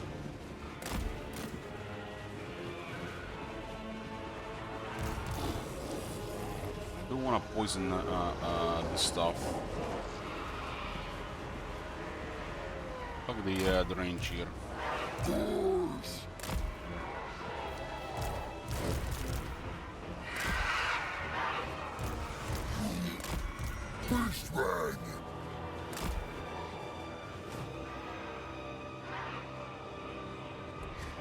Bizarre. Bizarre.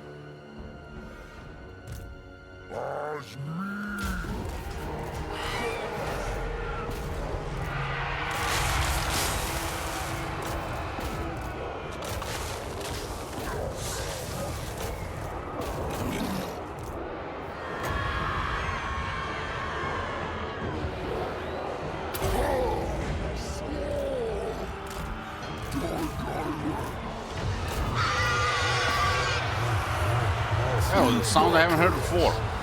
Are there more sounds for the harpies?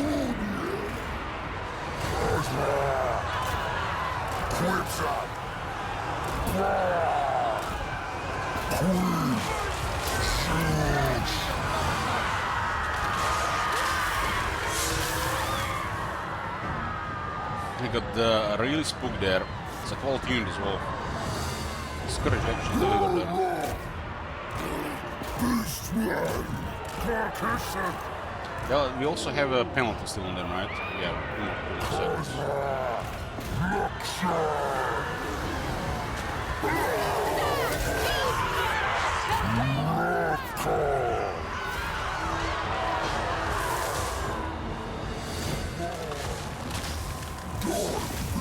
Vestigors are fast and they're still getting ahead.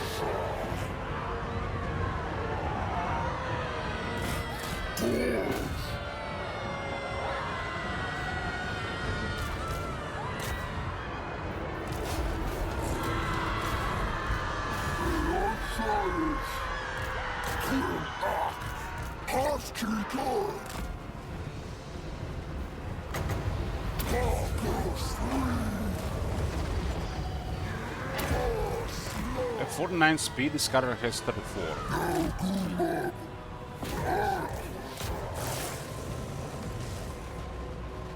Battle Guard! Play Shaman! Sar Wusla! Nasa Wusla! Der Cowards!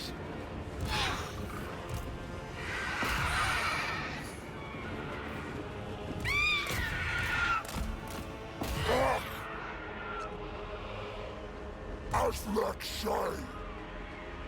Karsla!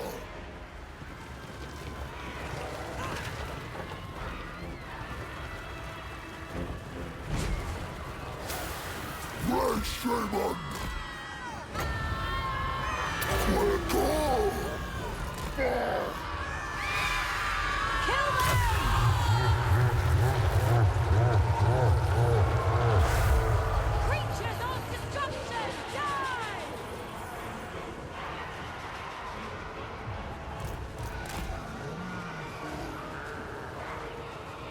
I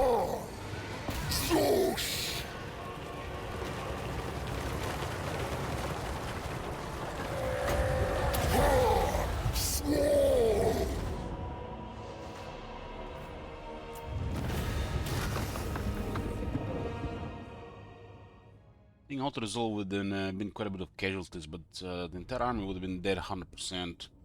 A couple of units survived.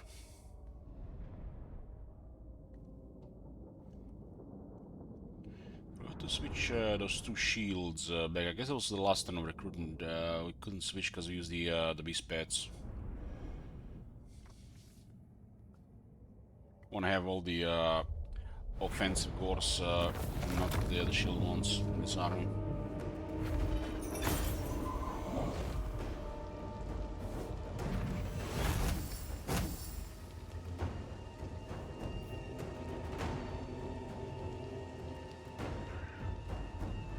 I swear this number just random here, doesn't mean nothing. 1%, 3%, 7%, 12% means nothing. 1% sometimes here, literally just nothing moves. Literally just one guy goes 91 and 1% here, look at this.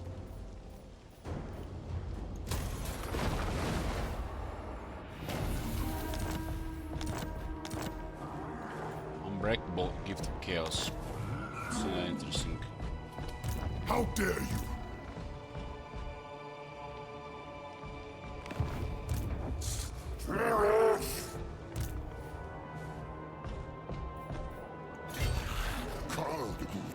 Somehow Malagor has 155 movement. I was actually in Alk of Asia, that makes sense this time.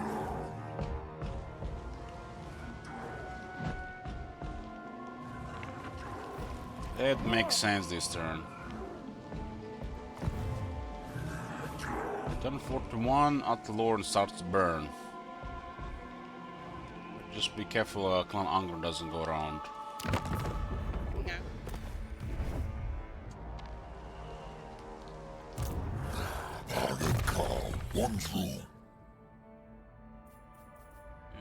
This is attack and charge for the beasties.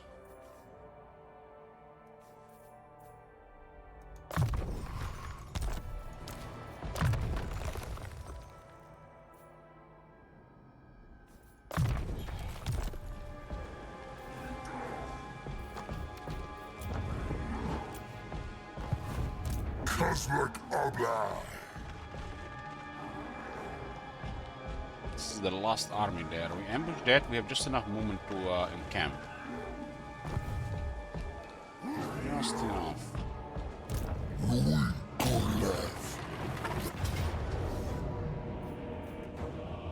We don't even have to bother with one. This one is way worse than the other one. Auto-resolve in ambushes is pretty one-sided, so this just saves time. We fought around twice this campaign.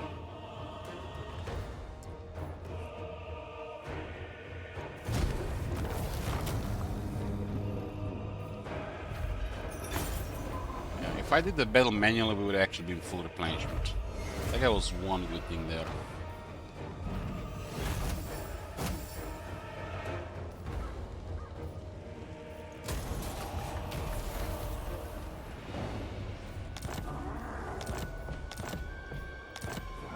So now we got Kazakh on rank 30.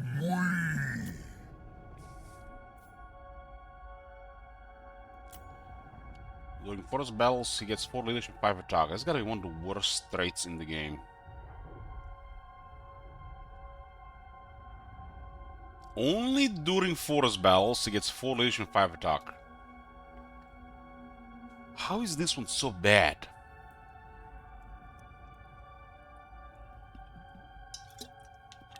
There's literally people out there giving you 10 attack for, you know, just 10 attack as you defeat a lord, or 10 defense.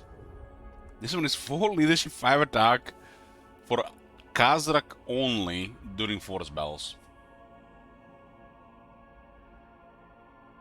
If it was double, it would still be poor. But it's only during forest battles.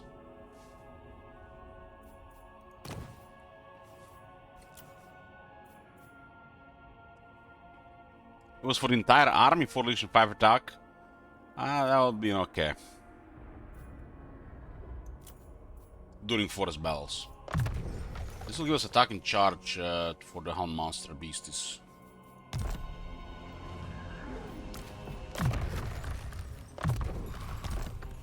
I'm not sure about Mentor really.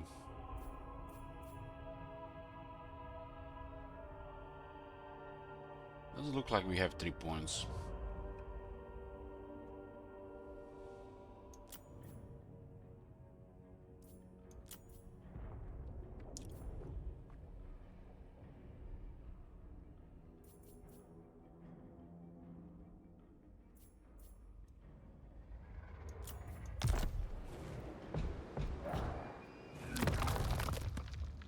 I want to stick Kazakh. He don't really care about Mentor on him.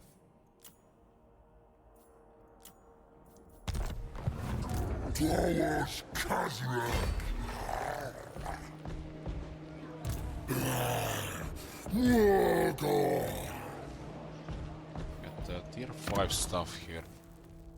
Missing the Harpy building. There's really nothing good left here.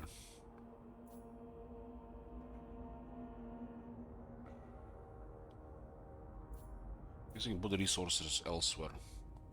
It's so decent that you can actually recruit Harpies on this one, because we want to use the Harpies. These are the beasties we use. Primarily this one, so this one is just extra, because we have some capacity. So this one here, and this one is not worth building, as way too expensive. Better to invest in other hordes.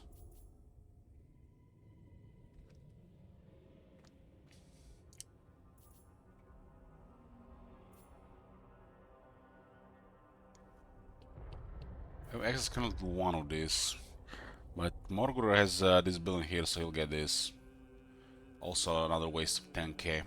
It's actually 15% off. We're not gonna be recruiting any of this here. This is gonna go to Taurox. And this is on Swedish Supermodel. Building everything in every horde is pointless, because these buildings don't do anything other than enabling units, and you don't want to recruit these units in every army. Once you have like massive resources, I guess this building is okay. Maybe this one as well,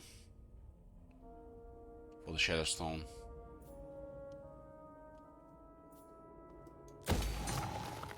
Kazakh uses these 3 units, so we'll get that building.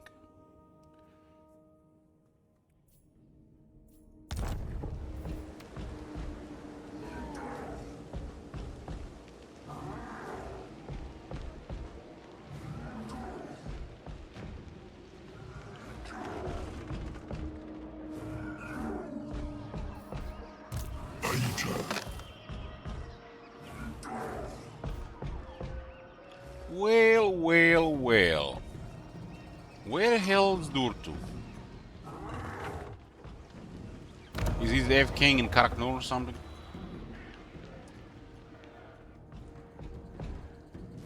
This is insanity that these guys have not declared war on us.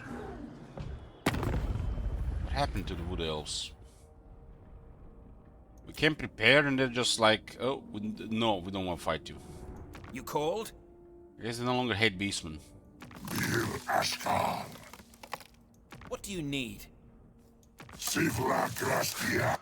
Looks like all of a sudden, this works. All of a sudden, so we're not playing Beastmen. We are just doing some random shit, and the Wood Elves doing like chaos, literally just living their forests, murdering people.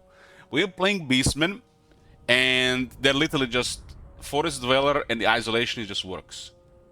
We are right next to them in the nearby forest. This is fine. We are in our own forest. They're not bothering us.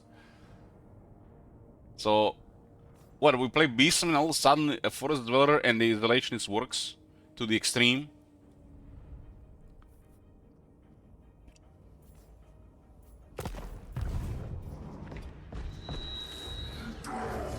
Lord of the Glade. Highborn. Glade Lord. Could attack one of these places as well, but I want a Kazakh leading attack.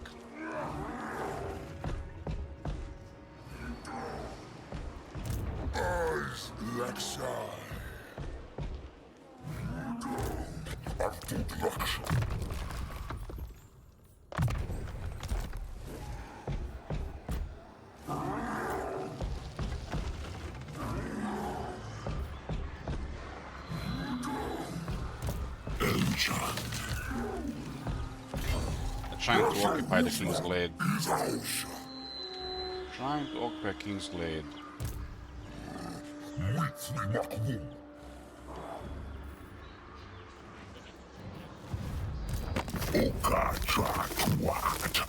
We declare war on Dultu, we have to declare war on Foreground.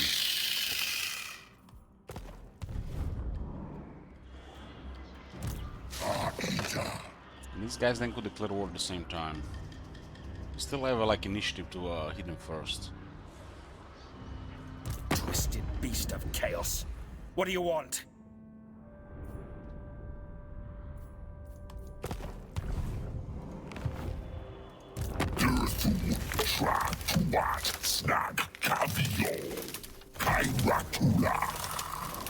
Vidriot could now join the war as well. Still going with the regional plan here.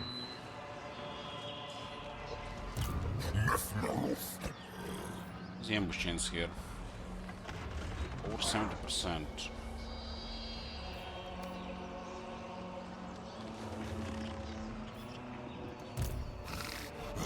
War darkness. Sir, orchestra. Fantina Sawusra. Sawusra.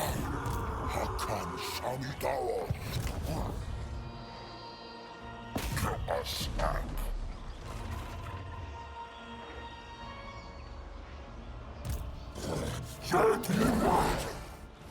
What the hell? I'm to pick my army here, game. Dawaksho, Dansmi Arifus. Korkordu.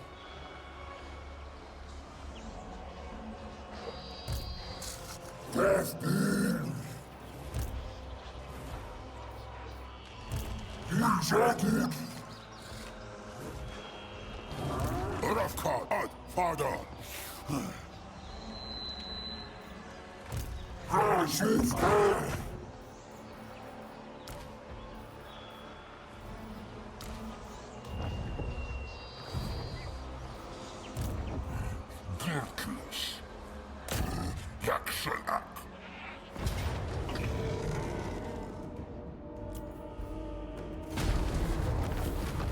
Focusing on a battle for this, I actually didn't work a lot.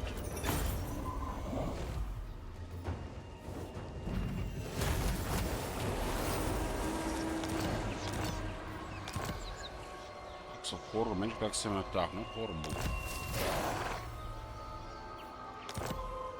Another unbreakable gift of chaos.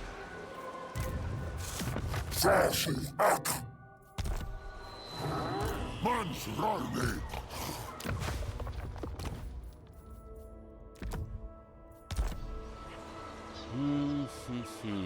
So we gotta be annoying here, right?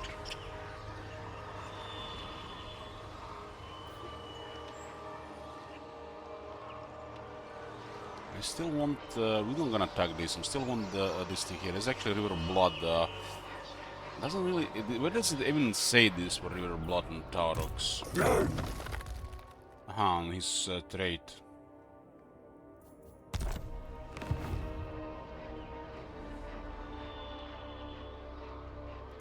Proud son of Athelloren. This can go pretty nasty with Malaga in the area. So we want to be. I want to lead the attack with Khazar here. So we're just gonna be a little bit annoying here. Then we just don't want to kill them all fast. I just want to fight with Khazar. Khazrak. This is also really nice to overwhelm the archers. We have numbers here as well. Malago Rafkarud.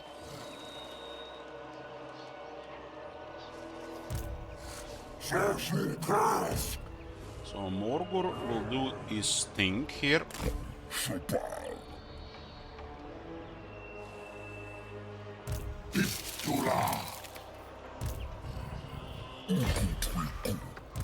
They lose 6%, but like I said, it's important to prevent replenishment.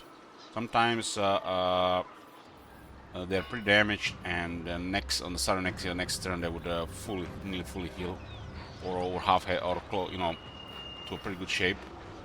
But Morgur can prevent this. The damage is just extra. So I want to show you this. So basically, it's 6 to 7% attrition here, which is not horrible.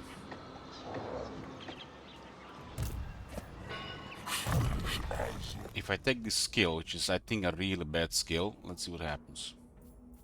We're ready for 535. You get 50 more gold for raiding. And it goes up to by a little over 2%.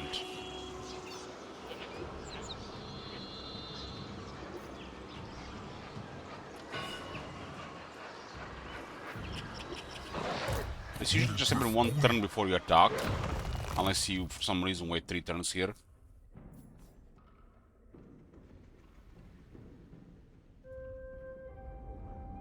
If this was like plus 66% with additional corruption on the skill, I could say this has been an average skill.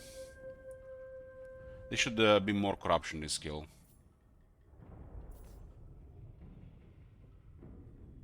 This should be probably like 8 chaos corruption and 6% attrition.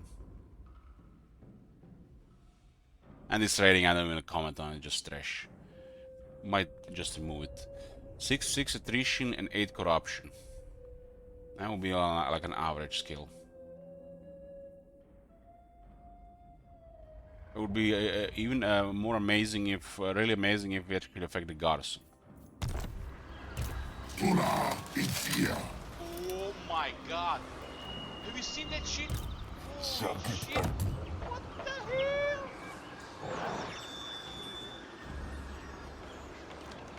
Hey, okay, thanks. The only reason why we're not killing them already here, because like I said, I wanted Khazar to be the one. We're in no rush.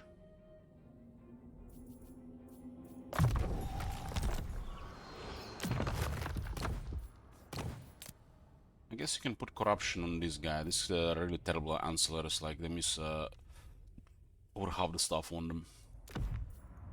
There's nothing else. How's my haters? You missed the invasion of Loren.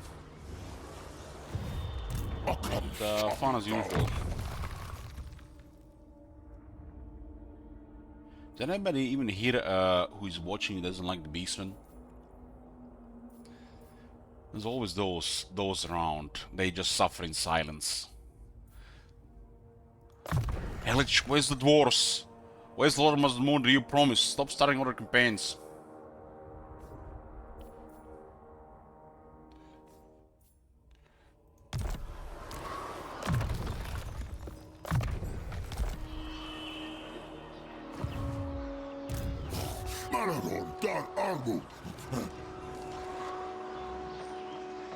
So Morgur poking to piss them off. We'll hide Malagor here.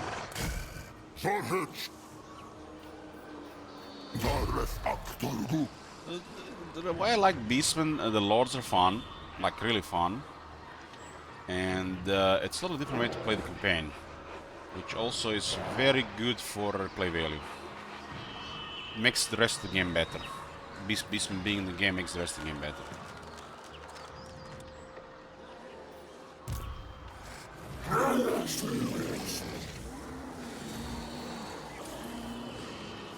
Plague Lord, at your service. This faction is really good at ambushing. Faction effects are pretty lame, but the ambush chains goes well with the Beastmen. The other two are just... could be something more interesting.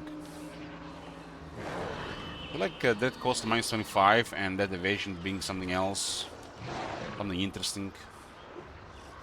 You have a solid faction effect.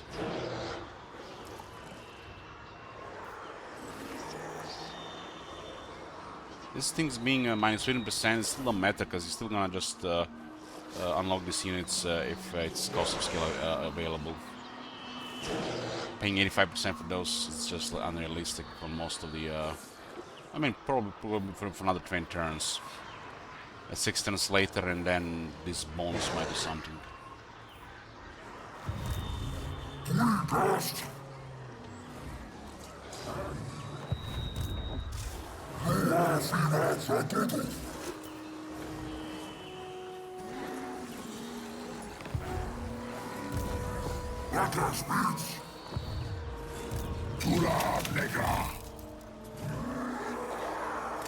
I love that massive person in the middle of the forest. Yeah, we'll put the Butchers of Kalkengard. This is one thing with the Beastmen. You don't save regiments for the emergencies, but instead you use them, you know, where they fit most, or just to make weaker army stronger.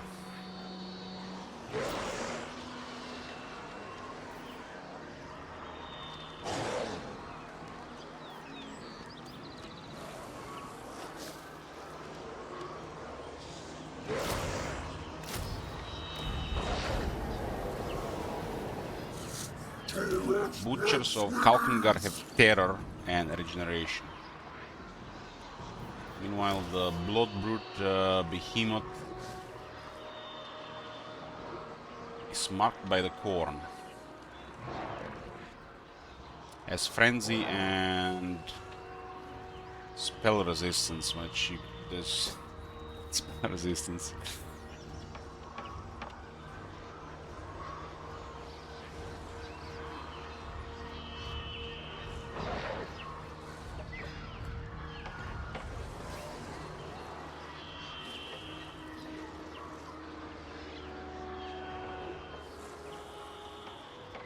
We used the beast pets to enter the forest Oki, and we had a eclipse on the same turn with 15 attack and 30% damage on the infantry.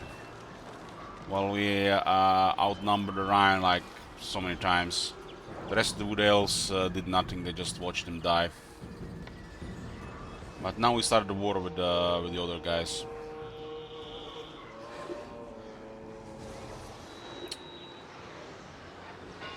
All 4 armies attacked the Oak of Ages, and we had like 40 casualties.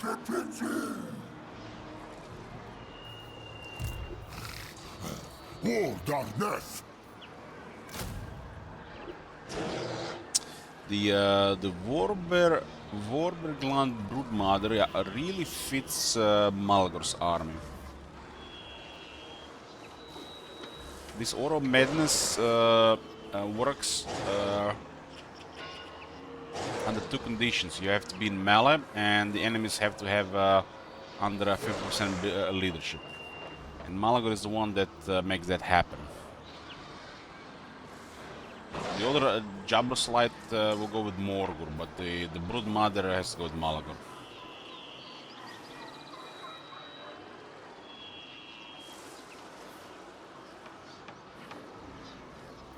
Malagor also provides the entire army with additional missile resistance. If you have the tree at tier 5, that's 25 missile resistance. So the monsters are pretty nice in his army. Like the Broodmother that gets focused down. These guys are decent, you know, and I feel like one spearman is nice. Just having one spearman is nice. One shooter is nice as well. But the army quality increased so much that one shooter doesn't do anything anymore. One shooter won't be able to handle a Hawk Rider or a Gyros. I'll just try its best. Rather keep one of the Ungur herds and way more versatile as the campaign progresses than an Ungur Raider. Ungur Raider serves when there's nothing else available.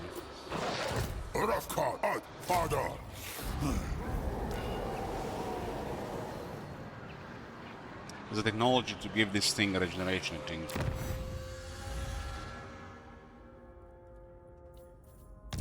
Hey, Tambourine.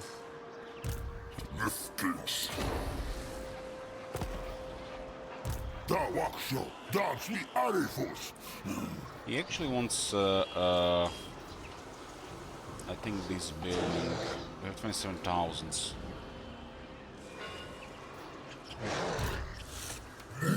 Building no on Taurox. Just get the money back.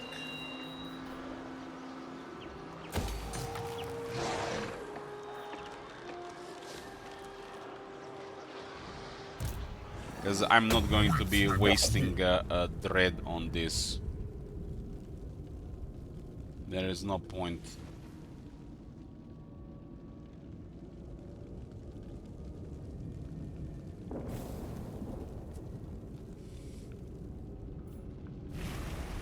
Even if it gets really cheap and we get a lot, there's nothing to look forward to on these units. A bunch of regular Ungors are all they can afford to fill a couple quality units, and it's enough to win any battle.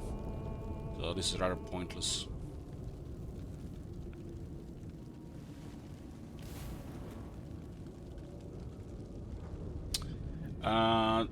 Legendary battle difficulty doesn't exist, Potek. It's very hard the highest.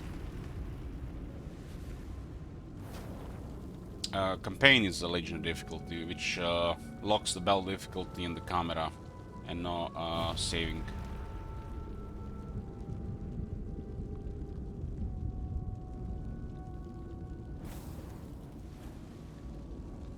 Nowadays, battle difficulty is strange.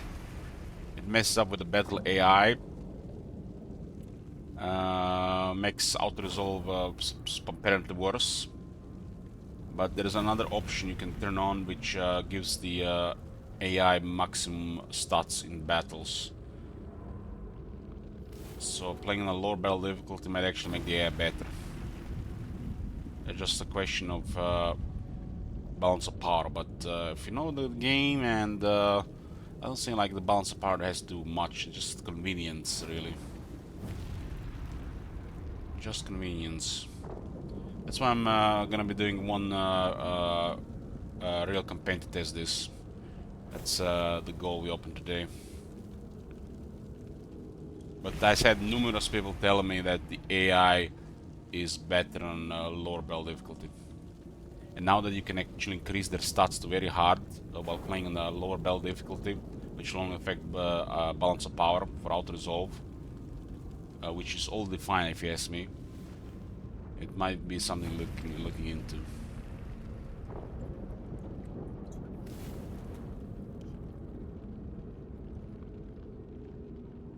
No, it's in these games it's always been a thing. You can always modify the battle difficulty, Otik.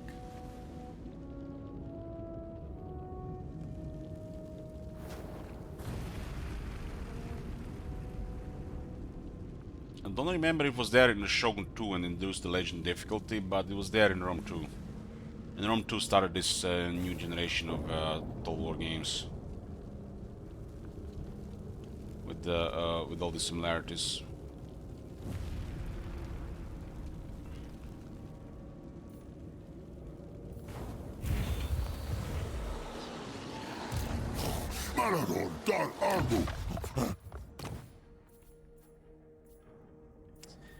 That gift that gives missile resistance and melee defense is great on the Jabba's Light. Just if it was proper gift, would have been doubled on these stats. Wonder if we can put Unbreakable on Taurox from the gift. For the lols. Glittering scales.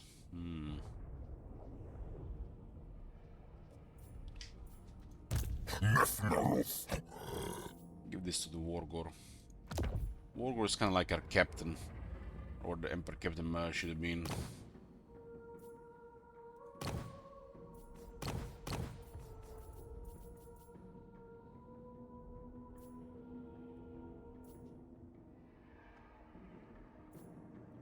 Malago Raf Karud. I have much magic attackers in this army.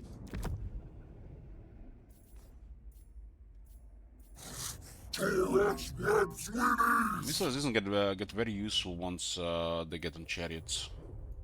Chariots get focused.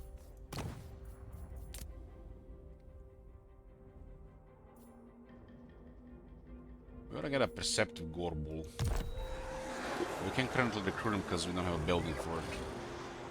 I don't really care about my enter building outside Tarok's army.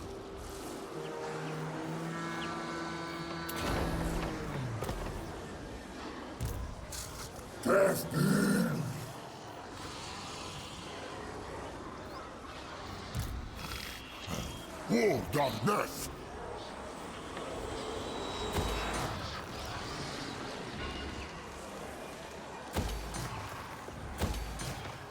Just like that, all the money poof. All money poof.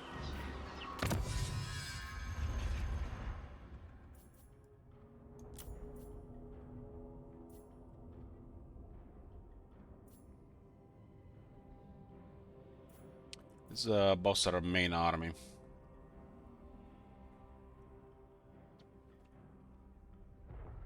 This is a pretty sweet tech.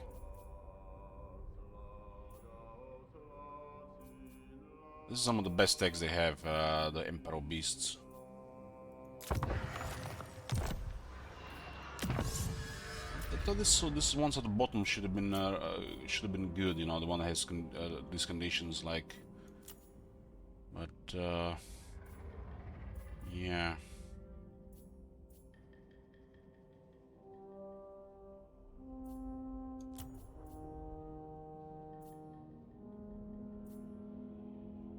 I think they seemed better in the past, not especially anymore.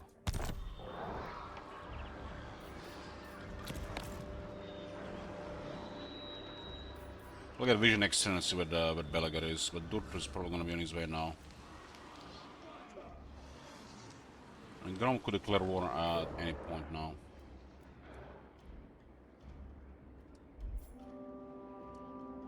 What are we gonna do with this dread? What are we gonna do with this dread?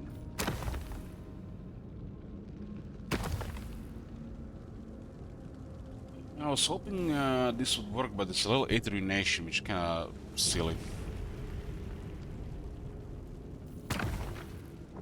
I guess get more heroes, that makes sense. More heroes. I don't want to recruit them unless I'm happy with them.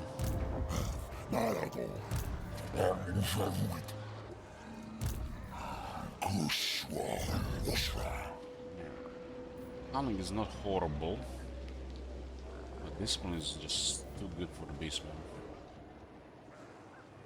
Where's the Beisham building Morgor?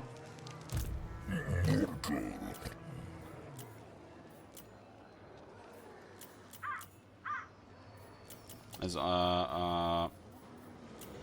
nothing here.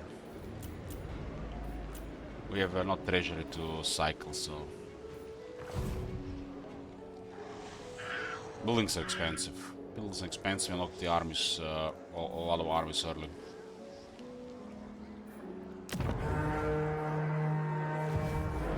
I gotta chop these trees down and get the funds, right?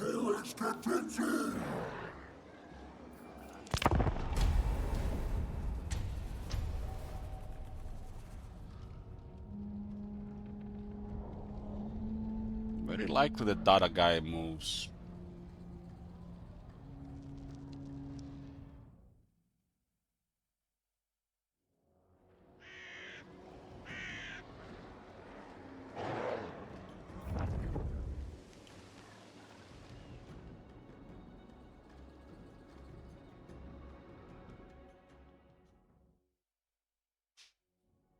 They didn't move, but I tried to use a hero action. Durtu has come.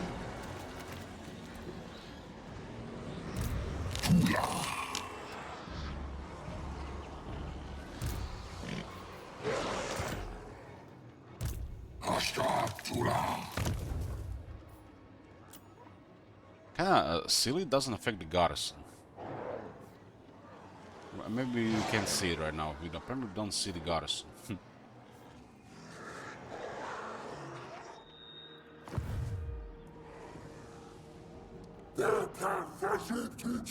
Well, well. If it ain't the gates. Come to die, have ya? Just bring it on, declare war, see what happens. See what happens. Not possible.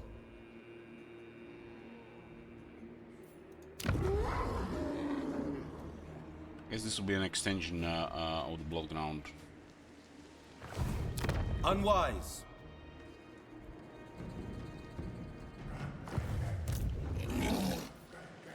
It's gonna be the last turn of this bonus, huh?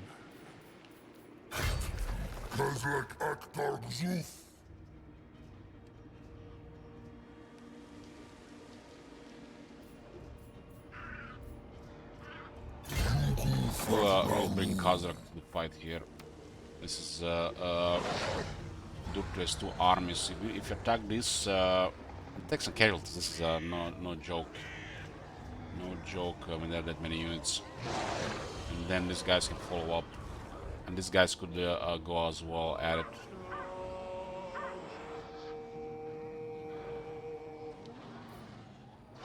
I wanted the Kazakh to lead the attack. Yeah, this is the last turn though. Morgul has caused some damage there. It's hard to say if it affects the garrison.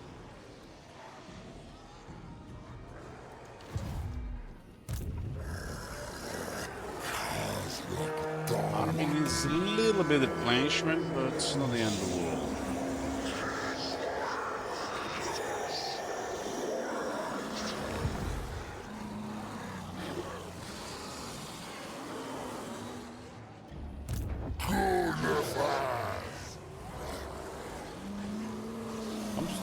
Comes to a fight, bad to be around. A lot of these units take a lot of damage, they have a low armor. Father.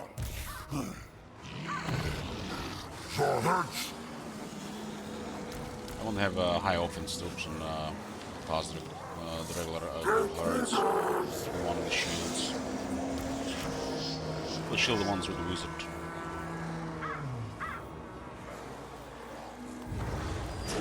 On the Malagos army to the top, with several hard-hitting units and possibly Harpy options. Harp is really good in any army.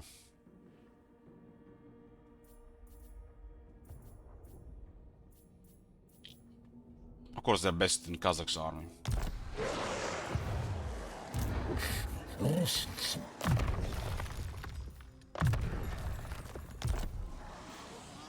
Warherd hasn't recruited the stock a bit. What the hell is he? He's raiding, right? He's raiding.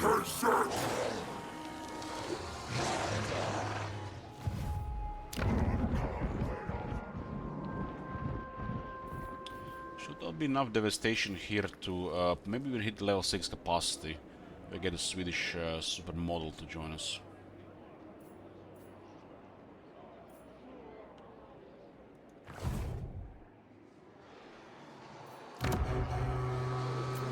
Pointless building garrisons here. The Greenskins have massive numbers here. We can't handle 2 armies if they attack, no matter what kind of garrison is there.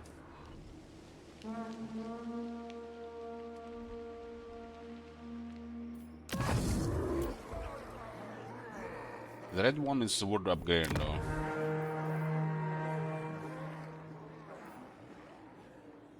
This one is for the extra giants.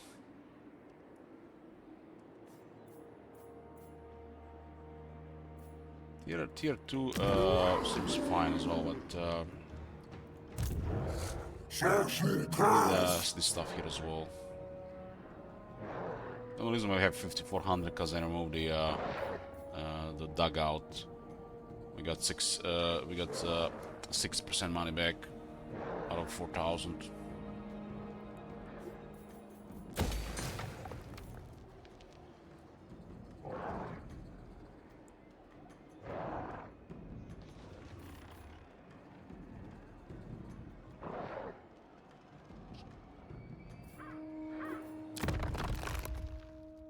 His army has more damage on the Minotaurs.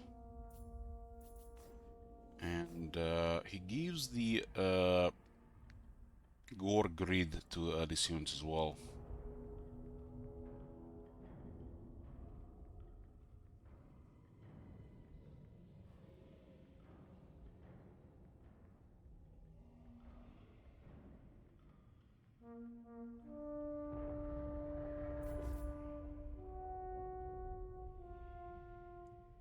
Well, basically blood grid with regeneration.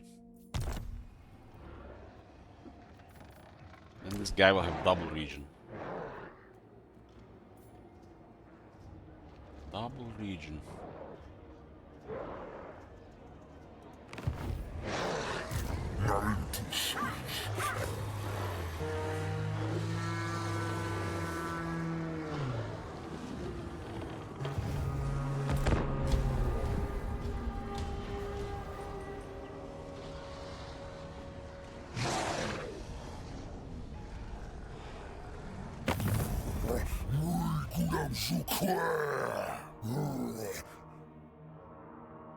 On the lines again, huh?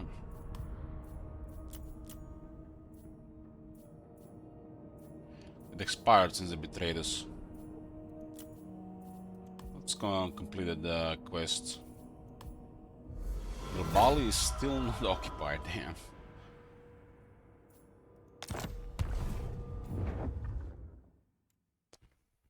There's a mission for the basement to control 3 provinces. It's unlikely without ally.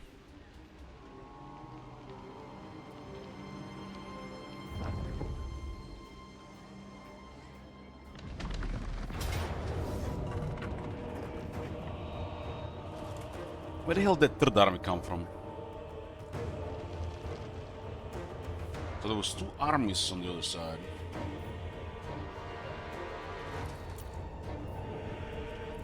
Look at this, boys. This reminds me of Warhammer 1.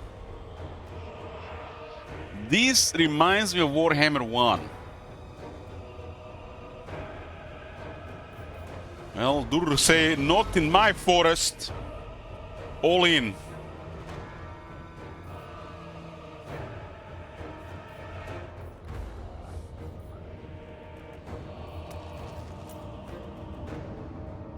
Unbreakable Morgor.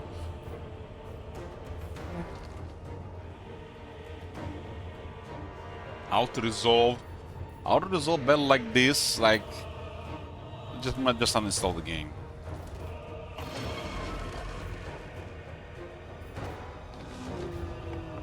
There's times to auto-resolve, but this is not time.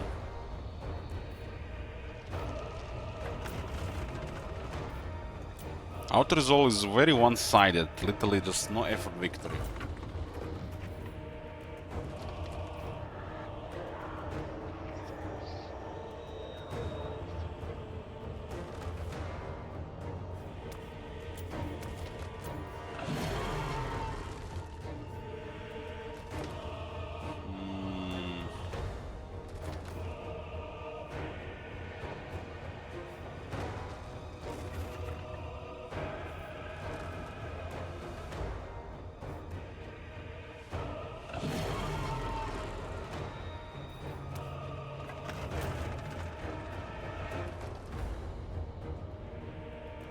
Still gonna be over 60 speed.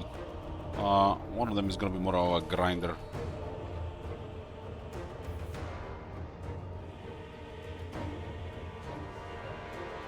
They did have the army in the region. You can see they're taking attrition from Morgul.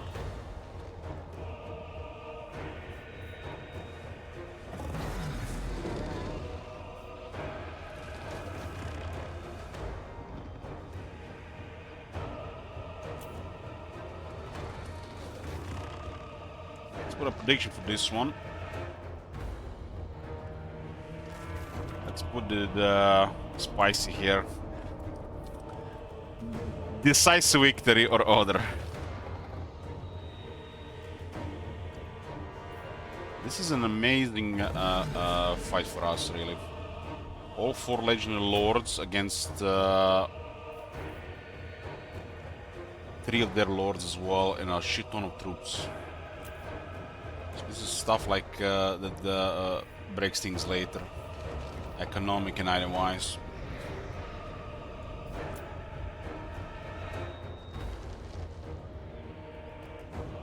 And the only reason why this happened is because we were waiting for Kazakh. Makes you wonder how much of the AI decisions are literally made for the player taking always 1 or 2 turns to get things ready as well. Because we always go, we always do. We never really just wait 1 or 2 turns for a setup. We don't give them a chance for a setup, you know what I mean?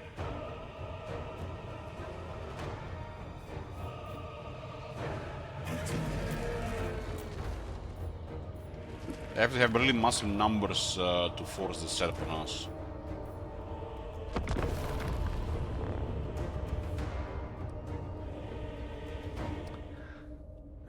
Real Jesus of Nazareth put 50k on decisive victory. I think this might be decisive just due to sheer numbers. Unlikely we take that much damage.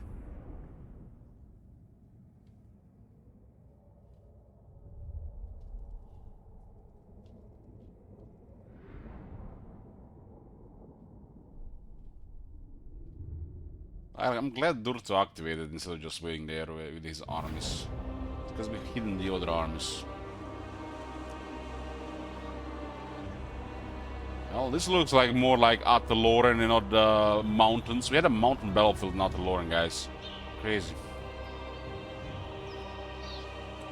I don't even remember seeing this battlefield before.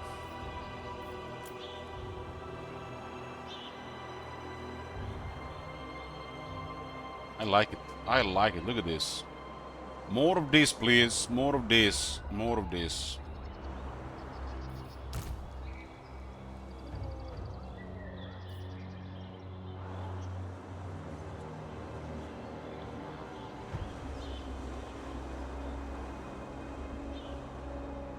Nothing wrong with or half the battlefield being obstructable. Nothing wrong with that. These things eat archers alive, they all start against Sarai spears.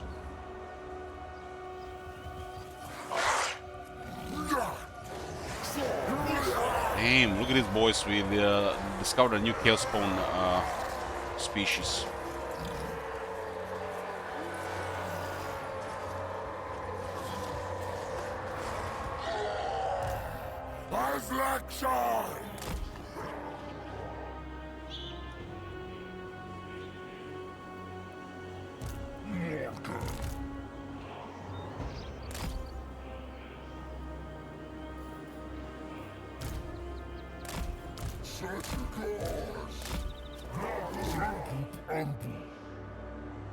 There's a paved road going through it.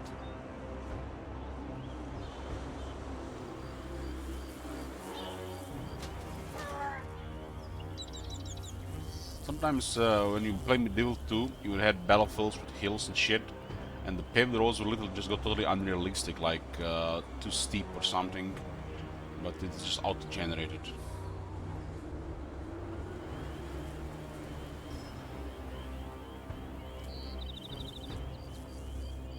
Need the road for caravans trade.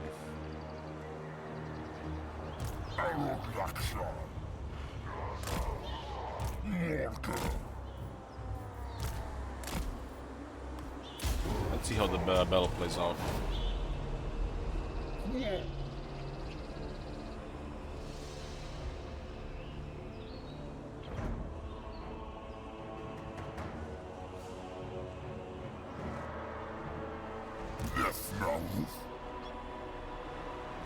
It was our last turn of the attack bonus. Shooting more, look at that guy. Not very bright.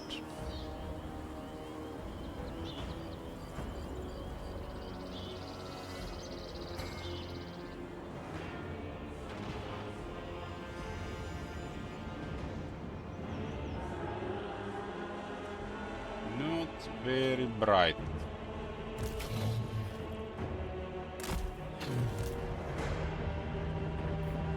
It's a strange approach here, buddy. AI. This Morgus is just gonna eat him for breakfast. He's gonna need more.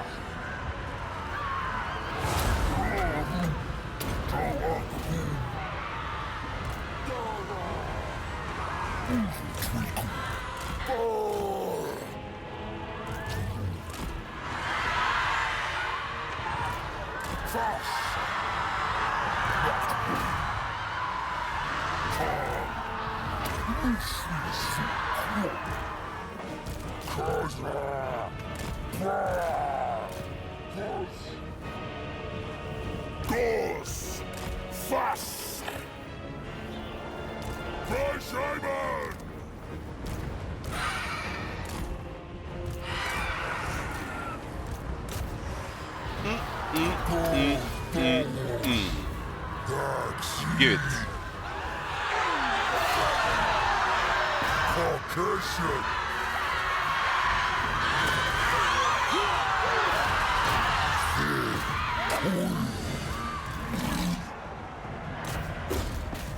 Spicy beers, you know, what the hell does that mean? Tree, huh?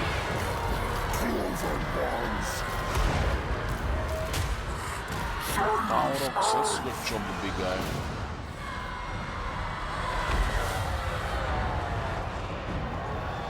We didn't get the other guy.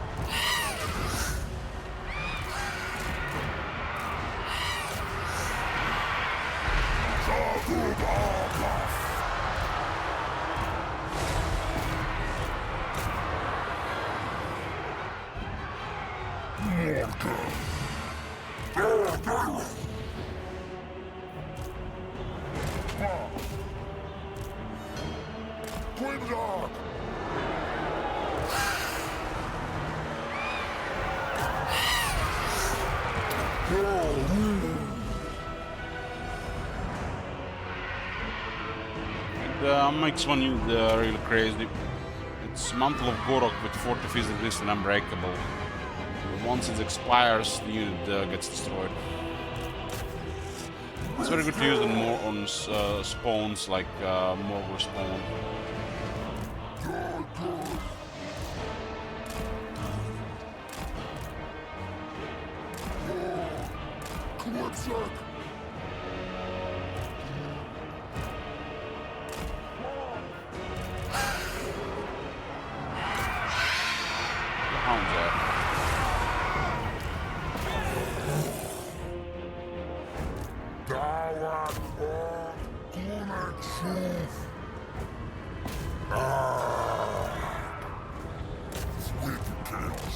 Let's save Taurox for the door.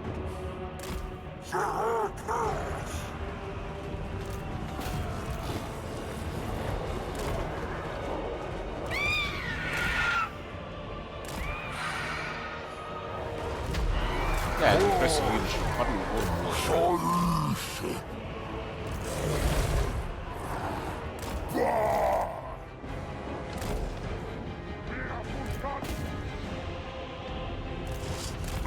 Asgors, get your shit together, about to get murdered.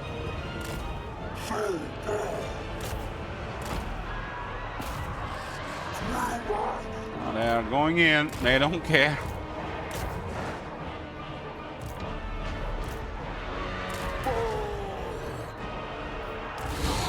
Rampage hard.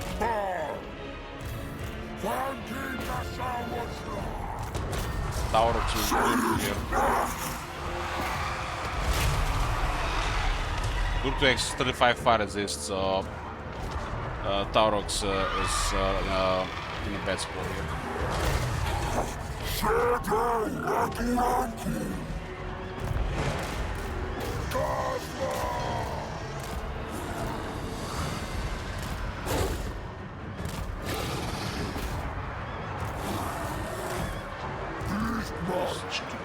sad.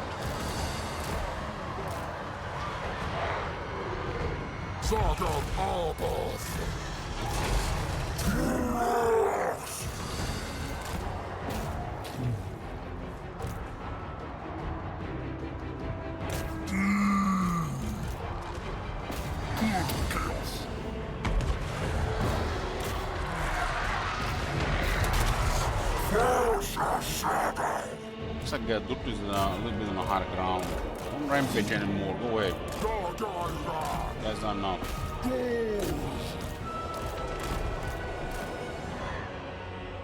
Send all troops here. I pick some ready to fight.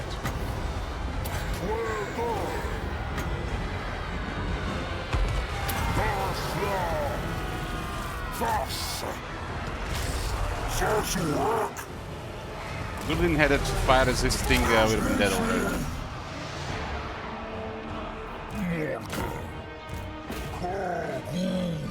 Look at all the infantry coming on for me! Get him, cousin, get him.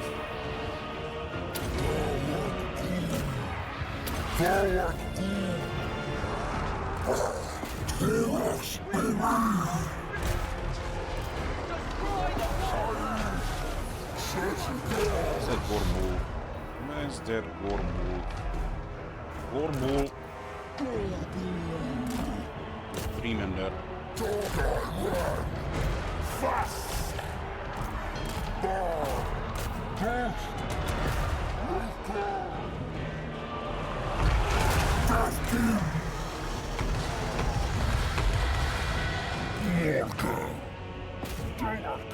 my god, look at this, where's the bird?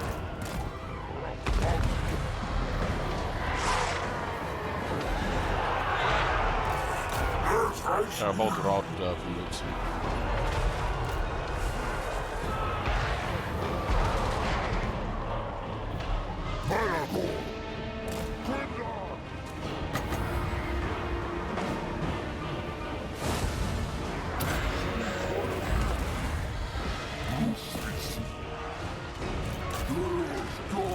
Luke is down.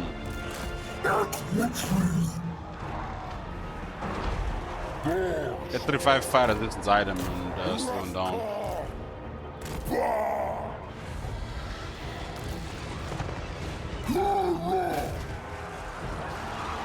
Razlog of rampage there is pretty nice.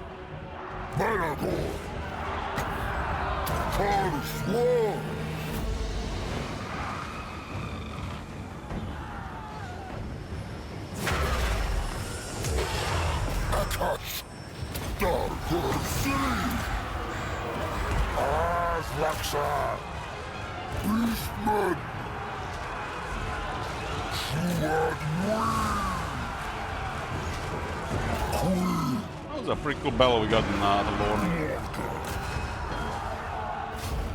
Morgur.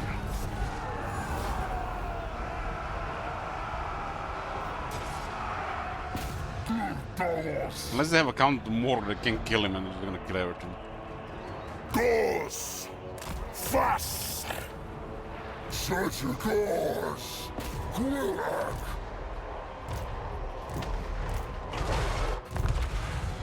Orkaska. Scheißhaus.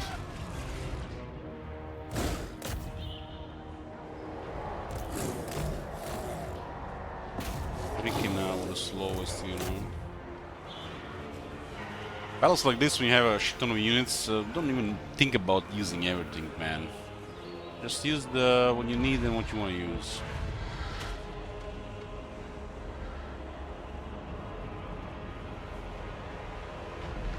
Of course, the more you use, you might minimize the casualties when you move things around, but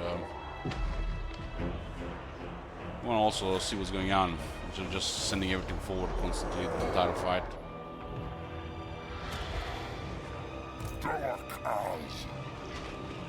You take a little bit more damage, but it's a must fight, you're not supposed to take damage.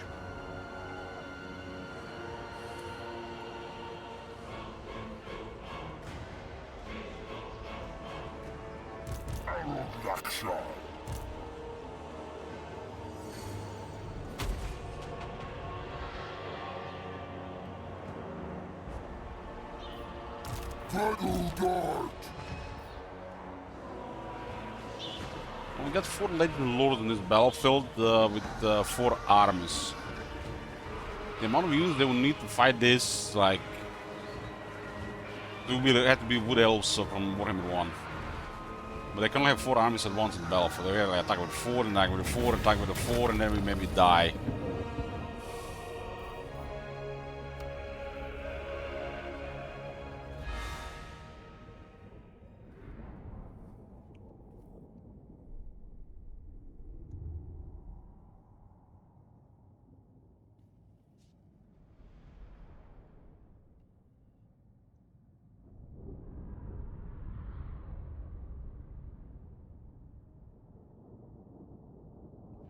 Magical attacks ignore physical resistance, but it's magical and fire, so they still get mitigated by the fire.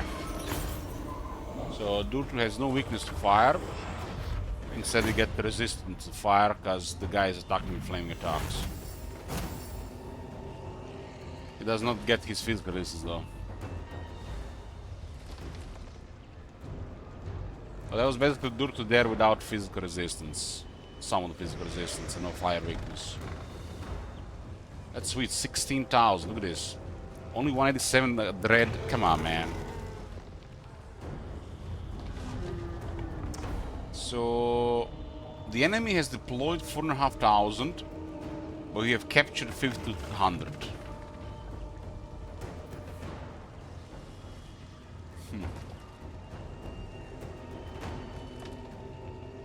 I guess we chopped all those dryads and the trick in pieces. We don't know how many there were at the end. Grabbed a bunch of bushes to inflate the stats, so you can get paid more. Chaos Gods. That's very sus, but you have our favor.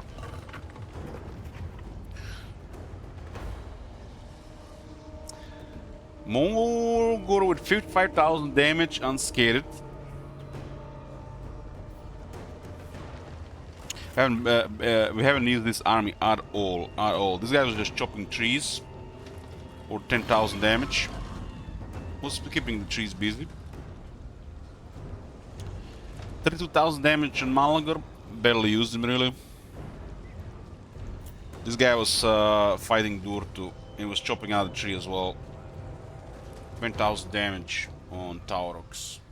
Barely used this army as well. This is the army we use the most. Because it's the main army. We had 37,000 damage on Kazakh, which is running wild through the infantry. Not even that many Gors killed. Gors are good, just they don't have a lot of toughness because they rely on health. They don't have much armor.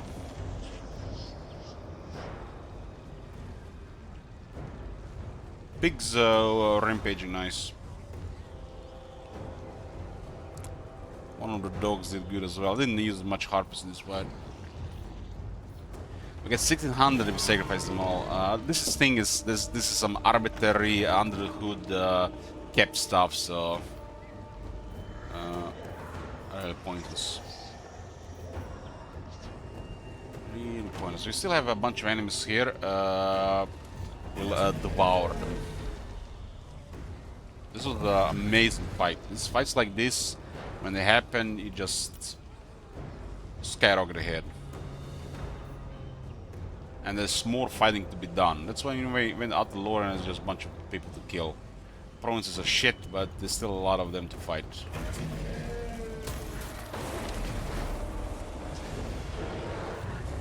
So this happened because of the Confederation. So it was a surprise. It was a surprise after all. It was not a third army. Good thing deployed everything right there. Well, more bloodsuckers. Nothing gives me more pleasure than murdering the vampires. There's literally just need to be wiped out by the beastmen. It's like, don't do anything for the beastmen. Their corruption also messes things up.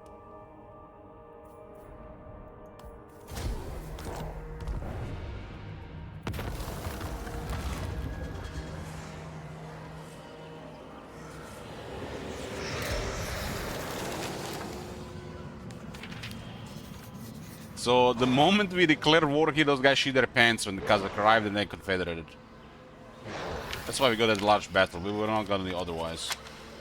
I think not.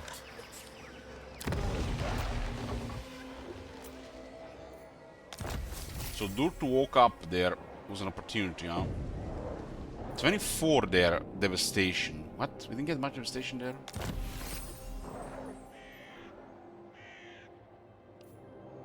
This is such a shit trade, man. Such a shit trade.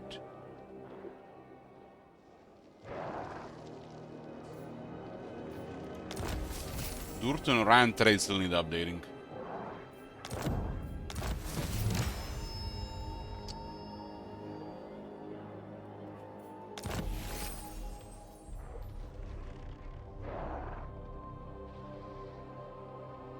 Should also lower their ammunition, like the ability these will have, not just accuracy, which is questionable if they're hiring.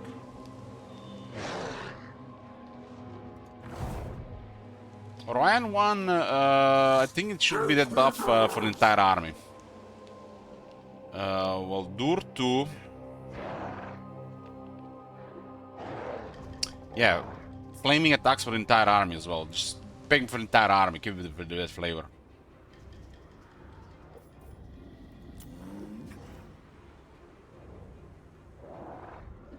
Well, Durto lost his Dragonbane gem, so he did not have a fire resistance anymore. But fire doesn't do that much damage against the spirits, the forest spirits. Magical fire, that's what you need. You need magical fire. Or just regular fire is not good enough. So if that was like fire and magic when fighting the Wood Elves for entire army, that's a Legend Lord trait. I think that should be like that. That would really counter the trees. Because the trees have natural physical resistance. And they have massive armor. And that fire weakness is bare bones. So unless it's magical fire, doesn't do much.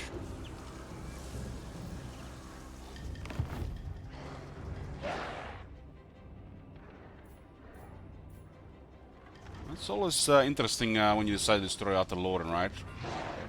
Tend to ignore it, but every now and then we go in and murder them all.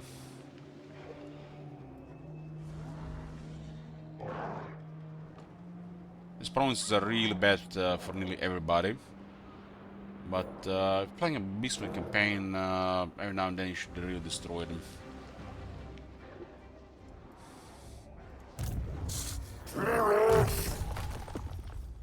Favor of the Skull Throne. You get a brass body and spell resistance for entire army. That's an amazing ability. 41 seconds. That's how you do augments. This as a magic resistance was insane. Before they split. The spell resistance for entire army is solid.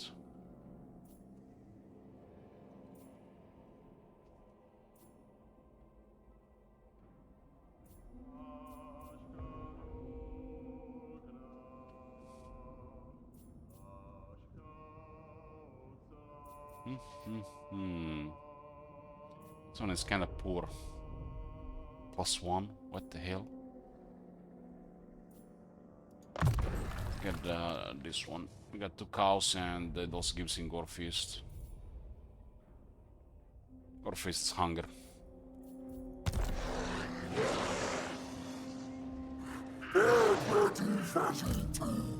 So I'm getting replenishment, we just got the reveal now. Glade Lord, at your service.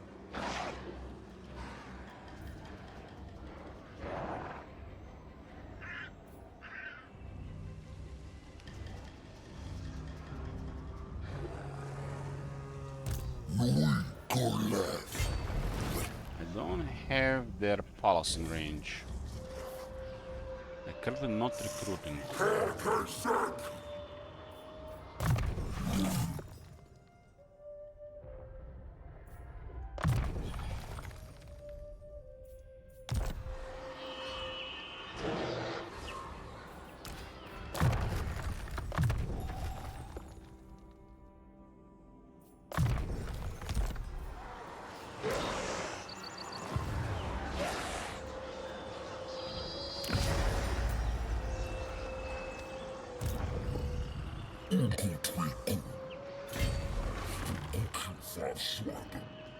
Certainly not. Highborn. Certainly not.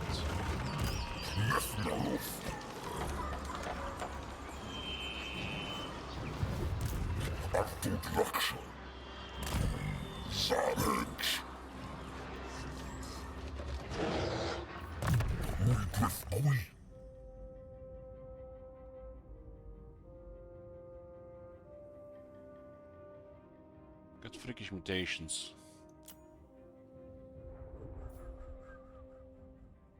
This is a further. This is a really nice one. Oh, this is a really nice one.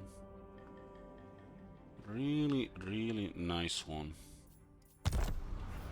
Got him rank 7. Chaos fails. Centigors and the chariots.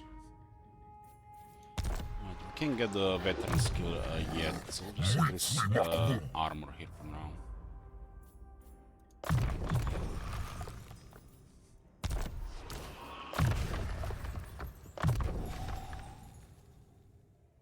This grants Hounds, Razagors, and Harpies Frenzy. God damn, it's nuts. That's a disciplined frenzy. The scenes are already really strong in Kazakh's armies, like super strong. And now we can add a disciplined guy that gives them all frenzy, and they get fear as well. That is like the one of the most incredible flavor skills there is, and it's not even like for like the top tier units. Just gotta love it, you know, from where it went from early Warhammer 1 with these units. I remember using the Flock of Doom before Harpies had anything, literally any of the reworks, any of the techs, stuff like this, and now this. It's crazy. We gotta put this guy in with Kazakh. Really amazing. This unit's just incredible with frenzy, and they only get 10 anti-infantry from Kazakh, and extra charge. Incredible stuff.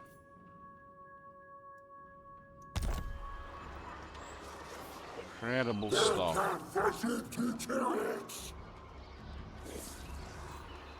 Proud son of Athel Loren.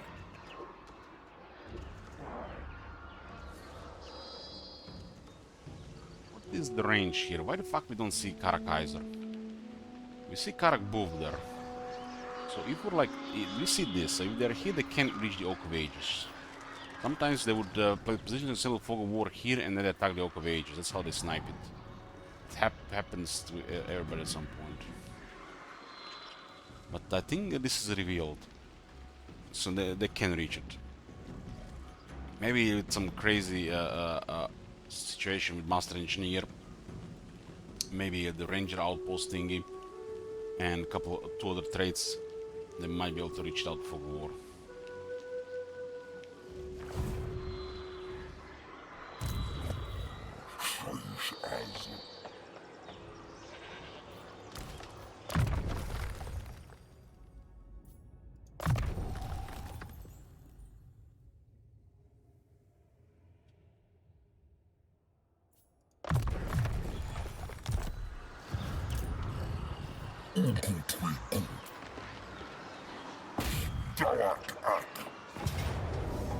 So Morgur's thing does not work in the garrison.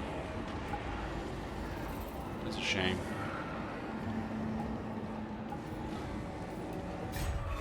So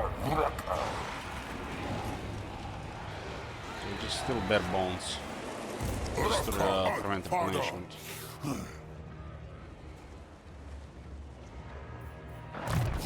Maradon, dar armu.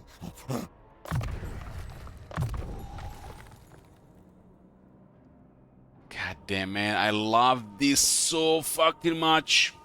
Oh my god. I love this. Really, really, look at this. Fear, -8, remove psychology, -9 in the region, another -8 in the region. Still get traits, followers, ancillary. God damn, it's good.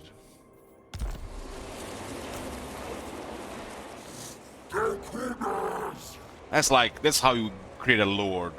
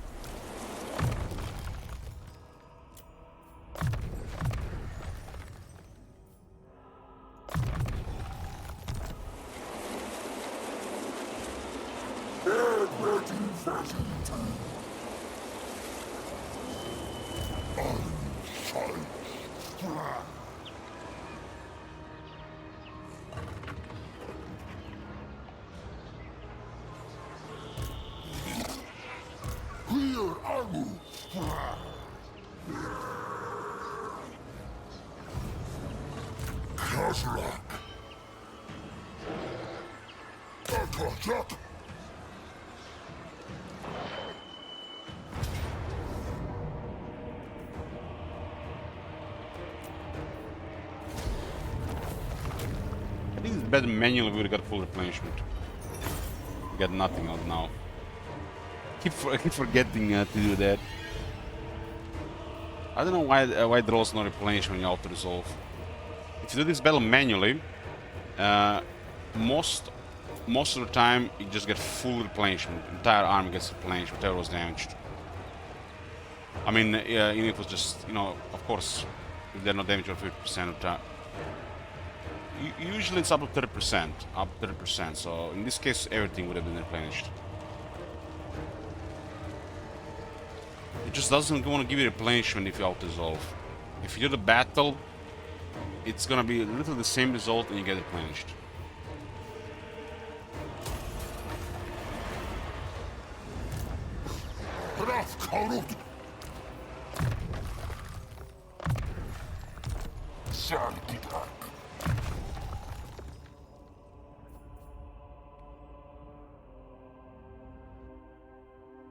Look at this, man. Look at this. Look at it. This is one fucking point. Why is this not on Bray Shaman? Why is this not on Bray Shaman? Those idiots have added useless chariot. What it is? Never mind. It was returned. Okay. So what was missing then? Missed resistance? They returned it, but they removed missed resistance. Oh man. We can win. Why did they even add this useless chariot here? This was already fine.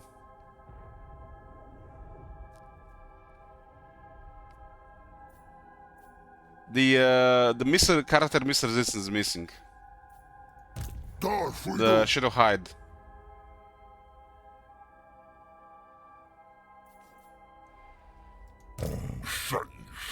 I think this one was removed. It was miss resistance here, and they returned it back.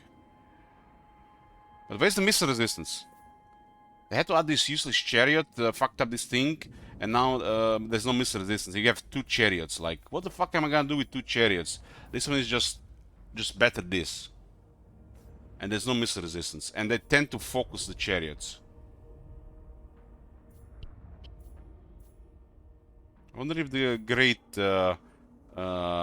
Bray Shaman have it. Every character is supposed to have fucking miss resistance skill. Every character is supposed to have 50 miss resistance. Don't screw this up, man. Stay consistent.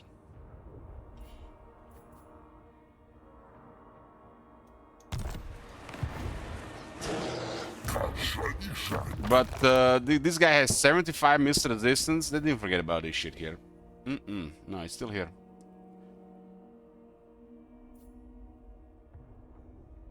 Nope, nope. Keep that there. Keep it here. He didn't get a Tasgor Chariot, so you don't have to remove a skill here.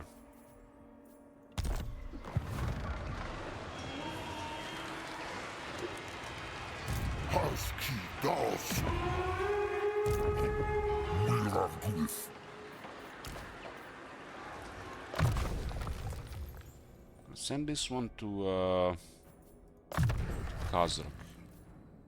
This is a crazy fighter, man. Crazy fighter. I mean, he's like mini Kazakh, right?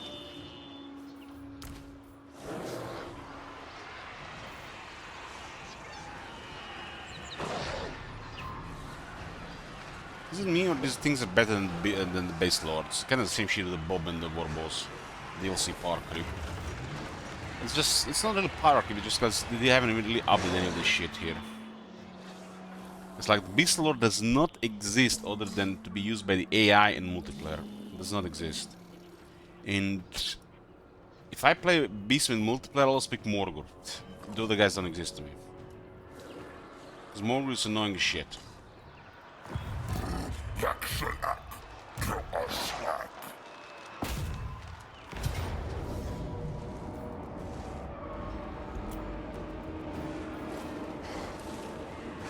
Another easy auto here, huh?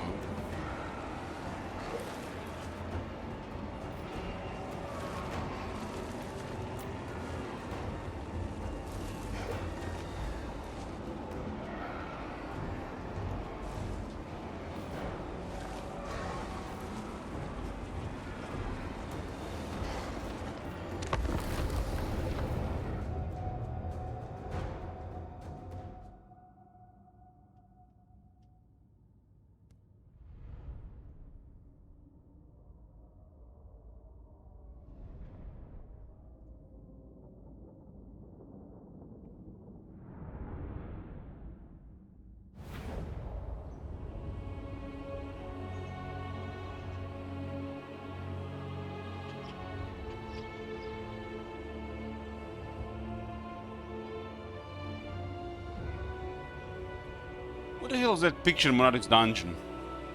Where is that from? Conan Exiles.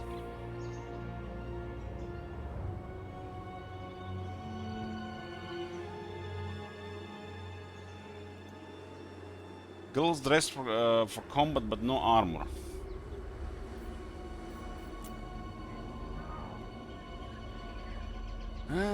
Thing of the past, this sieges, you know, back-to-back same sieges. Thing of the past. Casual taking dungeon stream. It's you know, a loading screen, man.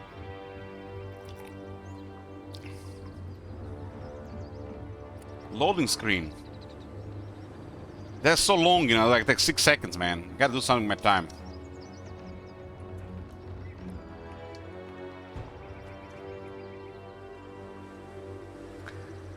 Elich is so deep that he just takes that as shut up, man.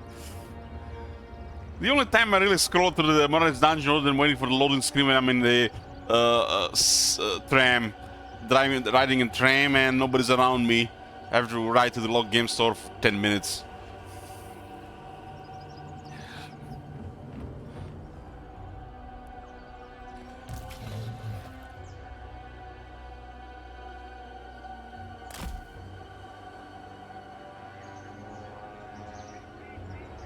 I was just thinking when it happens, Marconos. Usually when I spend time on my phone for more than a couple of minutes at a time, it's when I'm riding the tram. Riding the tram, is that how you say it? It's like 1, 2, 3, 4, like 6 stops to the local game store.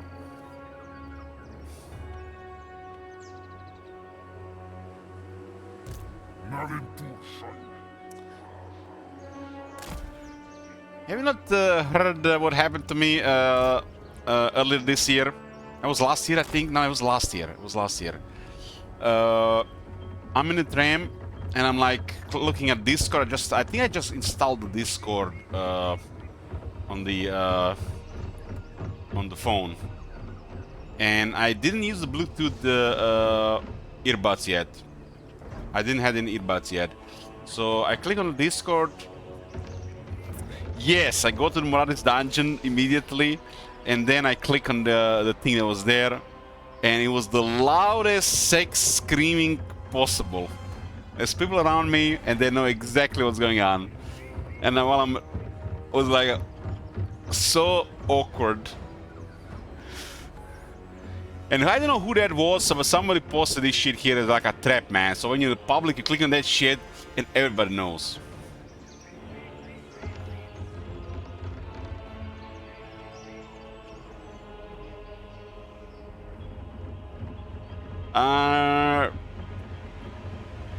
It's about 30 to 35 minutes to get the game store from my place.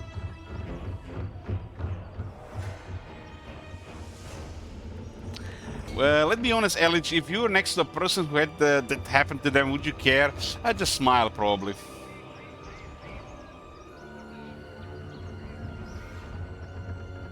But there's old people in the city. They're all the, you know, like Marconos. They're about to have a heart attack and shit when they hear that shit. One time, I'm next to on the main square, next to the statue, and there's this. It seemed to be like somebody's kissing. You know, they're kissing the almost like a boy and a girl, except there were two girls kissing. And it was this old guy coming down from the market. He was like moving. He's like, he stopped and he's looking at it and can't believe what he's seeing. Poor guy nearly had a heart attack. I don't want to cause a heart attack with all these porn sounds.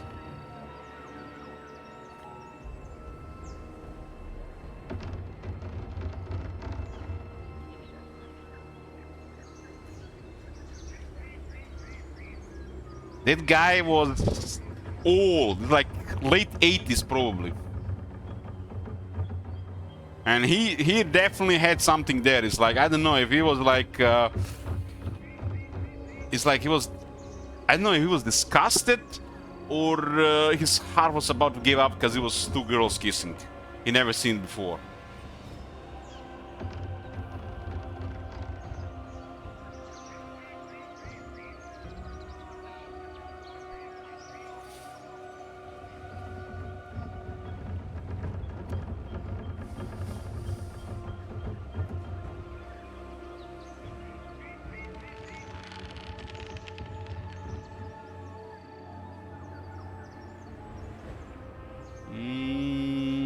They focus this army a little bit too much before the reformers arrive.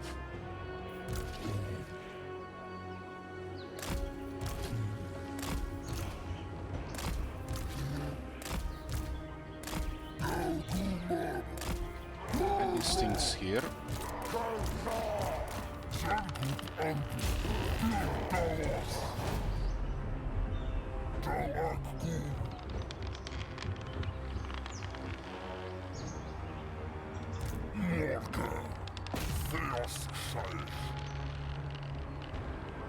How do we get perfect vigor these days to this? I guess we're not far enough from this shit. We got magical fire here, but poor AP.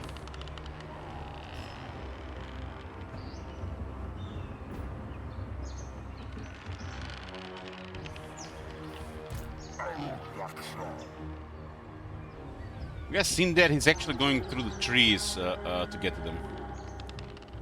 Because they put this shit here. Both massive boulders. 10k would be too long to break.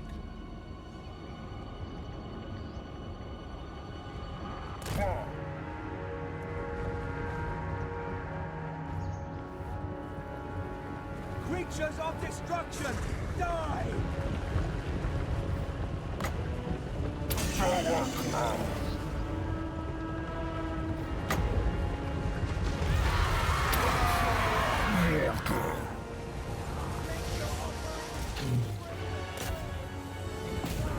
These guys actually have mega damage.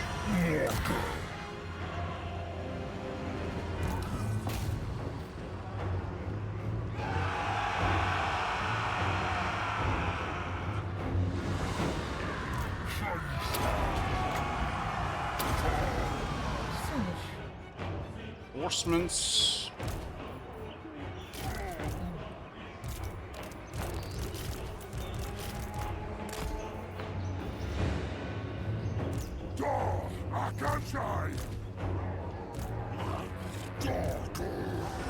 Those war concepts, doing damage with 40 armor.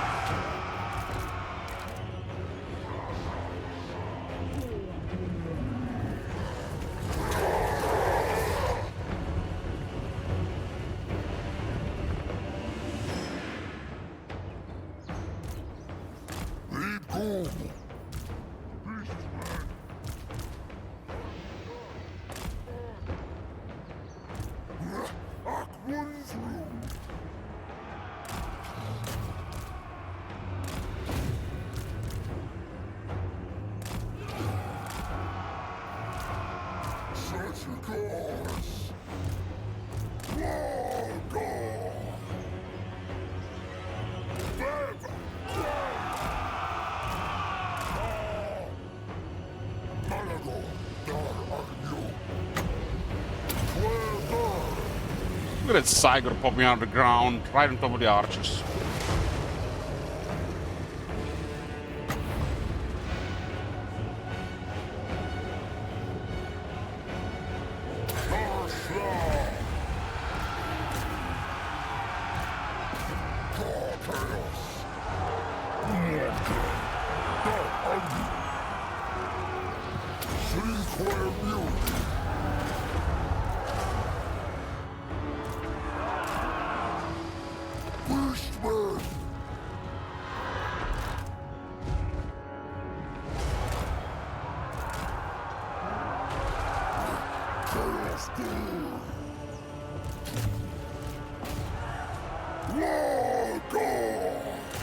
These guys did pretty damage in all.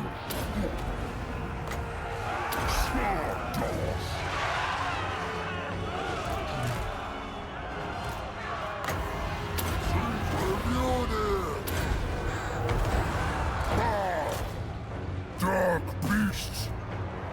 Rough car!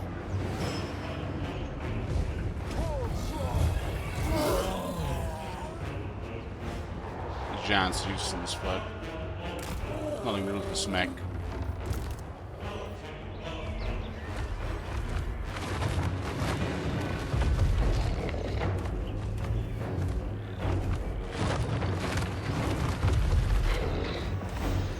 This has gotta be one of the cool units they added to the game. They had to put extra effort because there was meme about this shit for like years, right? A couple of years.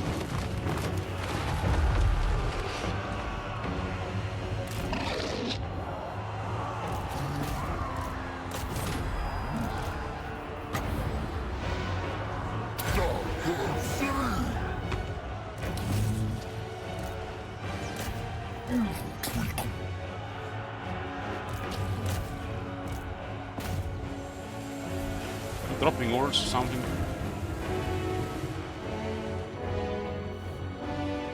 Well, now Harpy would be nice. That guy killed the Eternal Guard like head on with a chariot.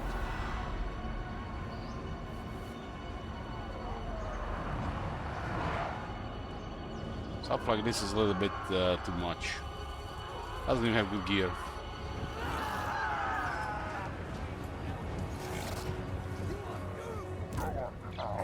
I damaged Morgul this time.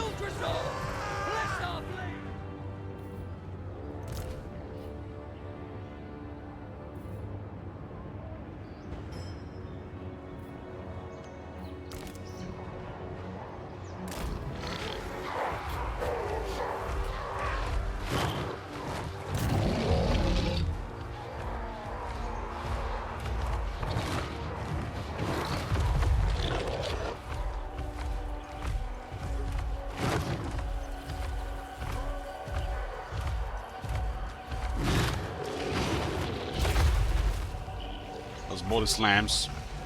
More of these monsters use their massive bodies as weapons.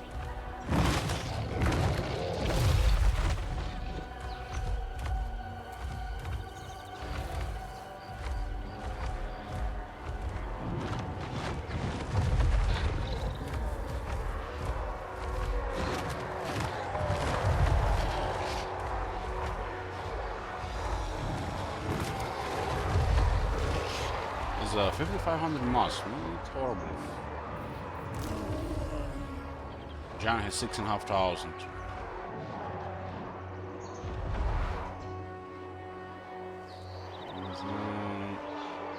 Seems to me, Jabba has to be 6,500 and John 5,500.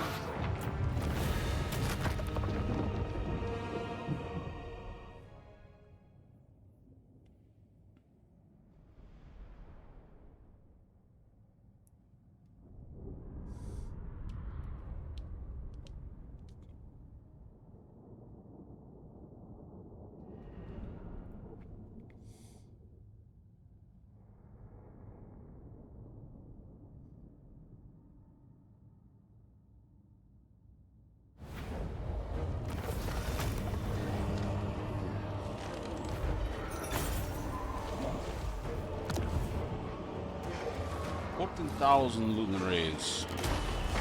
They didn't move this time. I was hoping we would move the other side.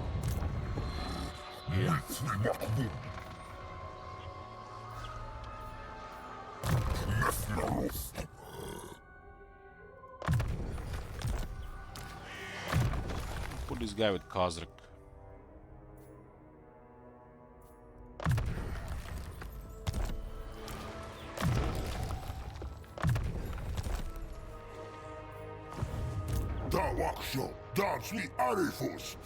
We can scour the permanent replenishment.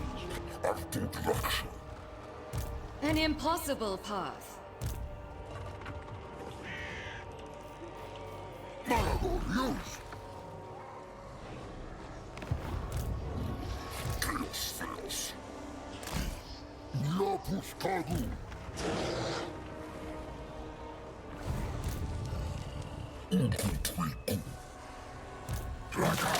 Some situations where the extra enforcement is not good. Range.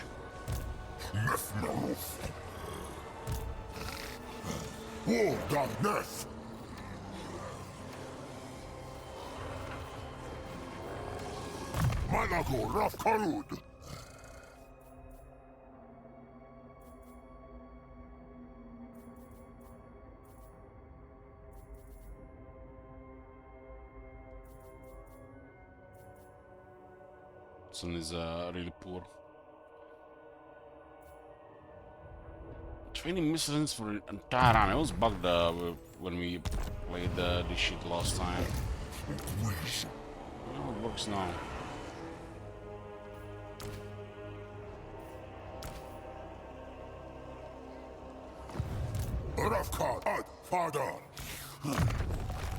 Rosgar Blood Gorge got immortal. He'll be stinking forever.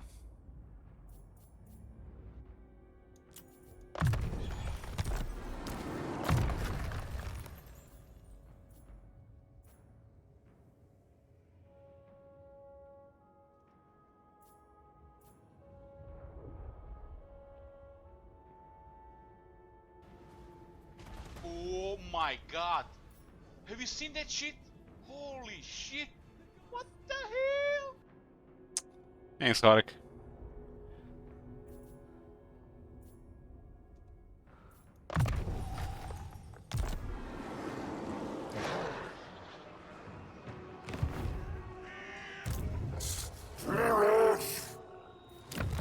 Missed some replenishment here as well. This guy is not talisman.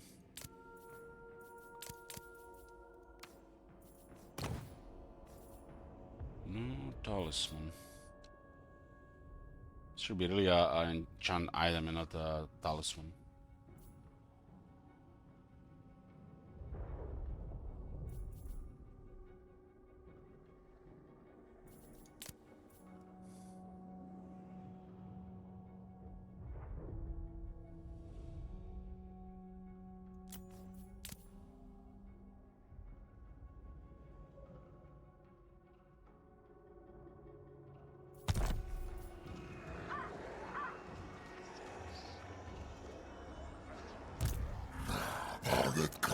One's rule.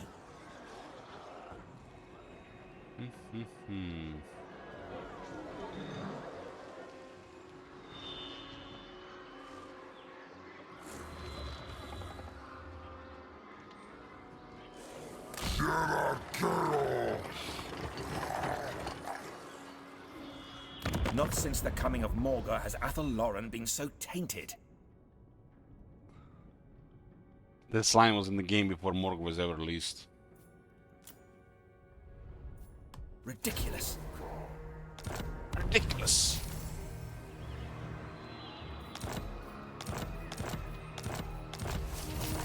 Got a first spawn wrangler. Good thing they fixed the notifications. Can equip this spawn wrangler thingy. Can I here equip that shit? Only a lord. Marathon, dar armu.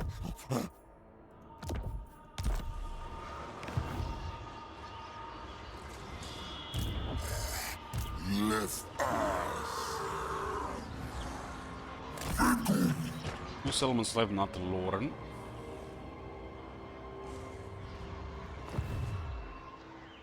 I lost vision here. Has to. Only way they're actually finish the ritual.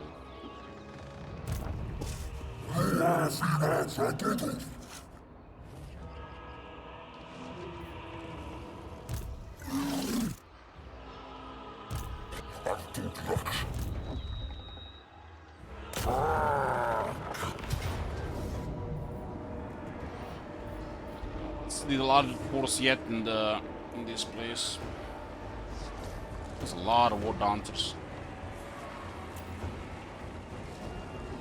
A lot of war dancers. Time for grinding.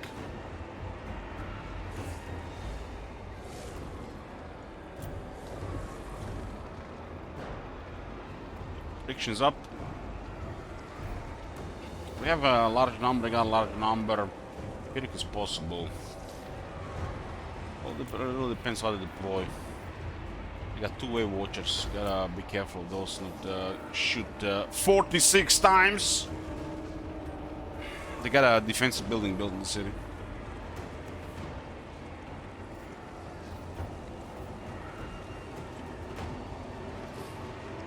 We have a stock on harpies. When the wave watchers and deepwood scouts will themselves eat them with harpies.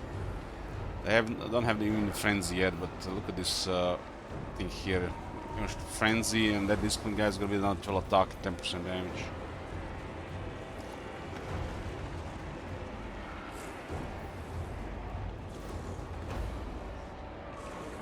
Two-way watchers can kill a unit of Bestigors before they even get close, if they focus them.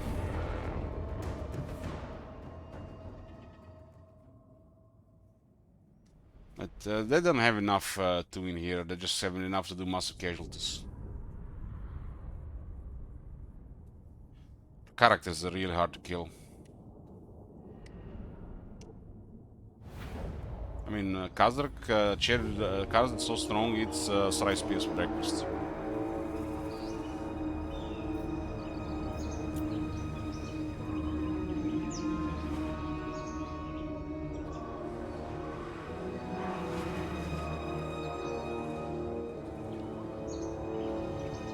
Where the hell is our reinforcements coming? Same spot again?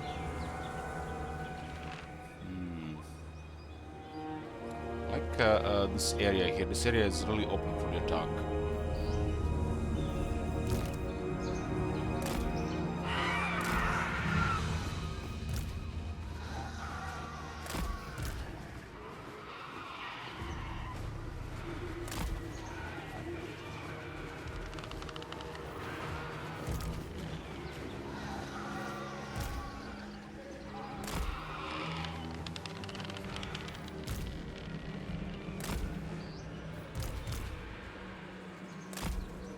We have some extra missile resistance, but this guy still drop like flies against proper wood elf units.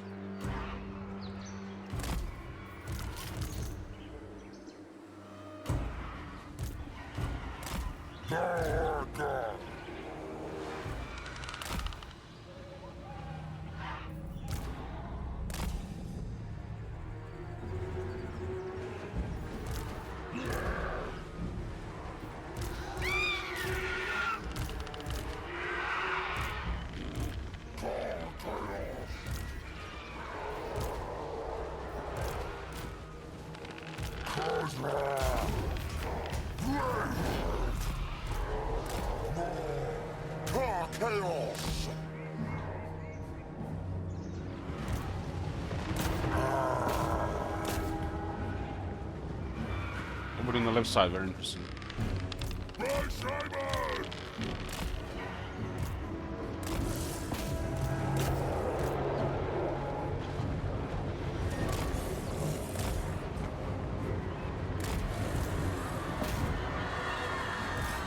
And there's Wave Watch shooting.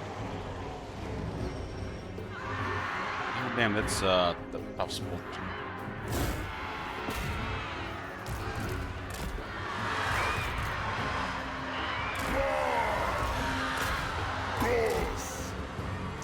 Tough spot, especially without the reinforcements coming.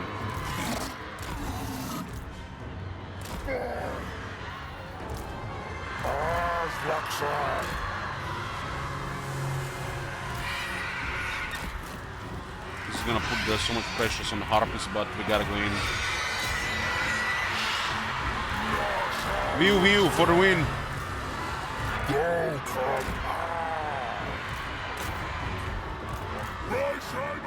Boxing Shaman, good thing he has that missile resistance.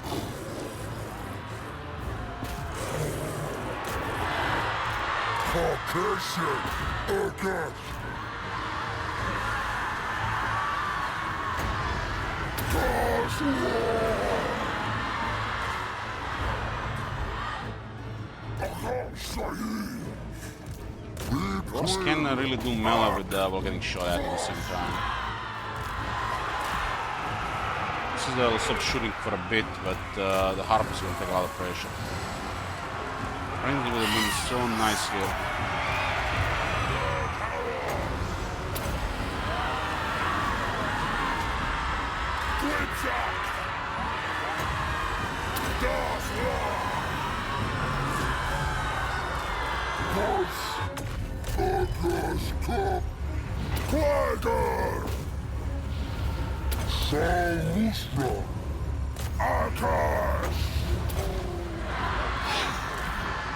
Harpies delivered.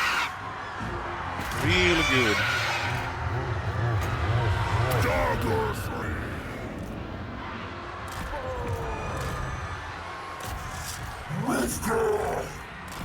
You can still put frenzy on them.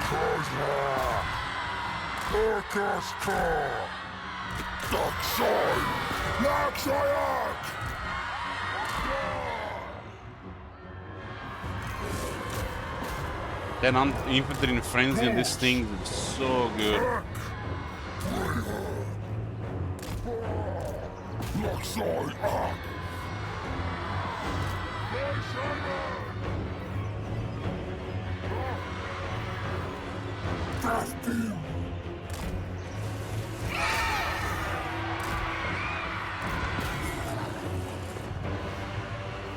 That we have to really consider destroying it instead.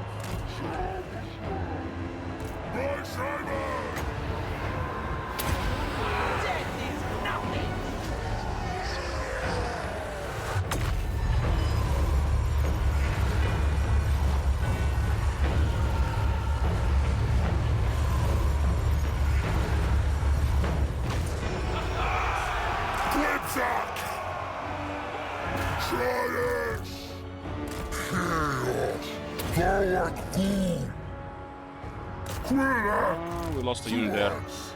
The routing more dense actually murdered that gore. I do have anti.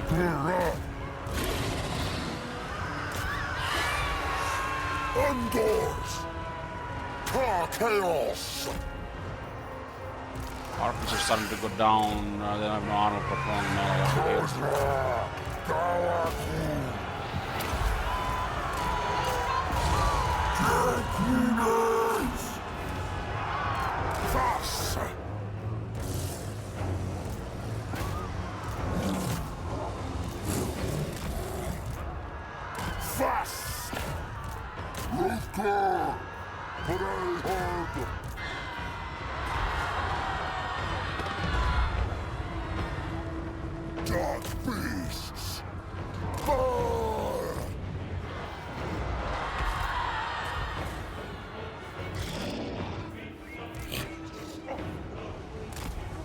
Use the rest of the army. Kazakh did all the most of the work here.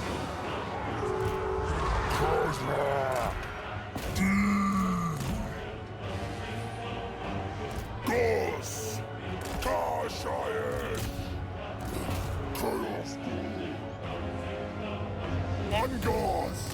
Blackshayak! Dark Sea!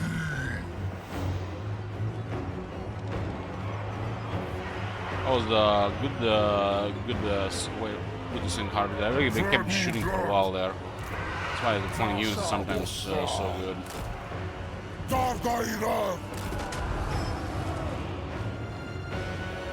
Like 3 units got crippled before we even sent anybody there. It's been a while before we got that side.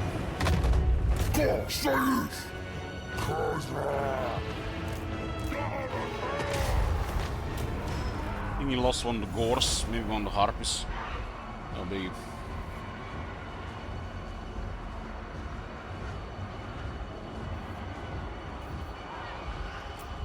It was the most defensible settlement here.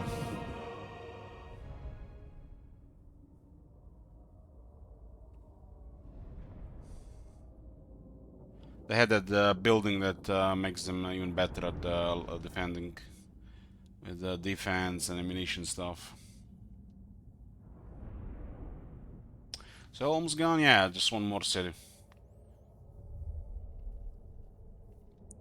These are Harpies without friends, by the way. These are Harpies without technology. These are Harpies without veteran battle skill. And they love to eat archers, especially elves.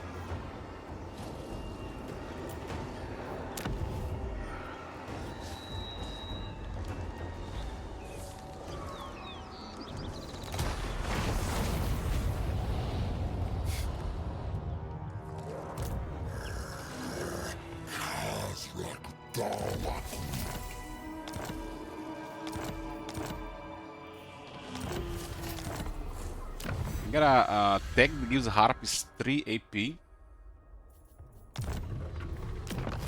We got speed, charge, missile resistance. And as a War Gore, they're gonna give them 2 to attack. Fear and Frenzy. There's also 10 physical resistance. And they're already eating the lightly armored troops alive.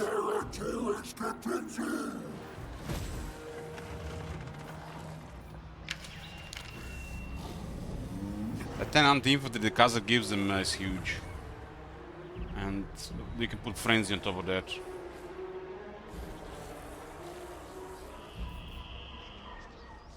You can also get him a couple of Legend Lord trades, like Torek, for example,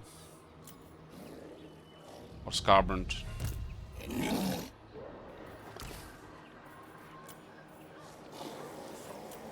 Was a close victory. A big shame. A discordant song.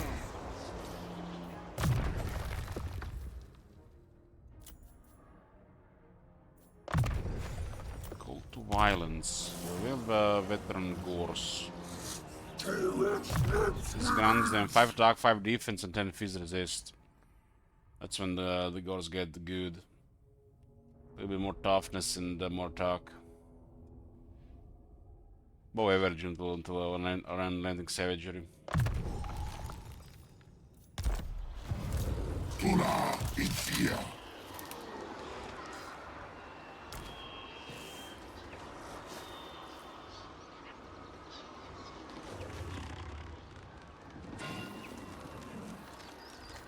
These harps did have poison and resist thunder as well.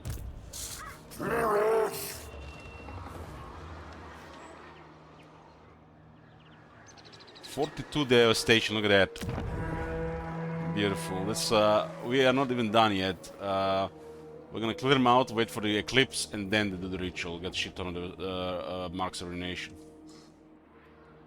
I can still get so much here. What the hell? For the challenge, I'm the natural choice for that campaign. Bok bok bok. Well, thank you very much. I think that's Jeep count. Thank you so much, Jeep count.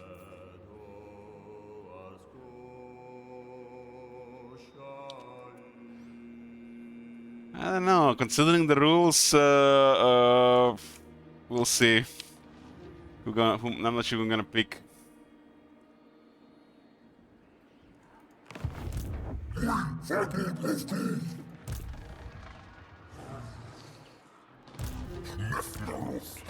Once the Atha Loren is gone, we'll split the armies again. Having 4 Legion Lords in one area is overkill. I thought about this top manager this time, but this campaign is... just imagine he picks Cal France. That's literally... we would be literally playing crippled the entire... that campaign would be super crippled.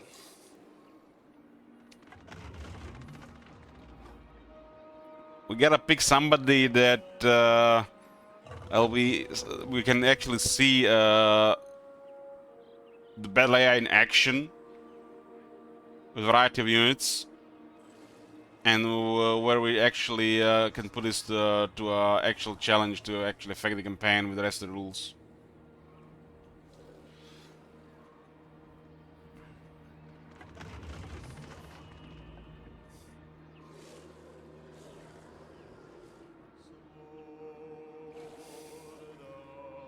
We just can destroy factions, go slow, right? And if we are ready to disband the trash, then we destroy a faction, but also declare war on the strongest faction.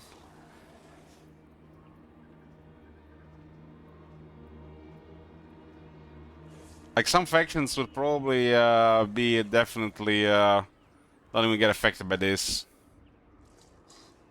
So I'm not sure who I'm gonna pick, but we can pick somebody who gets crippled.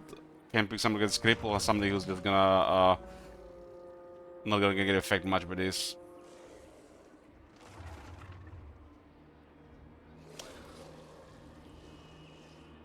What is gonna be the goal within this special campaign? Probably put Shell Victory Plus.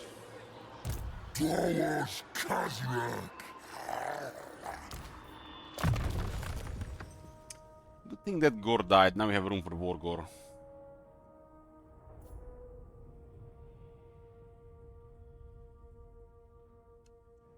What?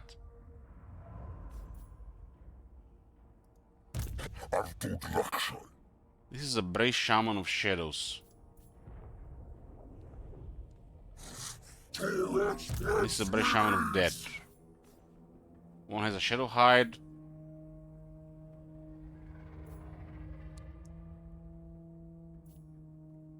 And one has Many Limbed Fiend.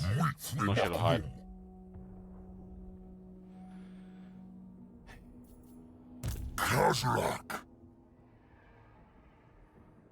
God damn. That's like one of the only traits that make this guy a fighter in a chariot. There's a couple of skills to improve his flavor.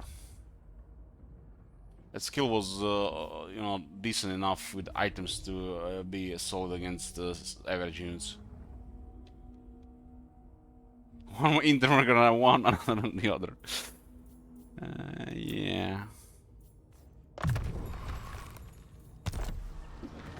I really want this Wargore because I think we're gonna have fun with Harpies. We're really having fun with Harpies, but we'll have even more fun with Harpies. This area feels like stacked, like nobody's literally... It's like they're working all as one. I like more when they're on their own doing shit. Like, forcing to put them all in one area is just overwhelming. But if you're gonna go destroy Atha Loren, you need at least 2 armies. I might as well bring all the boys to get all the juicy experience here.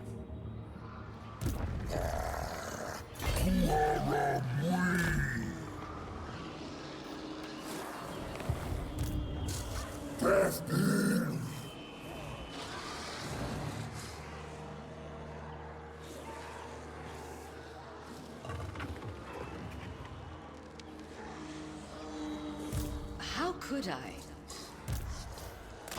They find us with the block our replenishment. So since Khazra here is encamped, hidden, we can hide Taurox. Because I do want to turn on replenishment here. We'll lead at least one turn. I also need to send this Warherd there. This Warherd is gonna be incredible in Kazakh's army. 12 attack and 10 damage on the Harpies. Plus charge. This is one of those units who actually does a really good charge.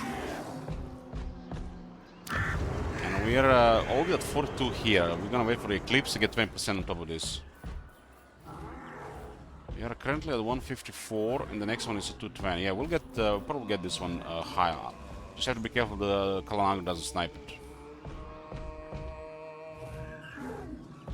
Clear armor.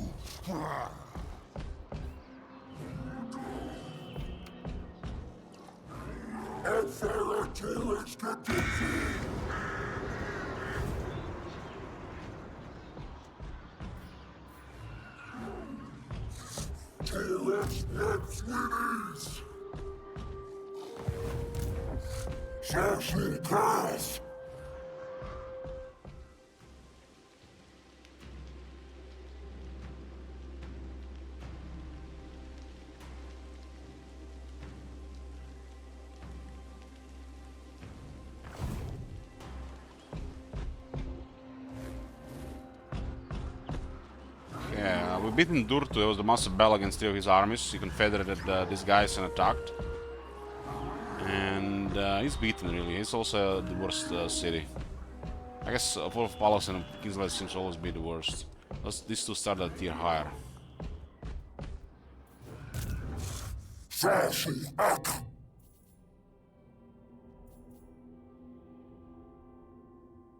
His final skill is kinda underwhelming, really.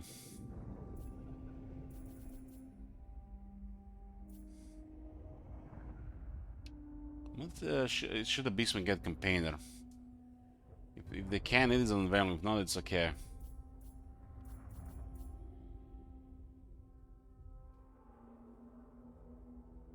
Okay, you can just always put Barry Shaman of the Lord of Wild in the army.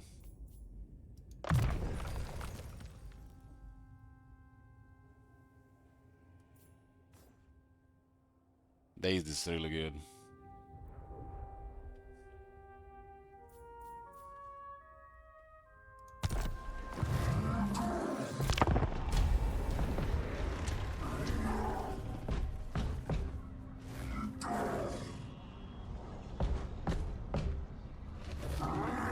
Once the other Lauren burns, we'll split the armies. Some of the boys will go into the vaults and some into the Empire. If Gnom attacks, we'll kill him before the Empire.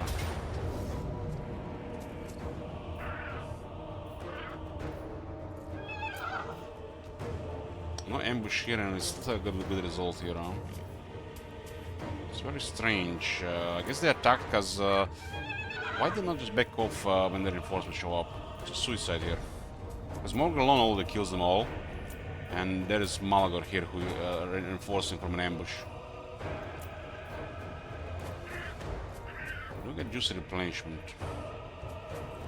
I will replenish anyway, so I have 2 turns to move here.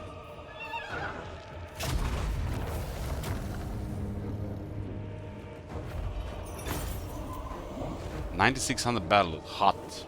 Oh shit. 3 lords, huh?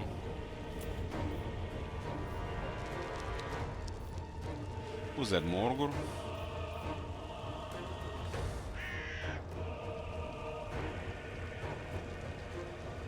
Got so much money in the forest, so much money. I'm gonna take attrition here. I hope nothing dies.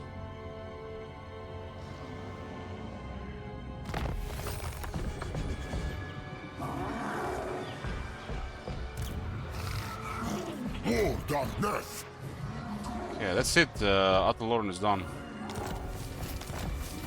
Ataloran is done. We just have to click the vote for Palace.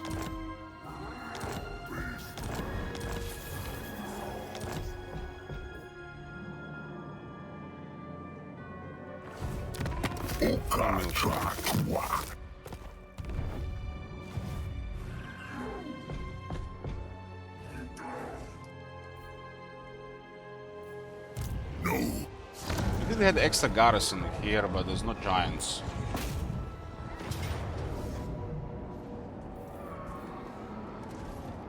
There are a couple of good units and 2 good lords. Probably gonna have to sell you out here.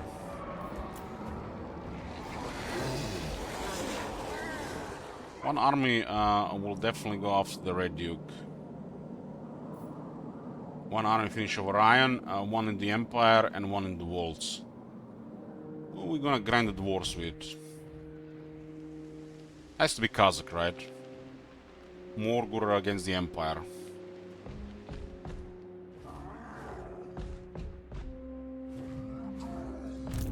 Okay, well, that is gonna be it for tonight. Thanks for watching. To be continued next time. Good night.